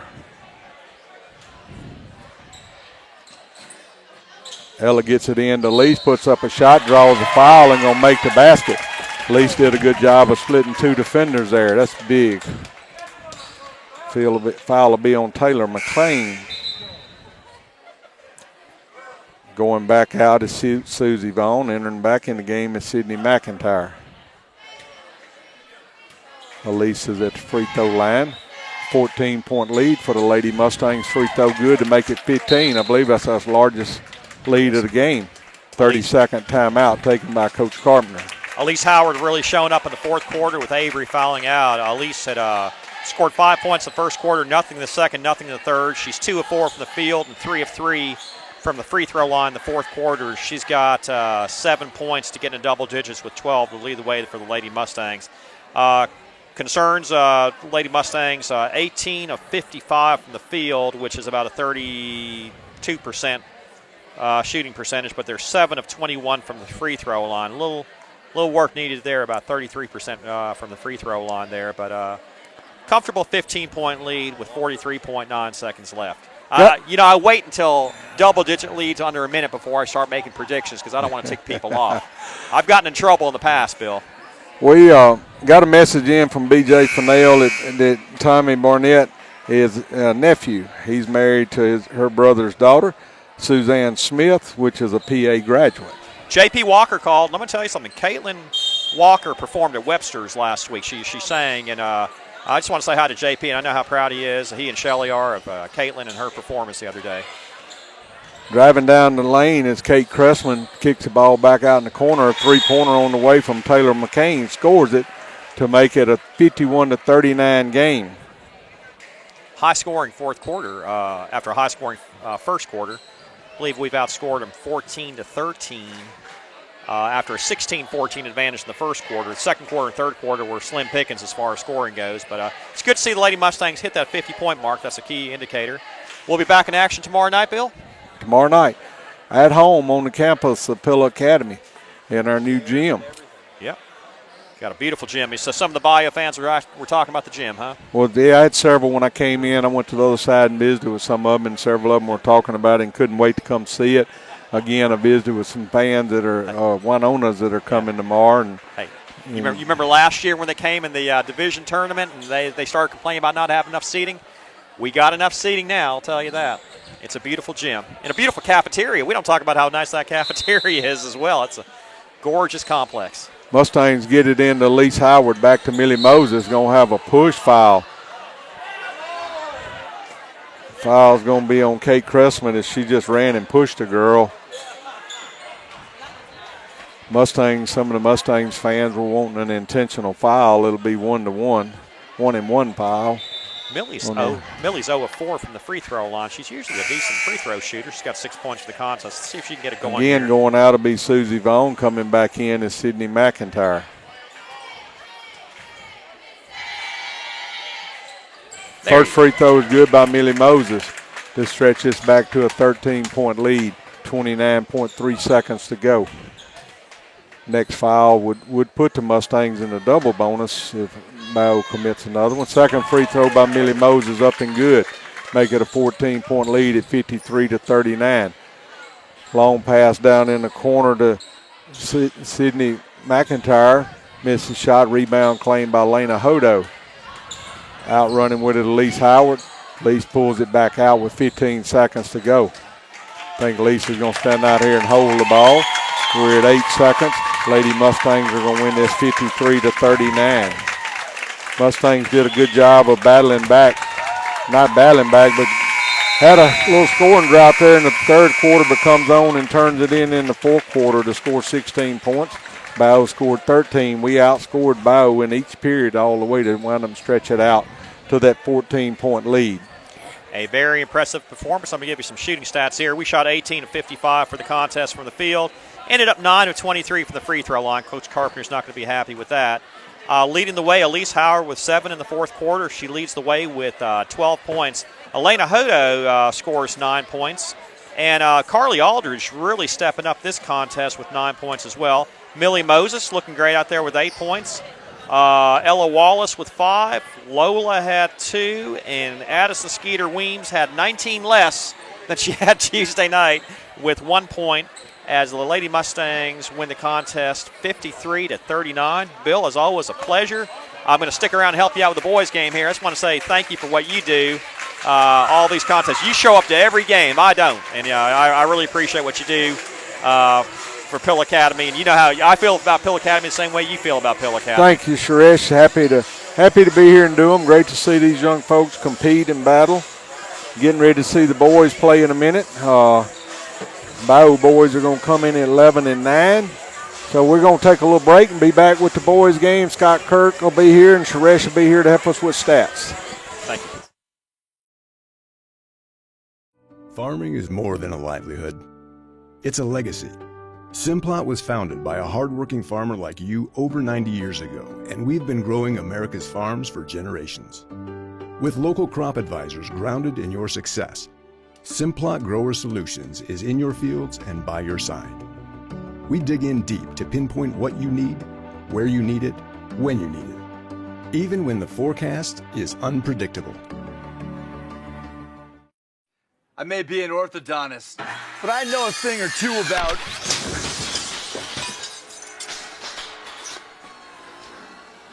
Perfect.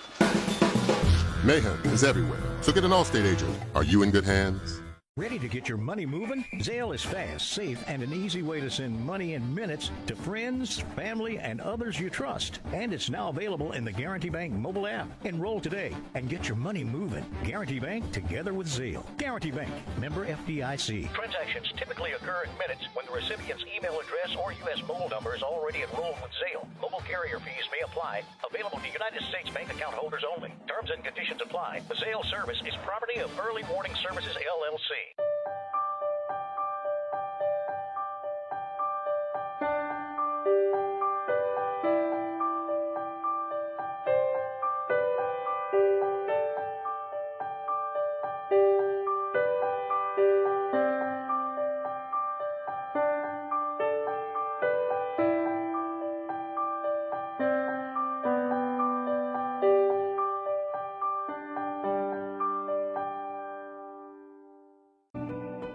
Farming is more than a livelihood. It's a legacy. Simplot was founded by a hardworking farmer like you over 90 years ago, and we've been growing America's farms for generations. With local crop advisors grounded in your success, Simplot Grower Solutions is in your fields and by your side. We dig in deep to pinpoint what you need, where you need it, when you need it, even when the forecast is unpredictable. I may be an orthodontist, but I know a thing or two about...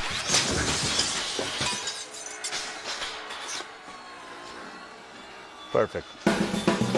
Mayhem is everywhere, so get an Allstate agent. Are you in good hands?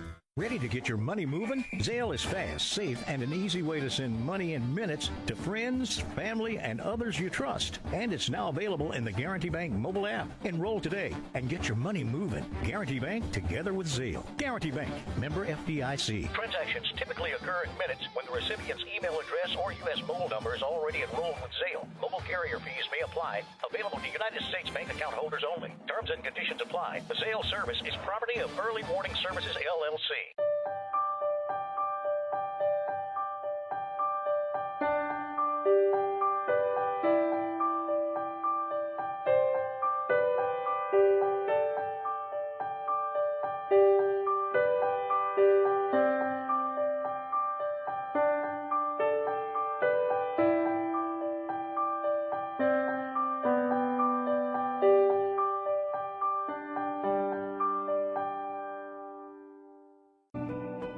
Farming is more than a livelihood.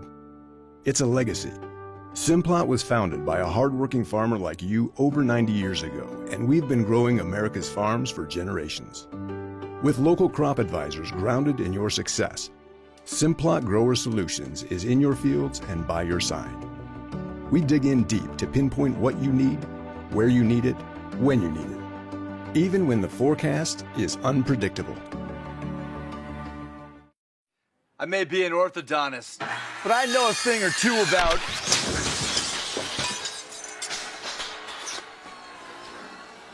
Perfect. Mayhem is everywhere, so get an Allstate agent. Are you in good hands?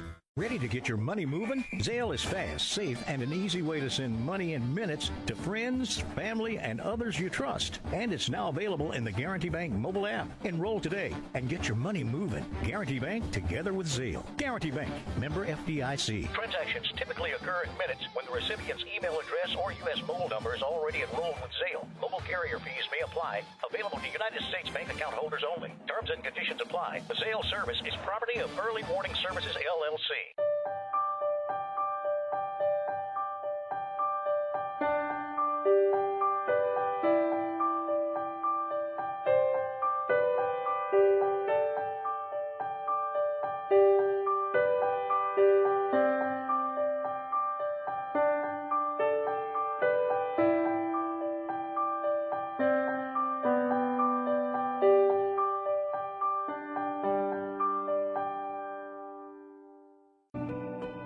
Farming is more than a livelihood.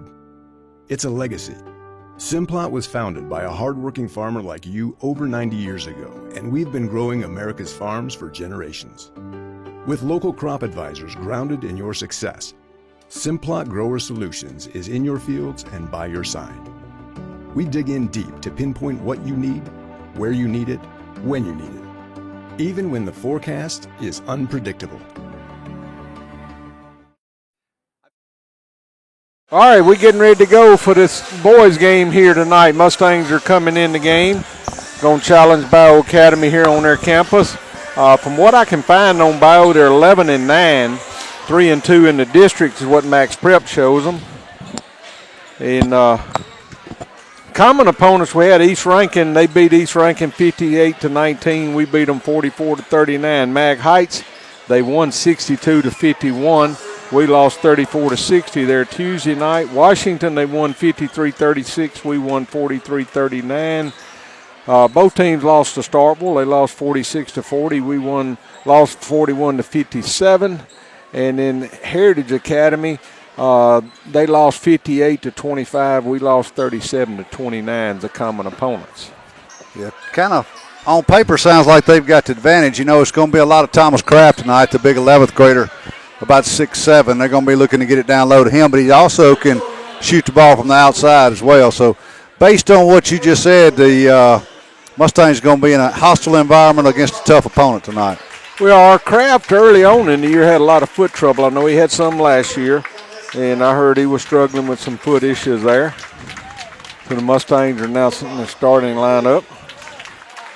Charlie Robbins, John Heston Powers, Drew Lamb, number 10. Grayson Jones, and 5, Cam Lee.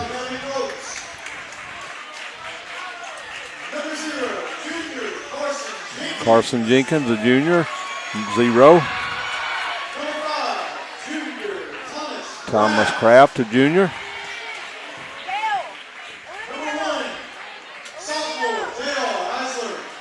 J.R. Eisler, number 1, a sophomore. Mitchell Jones, a ninth grader, drawing the start. J.C. Cox, a senior, 20 starts. So they're going to start 2 11th graders, 10th grader, 9th grader, and 1 senior. I talked to Jack and Drew before the game and gave them a good earful about not crashing the boards, and they acknowledged that they did a poor job of that last game. So maybe we'll see a little better effort out of them on the offensive boards this game. Grayson Jones will do the jumping for the Mustangs. Thomas Kraft will jump for Bayou.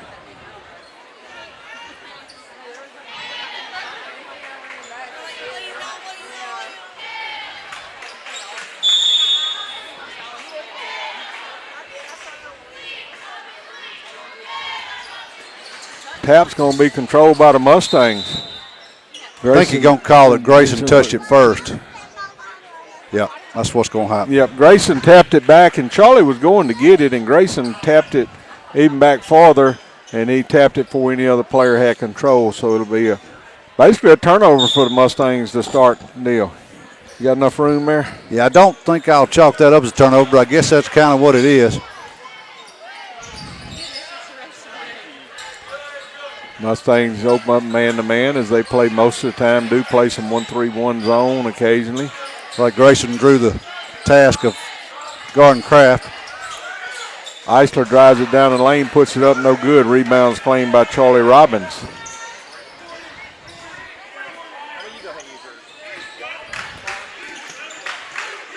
Drew Lamb takes it down against Kraft, lays it up. Drew did a good job using his body to get his shot out, almost kind of like a hook shot, but he brought his right hand out wide and laid it up off the glass to score it. Yeah, created a little space there with his body and made a good shot. Was going to have to make Kraft come through him to get it. Kraft realized Charlie was supposed to steal his pass, pulled it back. Long three-pointer outside by Carson Jenkins, good. That was a good pick and roll there. Had Kraft open, but Jenkins took it himself. Bayou's going to open up in the full court defense. Ball is going to be tapped over the sideline by Kraft on a long pass. Yeah, I remember now, Bill, from last year, it's tough for us to see in this corner. Oh, actually, either corner is tough for us to see, so we'll do the best we can to give you the action down there in that corner. Again, Mitchell Jones is started as a ninth grader for him, played a lot in the junior high game. I watched him, we put a man on him and didn't get off of him, and they took him out of the offense in that. You don't have is it a double dribble or Call what? a double dribble on Cam, yeah. Another turnover there by the Mustangs. I couldn't see it for the garbage can sitting there, so I didn't know what happened. Eisler on the drive.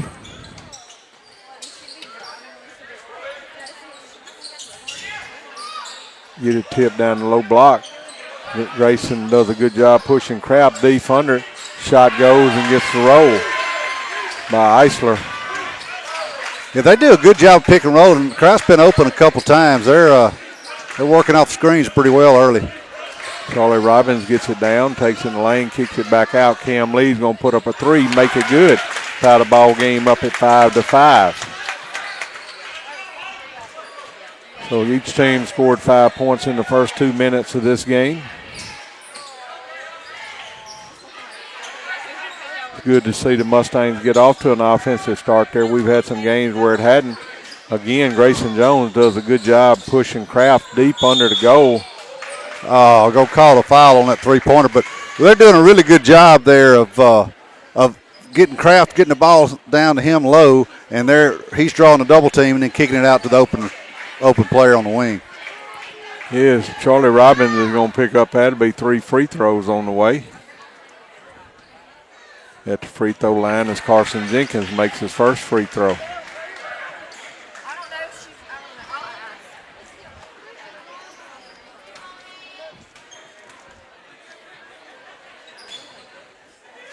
Second free throw, no good.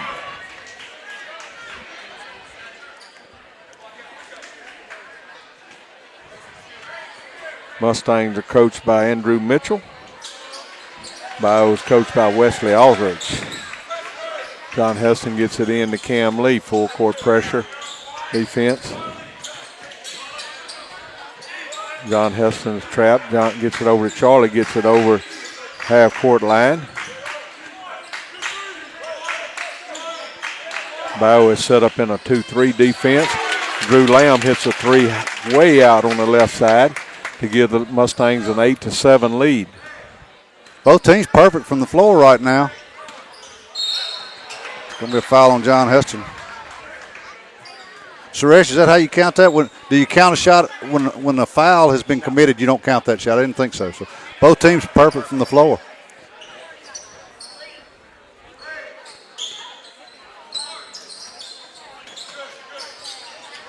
J.R. Eisler's ball is stolen by Drew Lamb.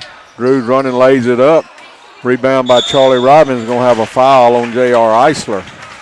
Be the first foul on the Colts. Charlie Robbins to go to the line to shoot 2.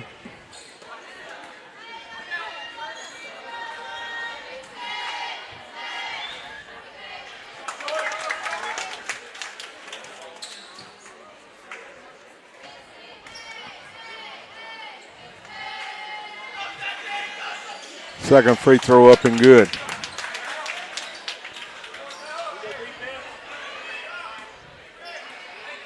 J.R. Eisler's going to bring it up for the coach, picking up coverage out high. Will be John Heston Powers on him.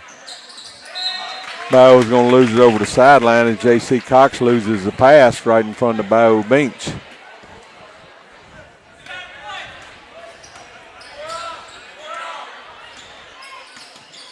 Cam Lee moves it around the right side to Charlie Robbins, takes it in the lane, kicks it back to Cam on the side. Bayou's defense recovers quick. John Heston picked up high in coverage, gets it off to Charlie Robbins. Charlie into Grayson, give and go. Really nice give and go there. It was. That was a pretty play there by Charlie and Grayson. Give the Mustangs a 12-7 lead. Mustangs coming in here on the road and taking the lead early, looking good.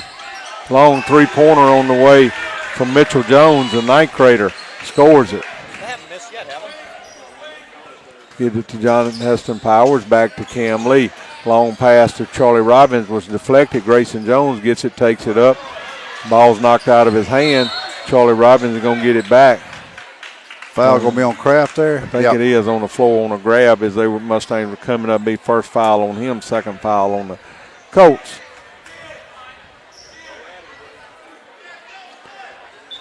Is on the floor. One official tells Udden to take it over on the side, not on the end line.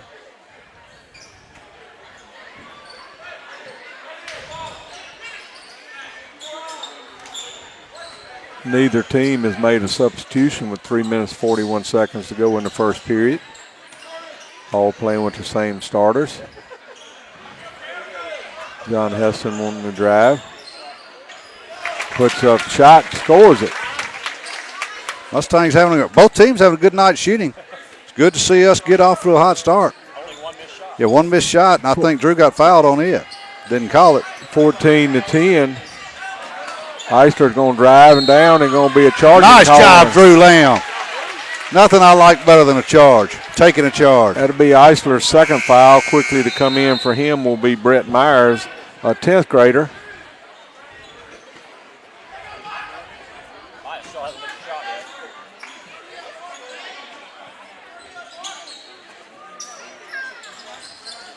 Mustangs get it in against the trap. Gives John Heston Powers back to Cam Lee. He's trapped in the corner.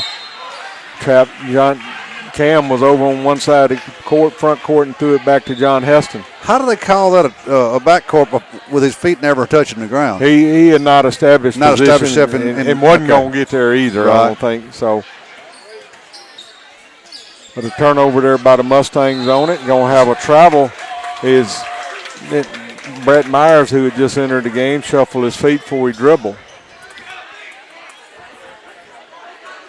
As you can see, the Bayou has fans standing on the rail right behind the pillow bench.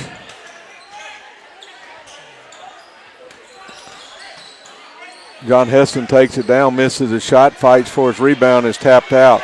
It's going to be claimed by Brett Myers running with it. His shot's blocked by Drew Lamb. Thomas Kraft's going to come through and tap it. They're going to say it's off of Grayson. I think the ball was double blocked. I think Drew blocked it and then Grayson blocked it. They'll give the ball to Bayou. No player from Bayou wants to throw Nobody it in. wants it.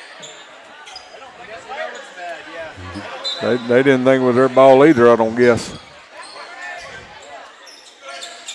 Long backcourt pass is controlled by J.C. Cox. Kraft's going to shoot a three from outside.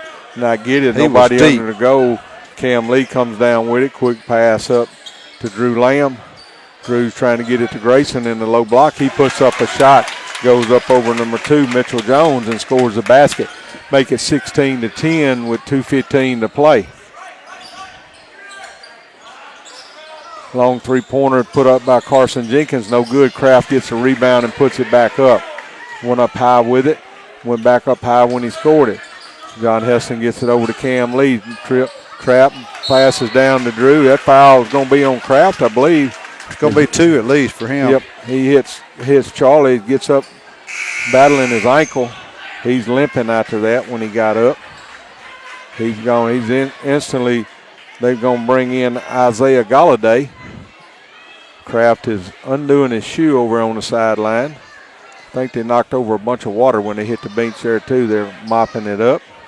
Isaiah was that size when he was in the 8th grade. He has not grown vertically any. He was a tough kid to play in football, and was tough in basketball last year as well. His daddy was a very good football player. Is that right? At Mississippi State. Oh, really? Toby Galladay. Okay. Well, no wonder it's in the genes. Yep. I think that's what's wrong with my son.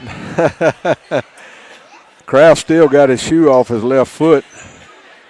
I think they knocked all the Bayou's water over where they wiping all over the court.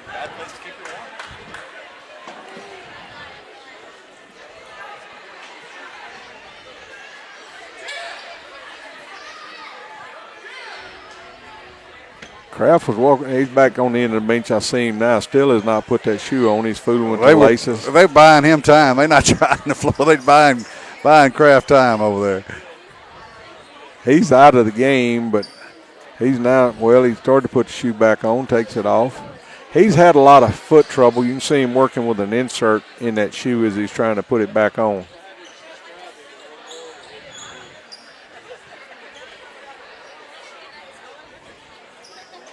They may have to bring in a water restoration company, it looks like, as much as they're trying to mop up over there. Brought a whole bunch of towels out for it. Mustangs again inbound as play resumes with 1:54 to play in the first period. Mustangs leading at 16-12 here on the road in Cleveland, Mississippi at Bayou Academy. John Heston takes it down, kicks it in the corner, 3 on the way from Cam, no good. John Heston goes up high and taps the rebound back out to Grayson Jones. Grayson sets a screen for Charlie Robbins, puts up a shot from just inside the three-point line, top of the key for a 2-point basket. Make it 18-12. 1:25 to play in the first period. Who made that basket, Grayson? Charlie Robbins. Oh, Charlie. Charlie went off a screen set by Grayson to be able to make that.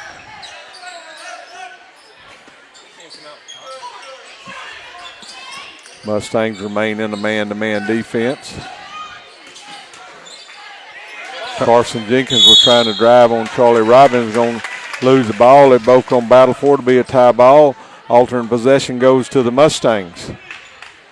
1:04 to play, left in the first period.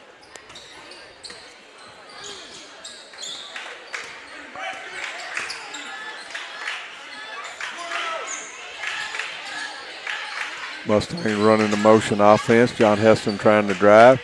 They give and go. He gets it back, puts up a shot, going to draw the foul, and that foul, I believe, will be on Mitchell Jones. That's a nice move by John Heston. Go up strong there, and he's going to get a chance at that and one. His foul on Mitchell Jones, his first. 5th on Bayou. Mustangs have 2 fouls, one on Charlie Robbins, one on John Heston Powers. John Heston's free throw is good to give us the Mustangs a 21-12 lead, 9 points.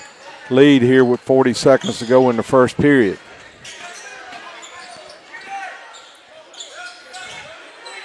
Mitchell Jones thought about a 3, didn't. Kicks it back over to Myers. Myers back to Mitchell. Give it to Carson Jenkins. They give it to Mitchell Jones on the give and go. He loses it, gets it back, puts up his shot, no good. Cam Lee with the rebound. Charlie Robbins out running. Tried to hit Drew Lamb on a pass down the court. Isaiah Galladay tips it over the inline. Yeah, Drew was open. Isaiah just made a really good play there. He hustled to get back. Mustangs get it in. Cam Lee, John Heston trying to drive down the lane. Grayson Jones puts it up from the free throw line. No good. Drew Lamb's going to get called with an over-the-back foul. Be the first foul on Drew Lamb. 9.9 seconds to play in the first period. Yeah, really good period for the Mustangs. Unfortunately, they played all their starters, and I hope they don't lose momentum because they're going to have some subs or they're going to get tired. Bayou has had 2 subs. That was a walk. Coach Mitchell saw it. Going to be another foul from three-point line. That's the second foul from three-point line on the same kid. Going to send him back to the line for 3 more shots. Charlie Robbins is going to pick up his second foul there with that. 1 second going. But Charlie aggressive when they're shooting has hit the players both times. Oh, Charlie got both fouls on the three-pointer? Yep. First free throw good. They were bailed out on a walk call over there. Coach Mitchell saw it. I saw it, but the referees did not. Second free throw up and good.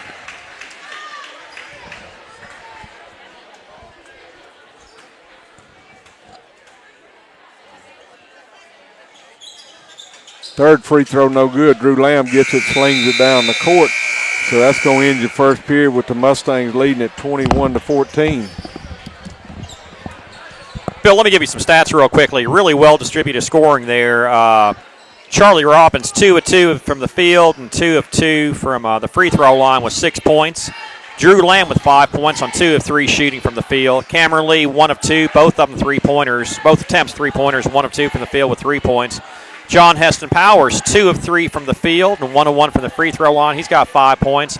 Grayson Jones, 1 of 3 from the field, and he's got 2 points.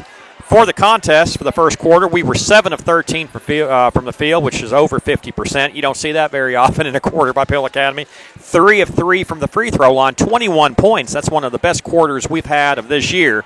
The Bayou Academy Colts were 4 of 8 from the field, including a couple of threes, and 3 of 4 from the free throw line. Turnovers were limited. I believe we had 4 turnovers that first quarter. Really efficient first quarter.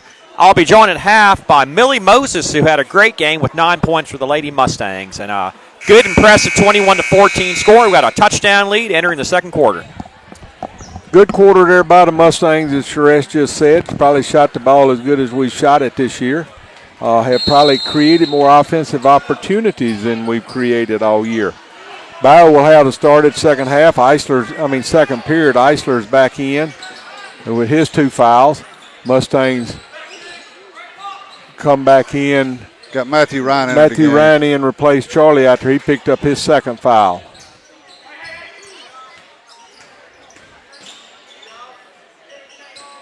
Got a 3-pointer on the way. Hustling for the rebound as Eisler is Mitchell Jones that put it up. Mustangs steal it. Cam Lee out running with it. Doesn't get to foul. Cam kind of had to alter himself to not get a charge there. Ball would not fall for him. Rolled around the goal. Long rebound's going to be claimed by Matthew Ryan Smith out running. Good pass to Drew Lamb. Matthew Ryan, big hustling play there to get that ball on the rebound. Saw he had one guy between him and Drew. Stepped sideways, got it around to Drew on the fast break.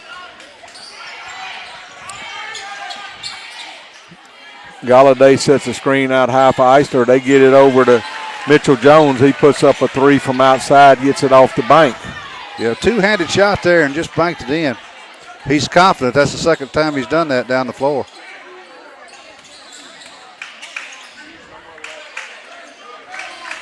Drew Lamb has got it, gets it back to Grayson Jones, top of the key. Galladay's got coverage on him. Brett Myers has got coverage on Cam Lee. John Heston takes it down the lane, kicks it to corner to Cam Lee. Long shot, nothing touched. Carson Jenkins gets it on the backside. Eisler quickly up the court to Mitchell Jones. Get it back to Mitchell. Drew Lamb's got defense on him. Driving it is Carson Jenkins, misses a shot. John Heston claims a rebound. Good defense by Mustangs to clap over and double him up. They walk with it. They're going to call carrying on him. He did it. On John Heston, be a turnover by the Mustangs.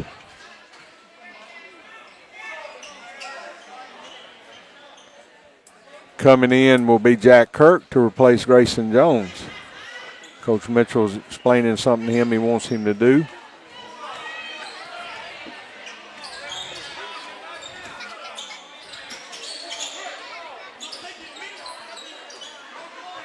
Jack Kirk got defense on Galladay out high. They kick it over to Myers, back to Galladay, to Eisler.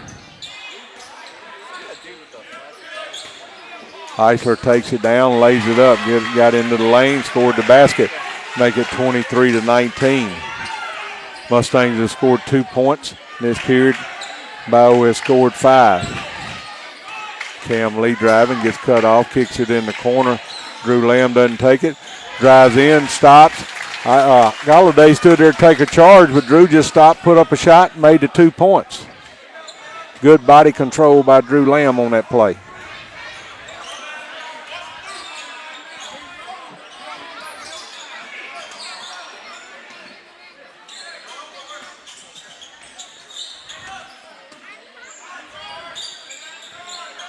They get it underneath to Galladay. He puts it up. He got behind his man. They get a pass over it, and he scores a layup. Make it 25-21 with 4:40 to play in the second period. Matthew Ryan Smith is cut off on the drive by Carson Jenkins. John Heston drives, pulls it up at the free throw line, nails it. 27-21, Mustangs lead with 4:20 to play. Mustangs have scored 6 quickly points there after that.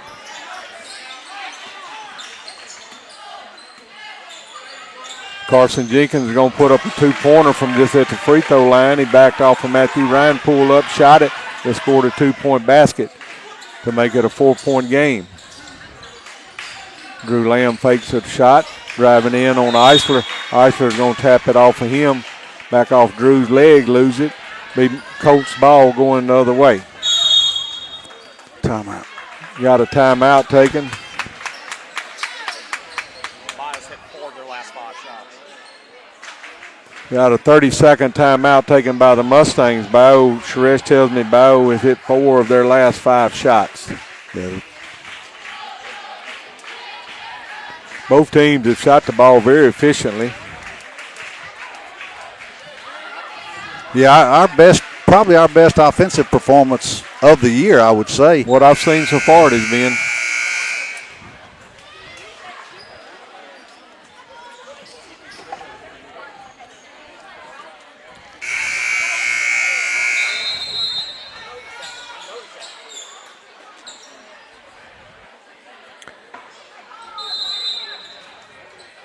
Our highest offense performance of the year was 68 against Van Cleve down in the tournament at Hattiesburg.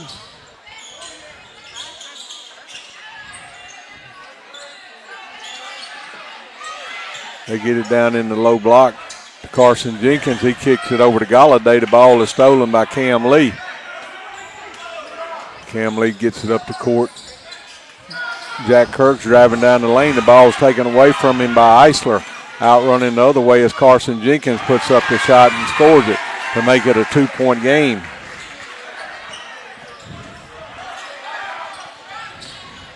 Matthew Ryan Smith goes left after a screen was set for him. They thought he was going right, but again gets cut off. John Heston Powers driving down the lane. He's going to be fouled by Mitchell Jones on that shot. Be the second foul on Mitchell Jones. John Heston to go to the line to shoot 2. Up to come back in is Grayson Jones. For the Mustangs, he'll have to wait till after the first free throw is shot.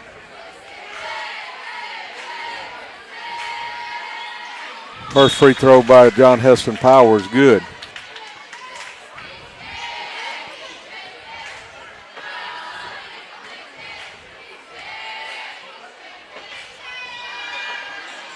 Second free throw up by John Heston and good. Give the Mustangs a 4-point lead. 3 minutes to go in the second period. Charlie Robbins is back up to come in for the Mustangs. Eisler driving, gets cut off by John Heston Powers. Carson Jenkins on the drive. He's going to travel. Jenkins done a good job in that guard position tonight, but he made a mistake there. Took a little extra skip after he stopped. Matthew Ryan Smith's going to go out. Also back in the game a while ago was Grayson Jones as Jack Kirk went back out. Bayou has dropped out of the pressure, picking it up at half court. Cam Lee brings it up. John Heston got it, trying to drive on Jenkins again. Cam Lee stops, puts up a 3. He's knocked to the floor. Galladay be his first foul, and I think he's going to call it a 3-shot. He was right at the line. I can't tell whether his foot was on there. No, they're going to say 2. They're going to say his foot was on the line, so 2 free throws coming for Cam Lee. First free throw up and good.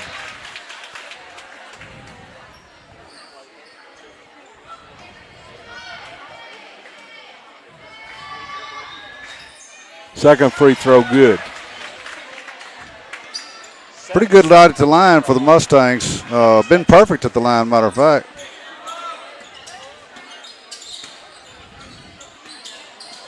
7 for 7. Carson Jenkins driving, kicks it over in the corner to Brett Myers. Back out to Mitchell Jones. Carson Jenkins is going to lose the ball off his hand. It'll go out of bounds at the Mustang bench.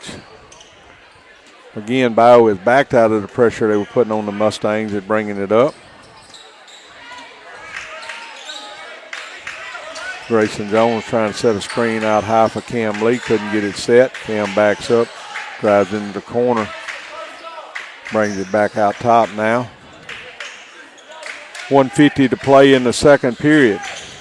Drew Lamb with the ball. Charlie Robbins driving down, takes it, puts it up, nothing called. Charlie gets it back, puts it up, misses it. Charlie gets it again, but it's tapped away by Galladay. Grayson had the rebound there and just couldn't secure it. I think he was trying to put it back up instead of securing the rebound maybe. John Heston Powers has got the defense out top on J.R. Eisler.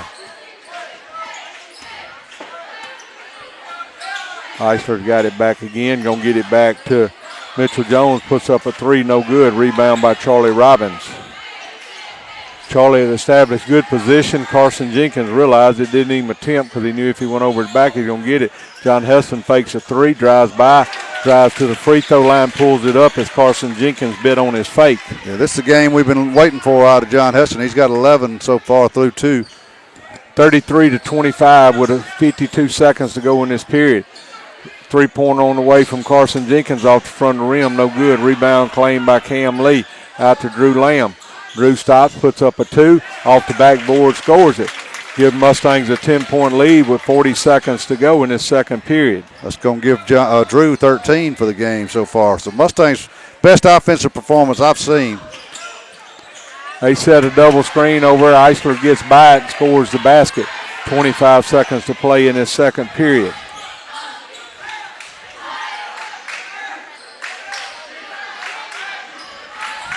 Cam Lee, ball with Brett Myers covering him, stops it, puts up a 2 from the lane, hits nothing, rebounds claimed by Galladay.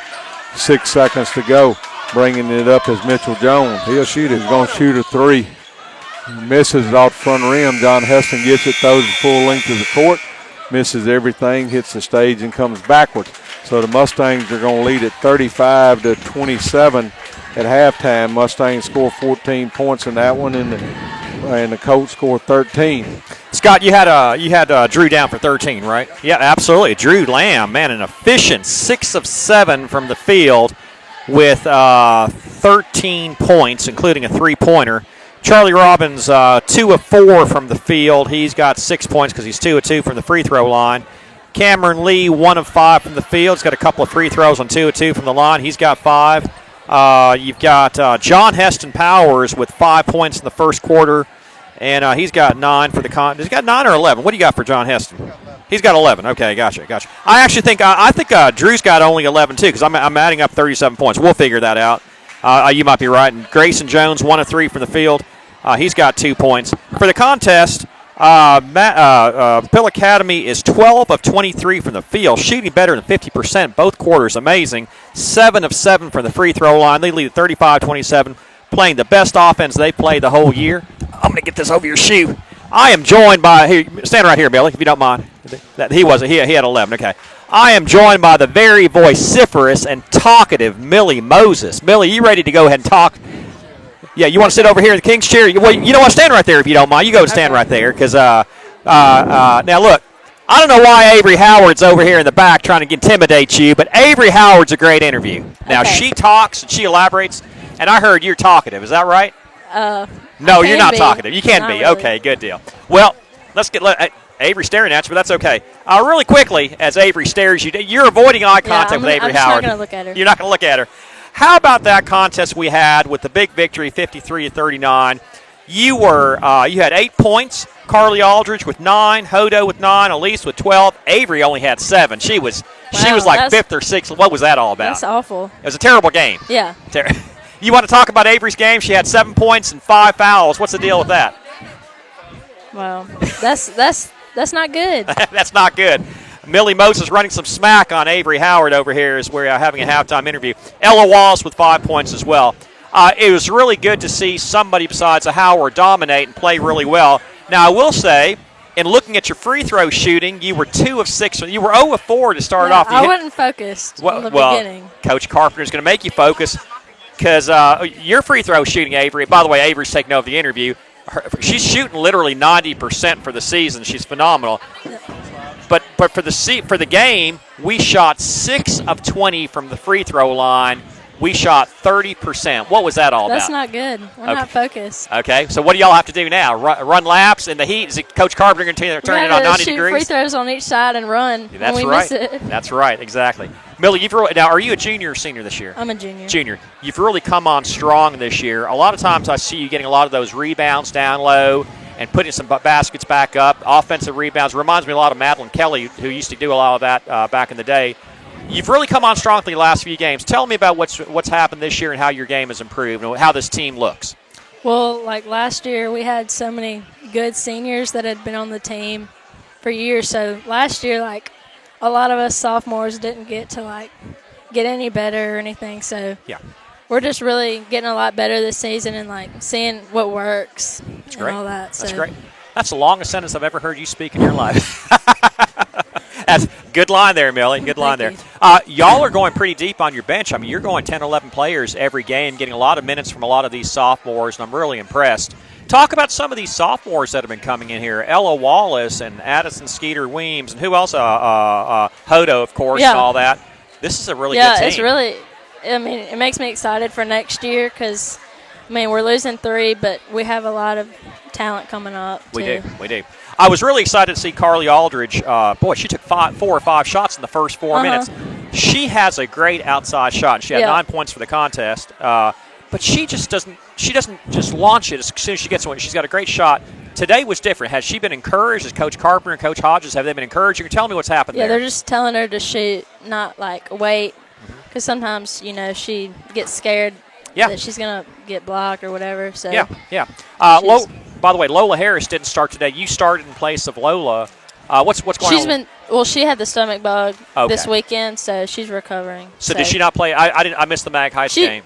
She didn't play Mag Heights, but yeah. So is this your first ever start? Well, I started Mag Heights and I started today. So you started Mag. So how exciting was that for you? I was nervous, especially for Bayou. Yeah. Big crowd, electric crowd. Coming off that incredible junior high boys game as well. How'd you do at Mag Heights? I wasn't there. How'd you do? I did okay. Okay. You didn't score 9 points like today, did you?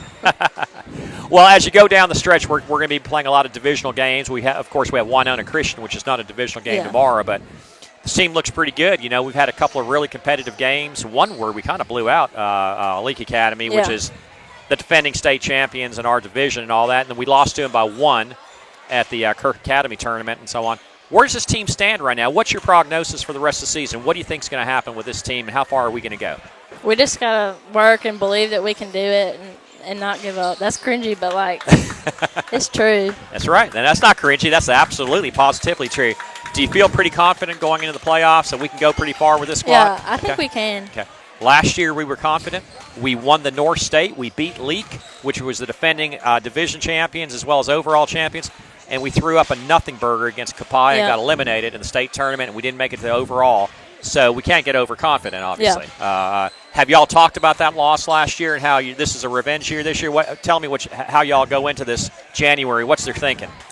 They're just the games are going to be way different whenever we get to the tournaments and stuff. It's not going to be like this. Yep, absolutely. So I don't think we play Leake again this year. I'm trying to remember some big games. Having Bayou at home. I mean, Bayou's a good team. They had us going down. What's like going to the basket against Katie Clark? Their big, tall center. That's pretty intimidating, isn't it? She's very tall. She was. It was a good matchup with Avery. So, we're really excited about what you've got going on this year, what the team's got going on. Any predictions? Are we going to win a state championship? We can. No. Are we going to win a state championship? We will. Okay. I just want to make sure you had that straight. And will we win the overall state championship? We can. Okay. What's it like, by the way? Who is the toughest girl to practice against during practice? Who is the meanest, toughest girl? I got an idea, but who's the meanest, toughest girl out there? Probably Elise. Elise Howard. She was the meanest girl when she was in the 9th grade. Those seniors on the overall state championships team were scared of her at the practice. She doesn't believe in practice. She goes all out, Yeah. doesn't she? Yeah, that's good. I wish she'd shoot more, by the way. She doesn't shoot enough, if you ask me, but that's great. Good job, Millie Moses. Do you want to do this every game? Not really. Thanks a lot, Millie. I enjoyed the halftime interview. You're welcome. I'll take your headset. Thank you. All right, Millie Moses, the pride of Pill Academy, with a 9-point effort. She did a fantastic job there at the interview. She's just a natural. Good job, Millie. So we have a halftime score of 35-27. The Pill Academy Mustangs are up by 8 over Bayou. As I'm about to give the mic back to Scott Kirk and Bill Long. I'm sorry. Let me get this around you.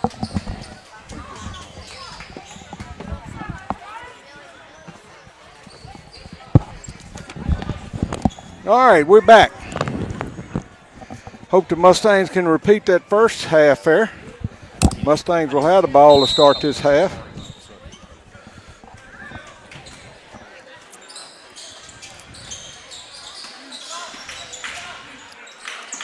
Ball's on the floor. Get it back to Grayson Jones as John Heston Powers got down and battled for it. Both teams have come with same starting five.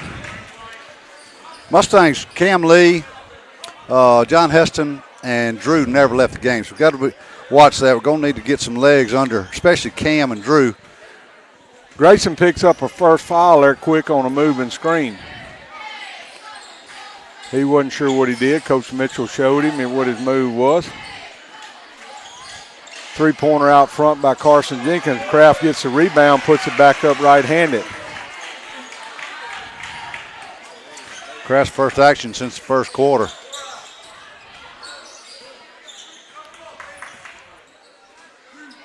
Again, you noticed he did a good job of drawing that double team and left Jenkins out wide open, but he was unable to convert the shot. Grayson Jones driving on Kraft, kicks it back out.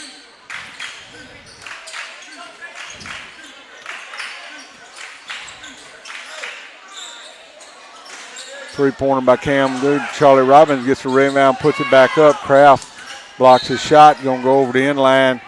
That tap by the Colts, be Mustangs' ball.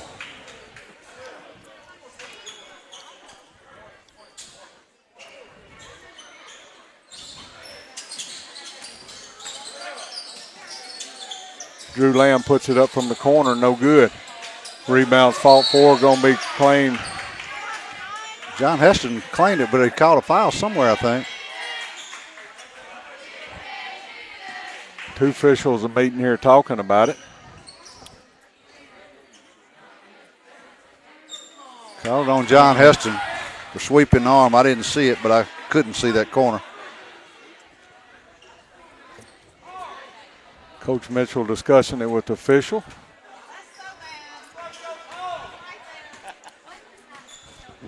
Some Mustangs fans not happy with it. I couldn't see much over the railing where we were here, what was called. He called it all the way from the other side. Yeah, I think that's the biggest thing the Mustangs were upset about is he couldn't make the call and made it.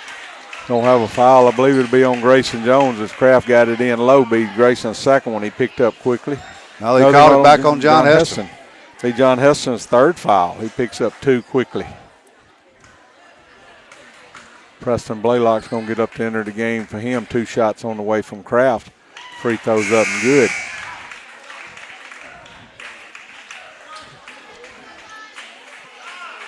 John Heston is going to go out. Grayson Jones will move down to the low block on the rebounding. John Heston was into it offensively. Hate to lose him this early in the third period. Kraft's next free throw is no good. Rebounds fought for, claimed by Cam Lee.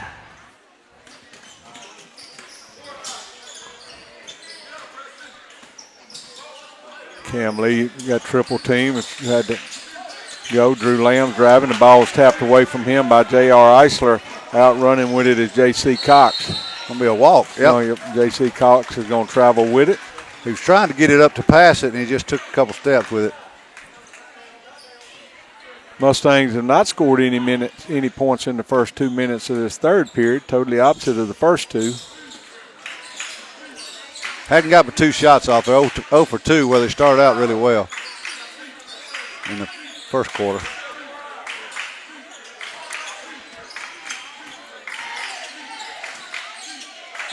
Cam Lee gets it to Preston Blaylock, to Grayson Jones, back to Cam Lee, over to Drew.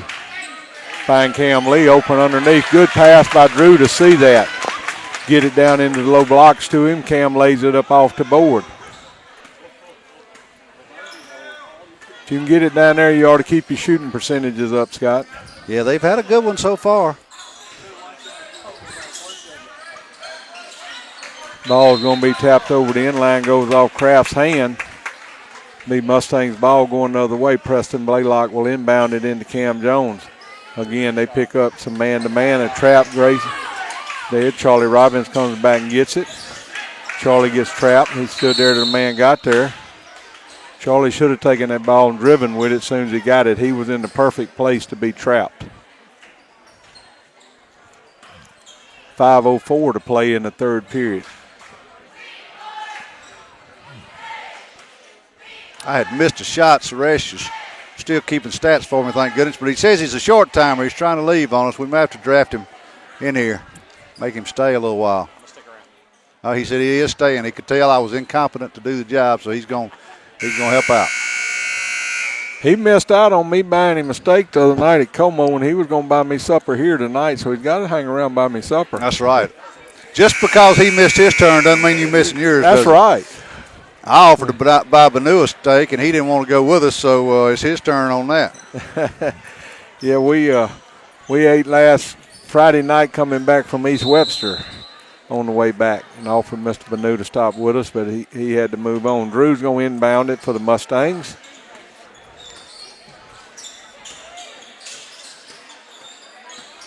Grayson Jones sets the screen, and Cam Lee gets by, but a man switches and gets him. Charlie Robbins got it out high, driving around. They get it to Grayson Jones at the free throw line. Grayson Jones taking him down the lane. It's tapped away by Eisler. The ball is being battled for, eventually come up by Carson Jenkins.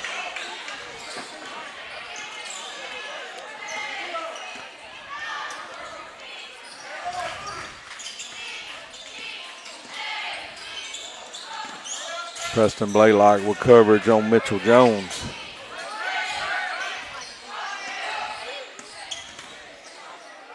Eisler over to Mitchell Jones in the corner to Carson Jenkins. Drains the three. He's been tough on us tonight, Bill. Yes, Carson Jenkins. I ran into his granddaddy a while ago there. I believe that's 14 for him on the night. Am I right, Suresh?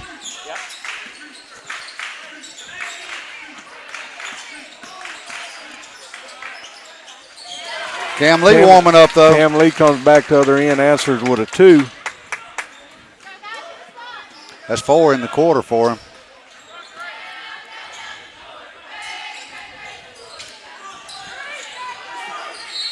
Foul on Charlie. It's on the ground, though. The floor would be the third foul on Charlie, though.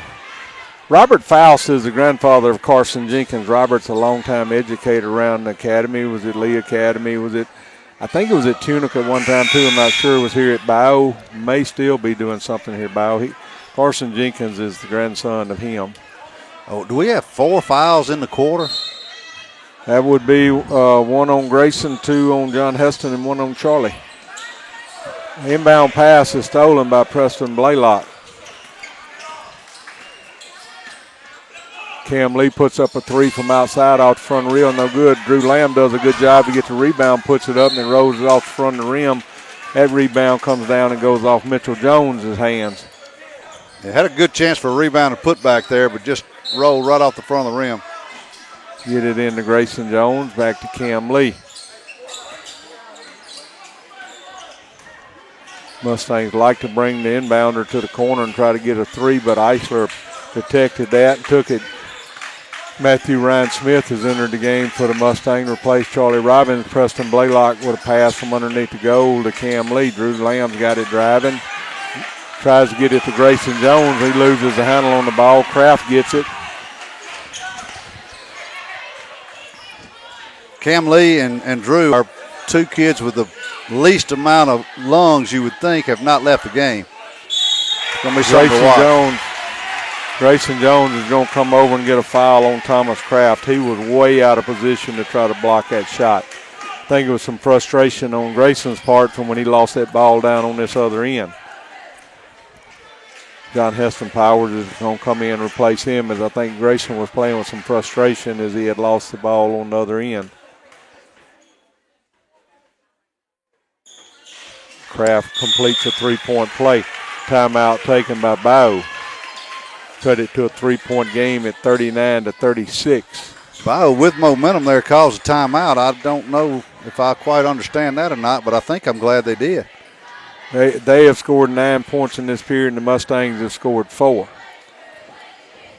Yeah, we were nursing that 7-point lead, and it has all but evaporated down to a one-possession game here.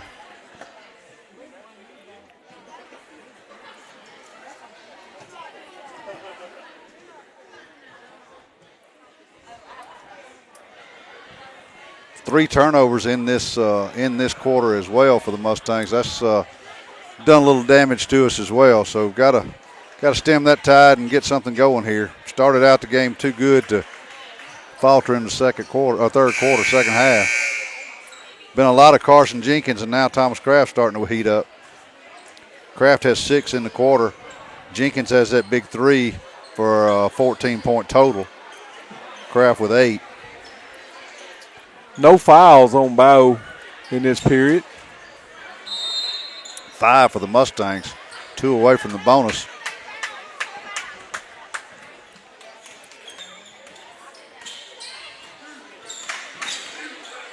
Cam Lee brings it down and screen set high from him. He drives it, kicks it to Preston Blaylock in the corner.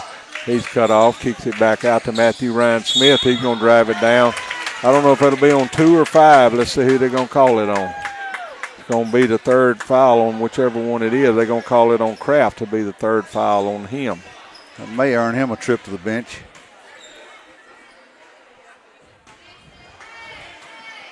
I believe they'll leave him in there with 3 right now, 2:31.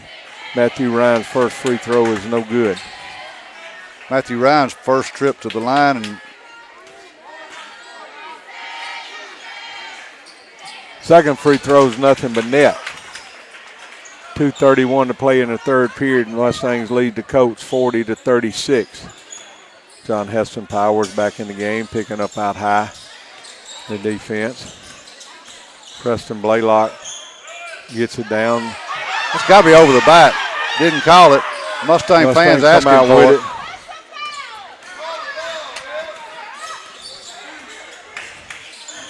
Mustangs get it back to the other end. Preston Blaylock back to Matthew Ryan Smith in the corner, brings it back to John Heston, top of the key. Cam Lee backs it out, sets up his offense, tries to work off a screen on John Heston, can't get away from it. Matthew Ryan driving, gonna lay it up, draw the foul, and score the basket. I believe that'll be on number 20. J.C. Cox will be his first. Be the second foul on the Colts this half.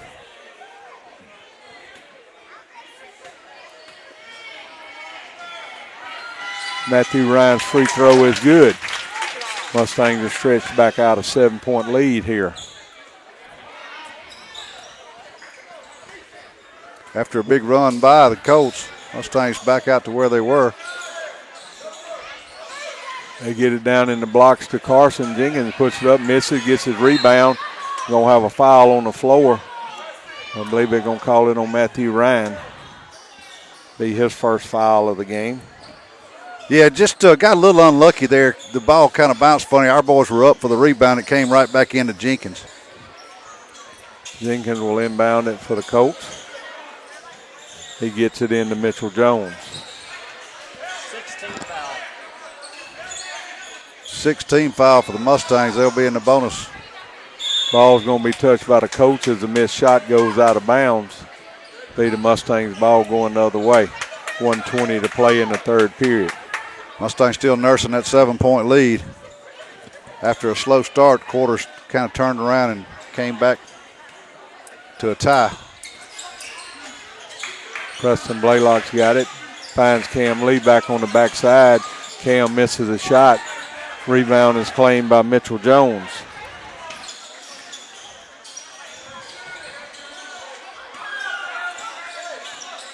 Driving with his Carson Jenkins. Screen was set by Kraft. Really could have been called a moving screen, but nothing's called. Yeah, there. he was moving as he went down, but I think he could just say he was working towards the goal there. He was screening it with his rear end and not his front.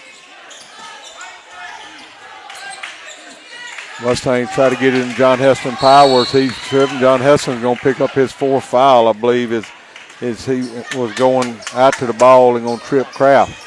That's some more of that frustration foul. That's going to be a 1-and-1 with our seventh foul there.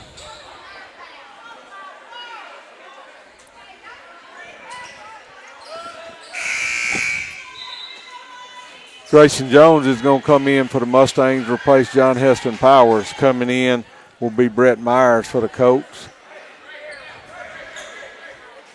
Up to come in as Galladay, but I think he's waiting on Kraft to shoot.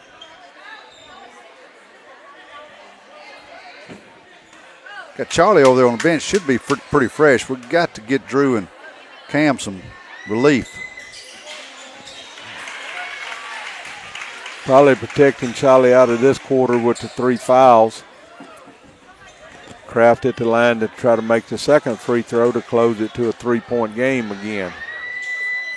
Free throw no good, but rebounds claimed by J.R. Eisler.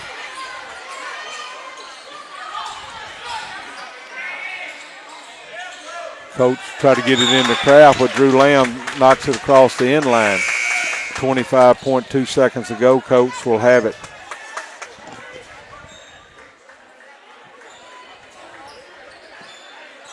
They're out wiping the floor again. I don't know that a player hit the floor. They're under the goal. Kraft goes out. Isaiah Galladay comes in for the Colts. Long pass back to to Mitchell Jones is lost. Preston Blaylock gets it, takes it down, misses the shot, but going to be fouled by Mitchell Jones. Will be his third foul. Long pass couldn't be controlled by Mitchell Jones, and Preston Blaylock did a good job of getting it away. Couldn't convert on the layup as he was fouled by Mitchell Jones. First free throw by Preston Blaylock, good. 21.3 seconds to play in this third period. Preston Blaylock's second free throw, good. Coach inbound it to J.R. Eisler, bringing it up.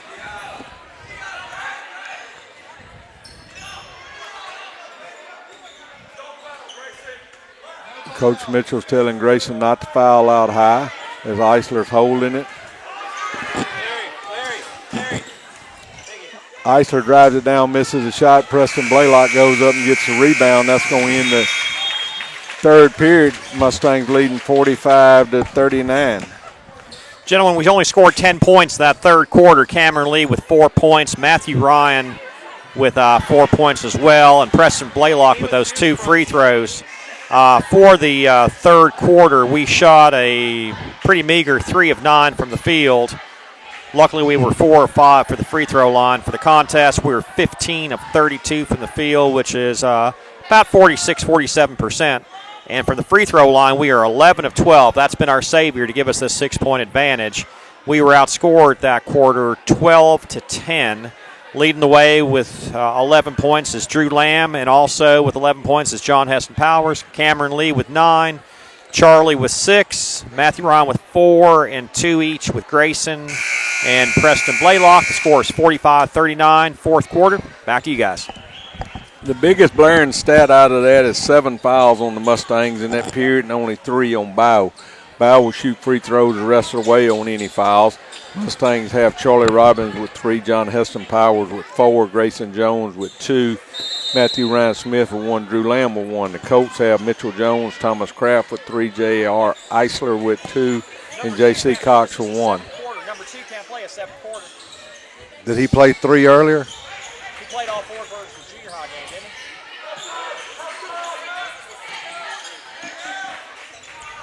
Shot put up by Carson Jenkins, no good. Going to be the Colts ball going the other way. I'd like to get that verified.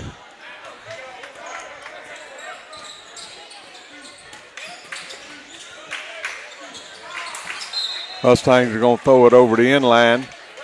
Be the Colts ball going the other way.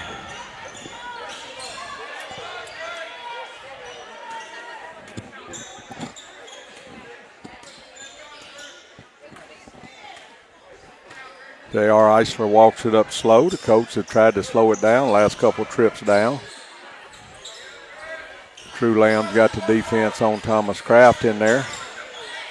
Mustangs are trying to front and back him. Matthew Ryan goes for the steal against Carson Jenkins. Mitchell Jones takes it, drives, throws it back to Kraft. The ball's tipped away. Going to be a foul on Drew, I'm afraid. He got him with that arm. Yep, Drew going for the steal. Drew's going to pick up his second foul.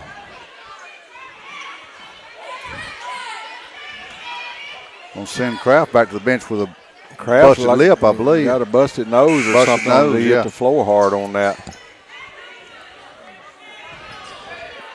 Drew had the foul. Had the steal, and I think he just kind of drug his arm across Kraft as Kraft was going for the ball as well.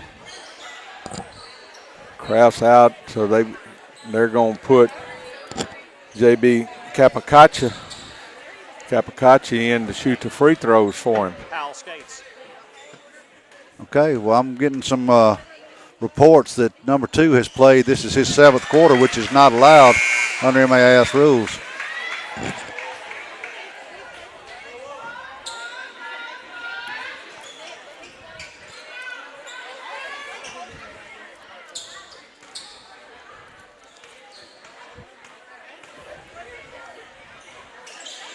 Free throw no good. Rebound by Cam Lee.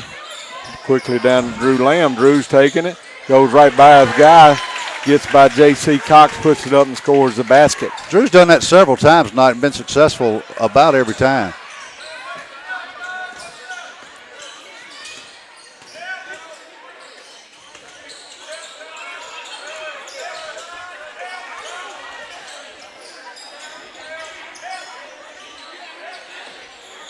Carson Jenkins got it driving on Matthew Ryan Smith. Going to be fouled going up with it. I don't know if it'll be on. Again, they're out to wipe something on the court or looking for something.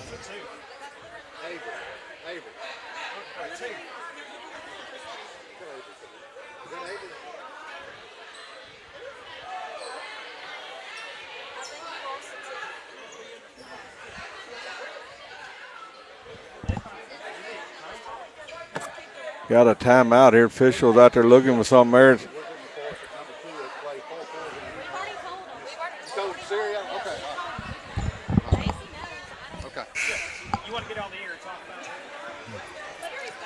I guess that's his mother that's come out there to pick up a tooth. Nobody else would touch it.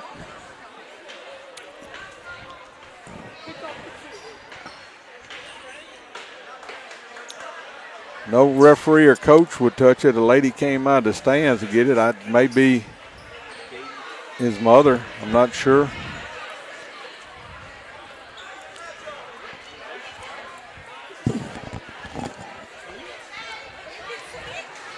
Everybody's saying it's a tooth. They're looking in his mouth right now. Where was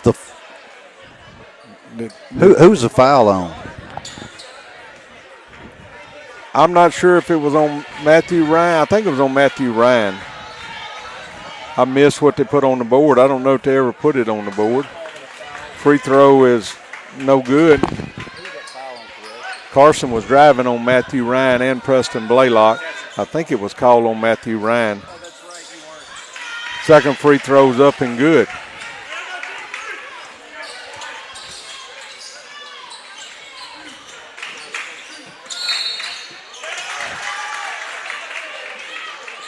Don't get a call on Matthew Ryan. That's his second foul, so they didn't give that one to him. They didn't give it to him a while ago, so I'm going to say it may have been on Preston Blaylock then. It's going to be a guess of mine.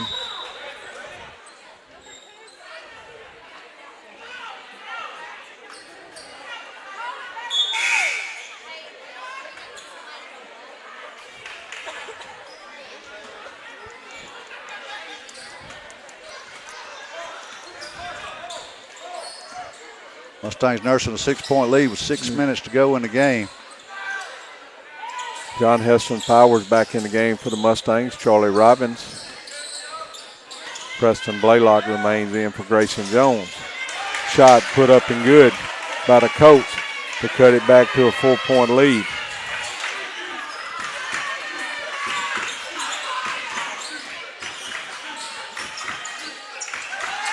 Drew Lamb gets loose and scores and going to be fouled by J.R. Eisler. It'll be a third foul on him. Scores the basket. Cam was trying to get that give and go going. He knew he either wanted Drew to screen for him or go to the basket. Drew went to the basket. He got him the ball and made a really nice move. Good finish. Good. Drew makes a free throw. Drew now with 16 to lead all scorers. Excuse me, that may not be right. Carson Jenkins may have more. Carson Jenkins shots up, doesn't go. Ball's tapped, claimed by Drew Lamb, comes down, gives it to Cam Lee. Coach Aldridge steps back out and tells Carson Jenkins to back up and pick the pressure over to come over half court. Charlie Robbins to John Heston Powers, fakes a shot, drives, kicks it back to Charlie in the corner, drives, puts up a shot, misses everything, rebound claimed by J.R. Eisler. 5-minute mark to go in the game. Nobody cuts off Carson Jenkins. He takes it to the goal and lays it in. He's been a warhorse for him tonight. How many is that, Suresh, for Carson Jenkins? They're discussing, I think, with the ref what is said there. Coach Hodges is over there talking to Macy on the books. 18 for Carson Jenkins on the night. I don't know what the penalty is for that. Coach Serio was out talking to the referee. We figured that's what he's talking about. Yeah, I don't know. You see Coach Hodges had gone to the bench and looked at the book.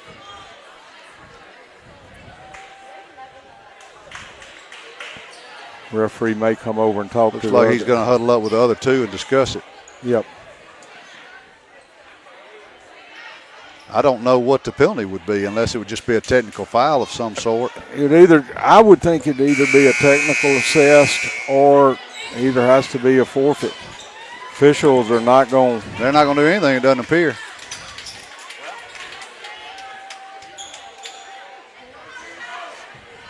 Well, I don't know what the point of having a rule is if you don't enforce it, but Mustangs lead at 50-45 with 5 minutes to play in the fourth period.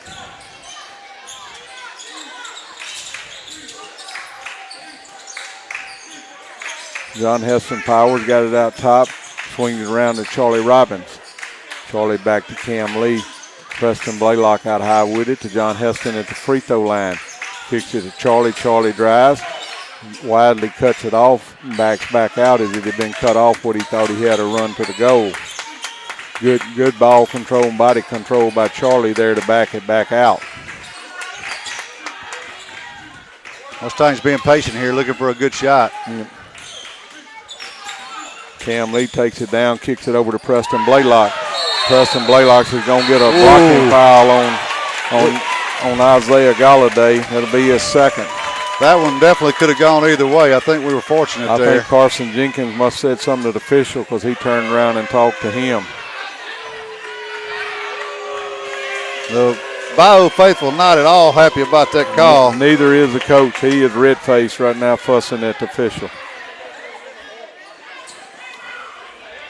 Preston Blaylock will go to the line to shoot two. First free throw no good by Preston Blaylock.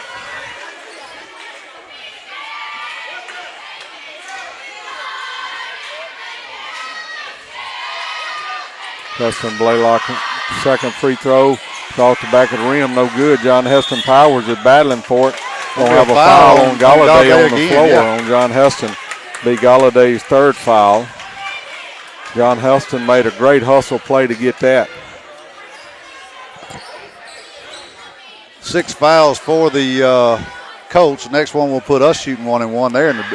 We're got them in the double bonus. They'll shoot 2 with every foul for the rest of the way. Get it into Drew Lamb low. He puts up a shot. It's blocked by Eisler. Preston Blaylock goes up and gets the ball after the blocked shot. Kicks it back out to Cam Lee. He's getting fouled by Jenkins. No, he tapped the ball. One referee called over and back. The other call just said tap it. Jenkins was absolutely body fouling Cam the whole time.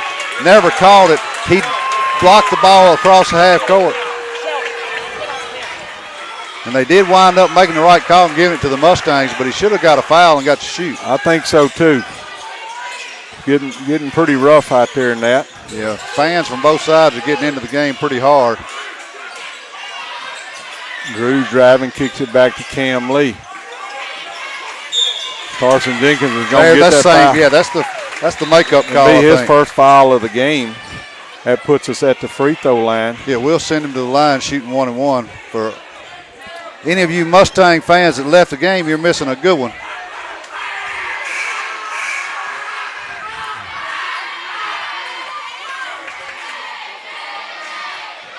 Cam Lee to go to the line for 1-and-1 for the Mustangs. Off the back of the rim, no good. Rebounds claimed by Galladay. 3:35 to play in the fourth period. Mustangs lead at 50-45. Eisler knocks John Heston Powers down. Long shot by Carson Jenkins, no good. Long rebound claimed by John Heston Powers. Out to Charlie Robbins, puts it up, gets the basket. Charlie's first points of the half. He didn't play much in the third quarter with those fouls. I see Kraft coming back into the gym. Bayou's got it back out top of the key. Carson Jenkins loses it, gets it back. Kraft is up at the table to come back in the game. Jenkins just takes it right down the lane, scores a basket. Timeout taken by Bayou. Thomas Kraft will enter the game. I believe that's 20 for Jenkins, if I'm not mistaken. Full timeout taken by Bayou.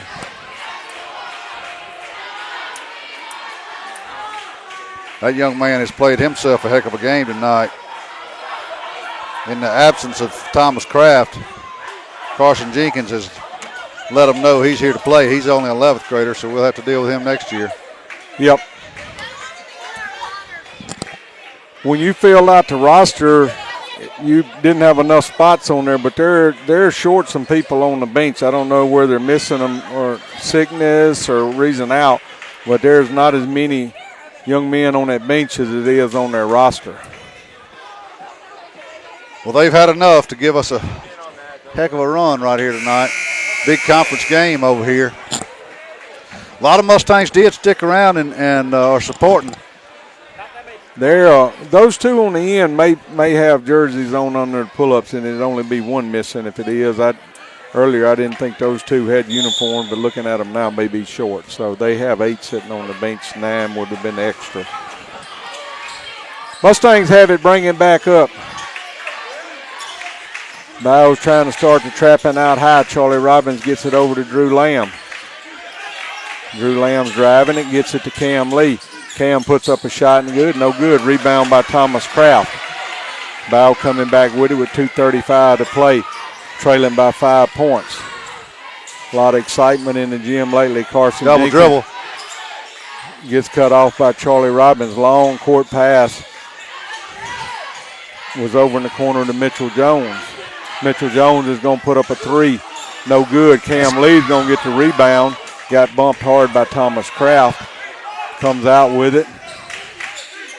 Coach from Bayou's all the way out on the court. Official tells him to back off.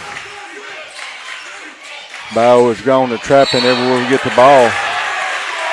Going to be a offensive foul on Drew. Be Drew's third foul. They don't shoot on offensive fouls, do they? Or no, no.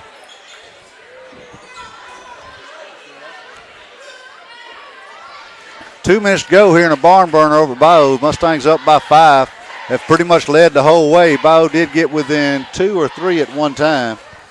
But Mustangs have led it the whole way with 52-point output. So far, that's pretty good output for the Mustangs. 1 of 4 from the free throw line in the fourth quarter. Yeah, after being 11 of 12 for the free throw line, we are now 1 of 4. Mustangs have Charlie Robbins with 3 fouls, John Heston Powers with 4, Matthew Ryan Smith with 2, Drew Lamb with 3, Grayson Jones with 2, Preston Blaylock with 1. The Colts have J.R. Eisler with 3, Mitchell Jones with 3, Thomas Kraft with 3, Isaiah Galladay with 3, Carson Jenkins with 1, and J.C. Cox with 1. The only other player that has played for them, to my knowledge, is Brett Myers. He has no fouls. Jack Kirk played for the Mustangs, has none. Ball was inbounded. Charlie Robbins taps it over the sideline. Mustangs have played 8 tonight, and Drew Lamb and Cam have not left the game. But here it is late in the fourth quarter, and they still look fresh. So I think his lead in performance has them energized. Yeah, I would say so. Carson Jenkins takes it, kicks it in the corner. Three-pointer on the way. No good. Charlie Robbins goes up high to get the rebound. Kraft's going to pick up his 4th foul on a reach-in. They had set a play to try to get it to Mitchell Jones in the corner to shoot a 3. He didn't make it. Charlie Robbins gets a high rebound. Will go to the line on the other end. That's the 8th foul on the Colts. So the Mustangs will be in a 1-and-1. Not only are they allowing Mitchell Jones, didn't have him, they're still allowing him to play. I was told he played 4 quarters and an overtime in junior high. Free throw by Charlie Robbins, good. He gets another one on the 1-and-1.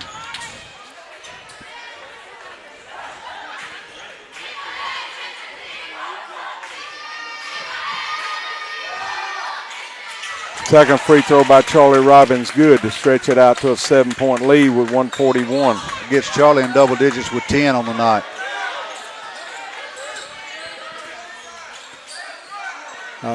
Eisler brings it up. John Heston Powers got the defense on him.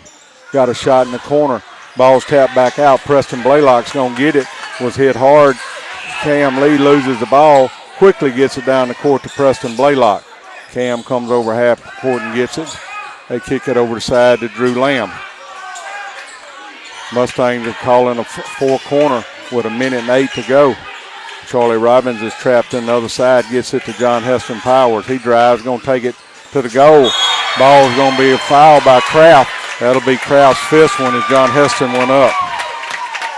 I think it was a block and a foul. That'll be his 5th foul. He'll exit the game with 1 minute exactly to go. John Heston Powers will be at the free throw line trying to stretch a 7-point lead with 2 free throws on the way. That is the 9th foul on the Colts. The next one would be make it a double bonus all the way. Both teams would be in a double bonus. John Heston's free throw, first one's up and good.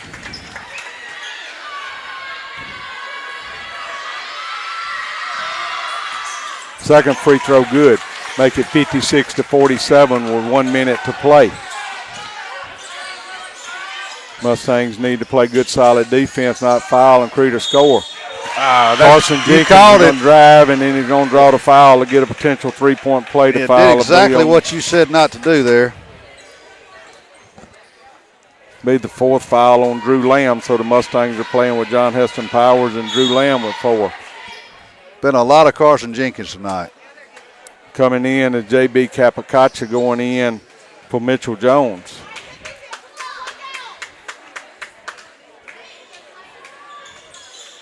Free throw no good. John Heston Powers gets the rebound. It bounced twice on the goal. He liked to got up too quick, but he was able to hang in there and get it. Cam Lee gets trapped, throws it down to Drew Lamb. John Heston thought it was coming to him. Drew gets hit in the eye. Going to have a jump ball. We do have the possession error. Possession error belongs to the Mustangs. Grayson Jones is going to come in quickly for Drew Lamb as he took a shot in the eye. First time Drew's been out of the game, and it's because of an injury. 37.6 to go. Mustangs up by 7 with the ball. Coach Mitchell walks down, talks to the referee. Jump ball did go to Mustangs' way. Hate to lose that possession arrow. Get it into Charlie Robbins. Is tapped out of bounds by Isaiah Galladay. Referee. Start the clock, man. 35.7 seconds to go. Mustangs get it in the corner to John Heston Powers. Ball is out to Charlie Robbins, down to Grayson Jones. They chase him back to Preston Blaylock. going to have a foul on Preston Blaylock. I believe it'll be on J.R. Eisler on the push. Nope, they're going to call it on J.B. Capocaccia. Be his first foul, but it'll be a double bonus for the Mustangs now. Preston Blaylock at the line to shoot 2 free throws with 26.9 seconds. First free throw, no good. Preston hit 2 of his first ones. What's he done since then? Has not made one since. This will be missed 3 in a row and did not miss 4 in a row. Rebound. That's lucky not to get called for a foul there. Yeah. Mustangs wanted a double dribble. Carson Jenkins takes it to the goal and scores it.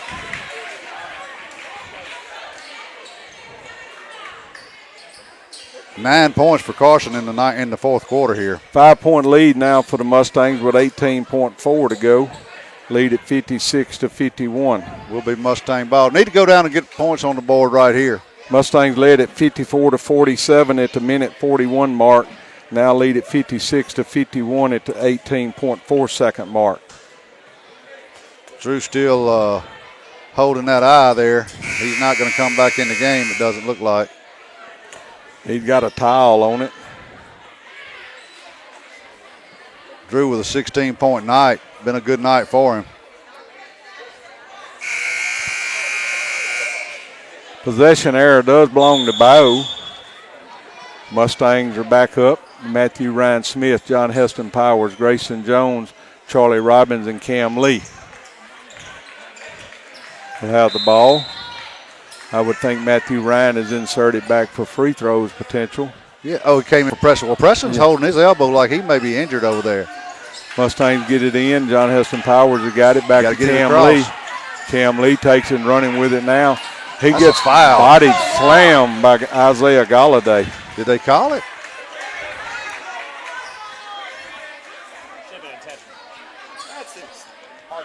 Yeah, that was definitely a hard foul. Going to the line will be Cam Lee. 4 fouls on Galladay. 9.1 seconds to go in the game with 2 free throws on the way for Cam Lee with a 5-point lead. 2 free throws would make it a 3-possession game if he can make them. First free throw good. Coach Mitchell's going to back his guys off the line for no fouls. What you don't want to do here with 9.1 seconds to go is foul them, let them score with no clock running. Second free throw good to make it 58-51, 3-possession game. Foot's on the line. Charlie Robbins did a good job of blocking Carson Jenkins' shot. Mustangs are going to come down and run it out and win this ball game 58-51. Heck of a ball game here by the Mustangs on the road in a hostile environment, a conference game to come over here and beat Bayou. That's a pretty good win. I'll let Suresh tell you how they did it. All right, for the contest, we shot 18 of 38 from the field. Not quite 50%, but maybe our best shooting performance of the year. Have we had 58 points this year at all? Yes. One time, okay. We scored 68 against Van Cleve. Van Cleve, okay. And we scored 57 at Delta Streets. Okay, gotcha. We were 18 of 24 from the free throw line. We were 11 of 12 going in that fourth quarter. Shot 7 of 12 from the free throw line, but 75% from the free throw line. That might have been the difference in the contest on a 58-51 victory. Leading the way, Drew Lamb we had some across-the-board scoring there. Drew Lamb with 16 points. Cameron Lee with 11 points. Charlie Robbins with 10 points. John Heston Powers at 13 points despite foul trouble. Grayson Jones in there with 2. Matthew Ryan with 4. And Preston with 2 as well. And the Mustangs with a big, big victory, division victory here at Bayou Academy. Back to you guys. Thank you, Suresh, for those stats. I missed a text here. If you're talking about the 6-quarter rule for a junior high player, the game wouldn't be forfeited until it's complete and reported to the MAIS office. Well, I think it needs to be reported, but we don't need to forfeit, thank goodness. Yeah. I will give a shout-out to Carson Jenkins. Young man scored 24 points there. Had a heck of a ball game. Yep. So, thank you. Got that in from Mr. Donahoe. And so I will say good night. I was getting some texts in there. It was a great game. We'll be in our own gym tomorrow night against Winona Christian. Winona Christian boys were 18-0 tonight going in against St. Joe at Greenville. So good game there. The girls, what I hear is a mixed bag on them. They do have a preseason MAIS All-Star on that team, so it was be a big battle tomorrow night. Yeah, and Debbie, not Debbie, but her daddy is Mickey Roberts. The Roberts girl, I believe, is a preseason. Yep. Is that right? That's right. And I was told today by some folks at Winona fans said they were getting to come to Madison Square Garden of basketball in Mustang. Well, we're going to take that as a compliment, it's a very and much we agree with our them new for gym. sure.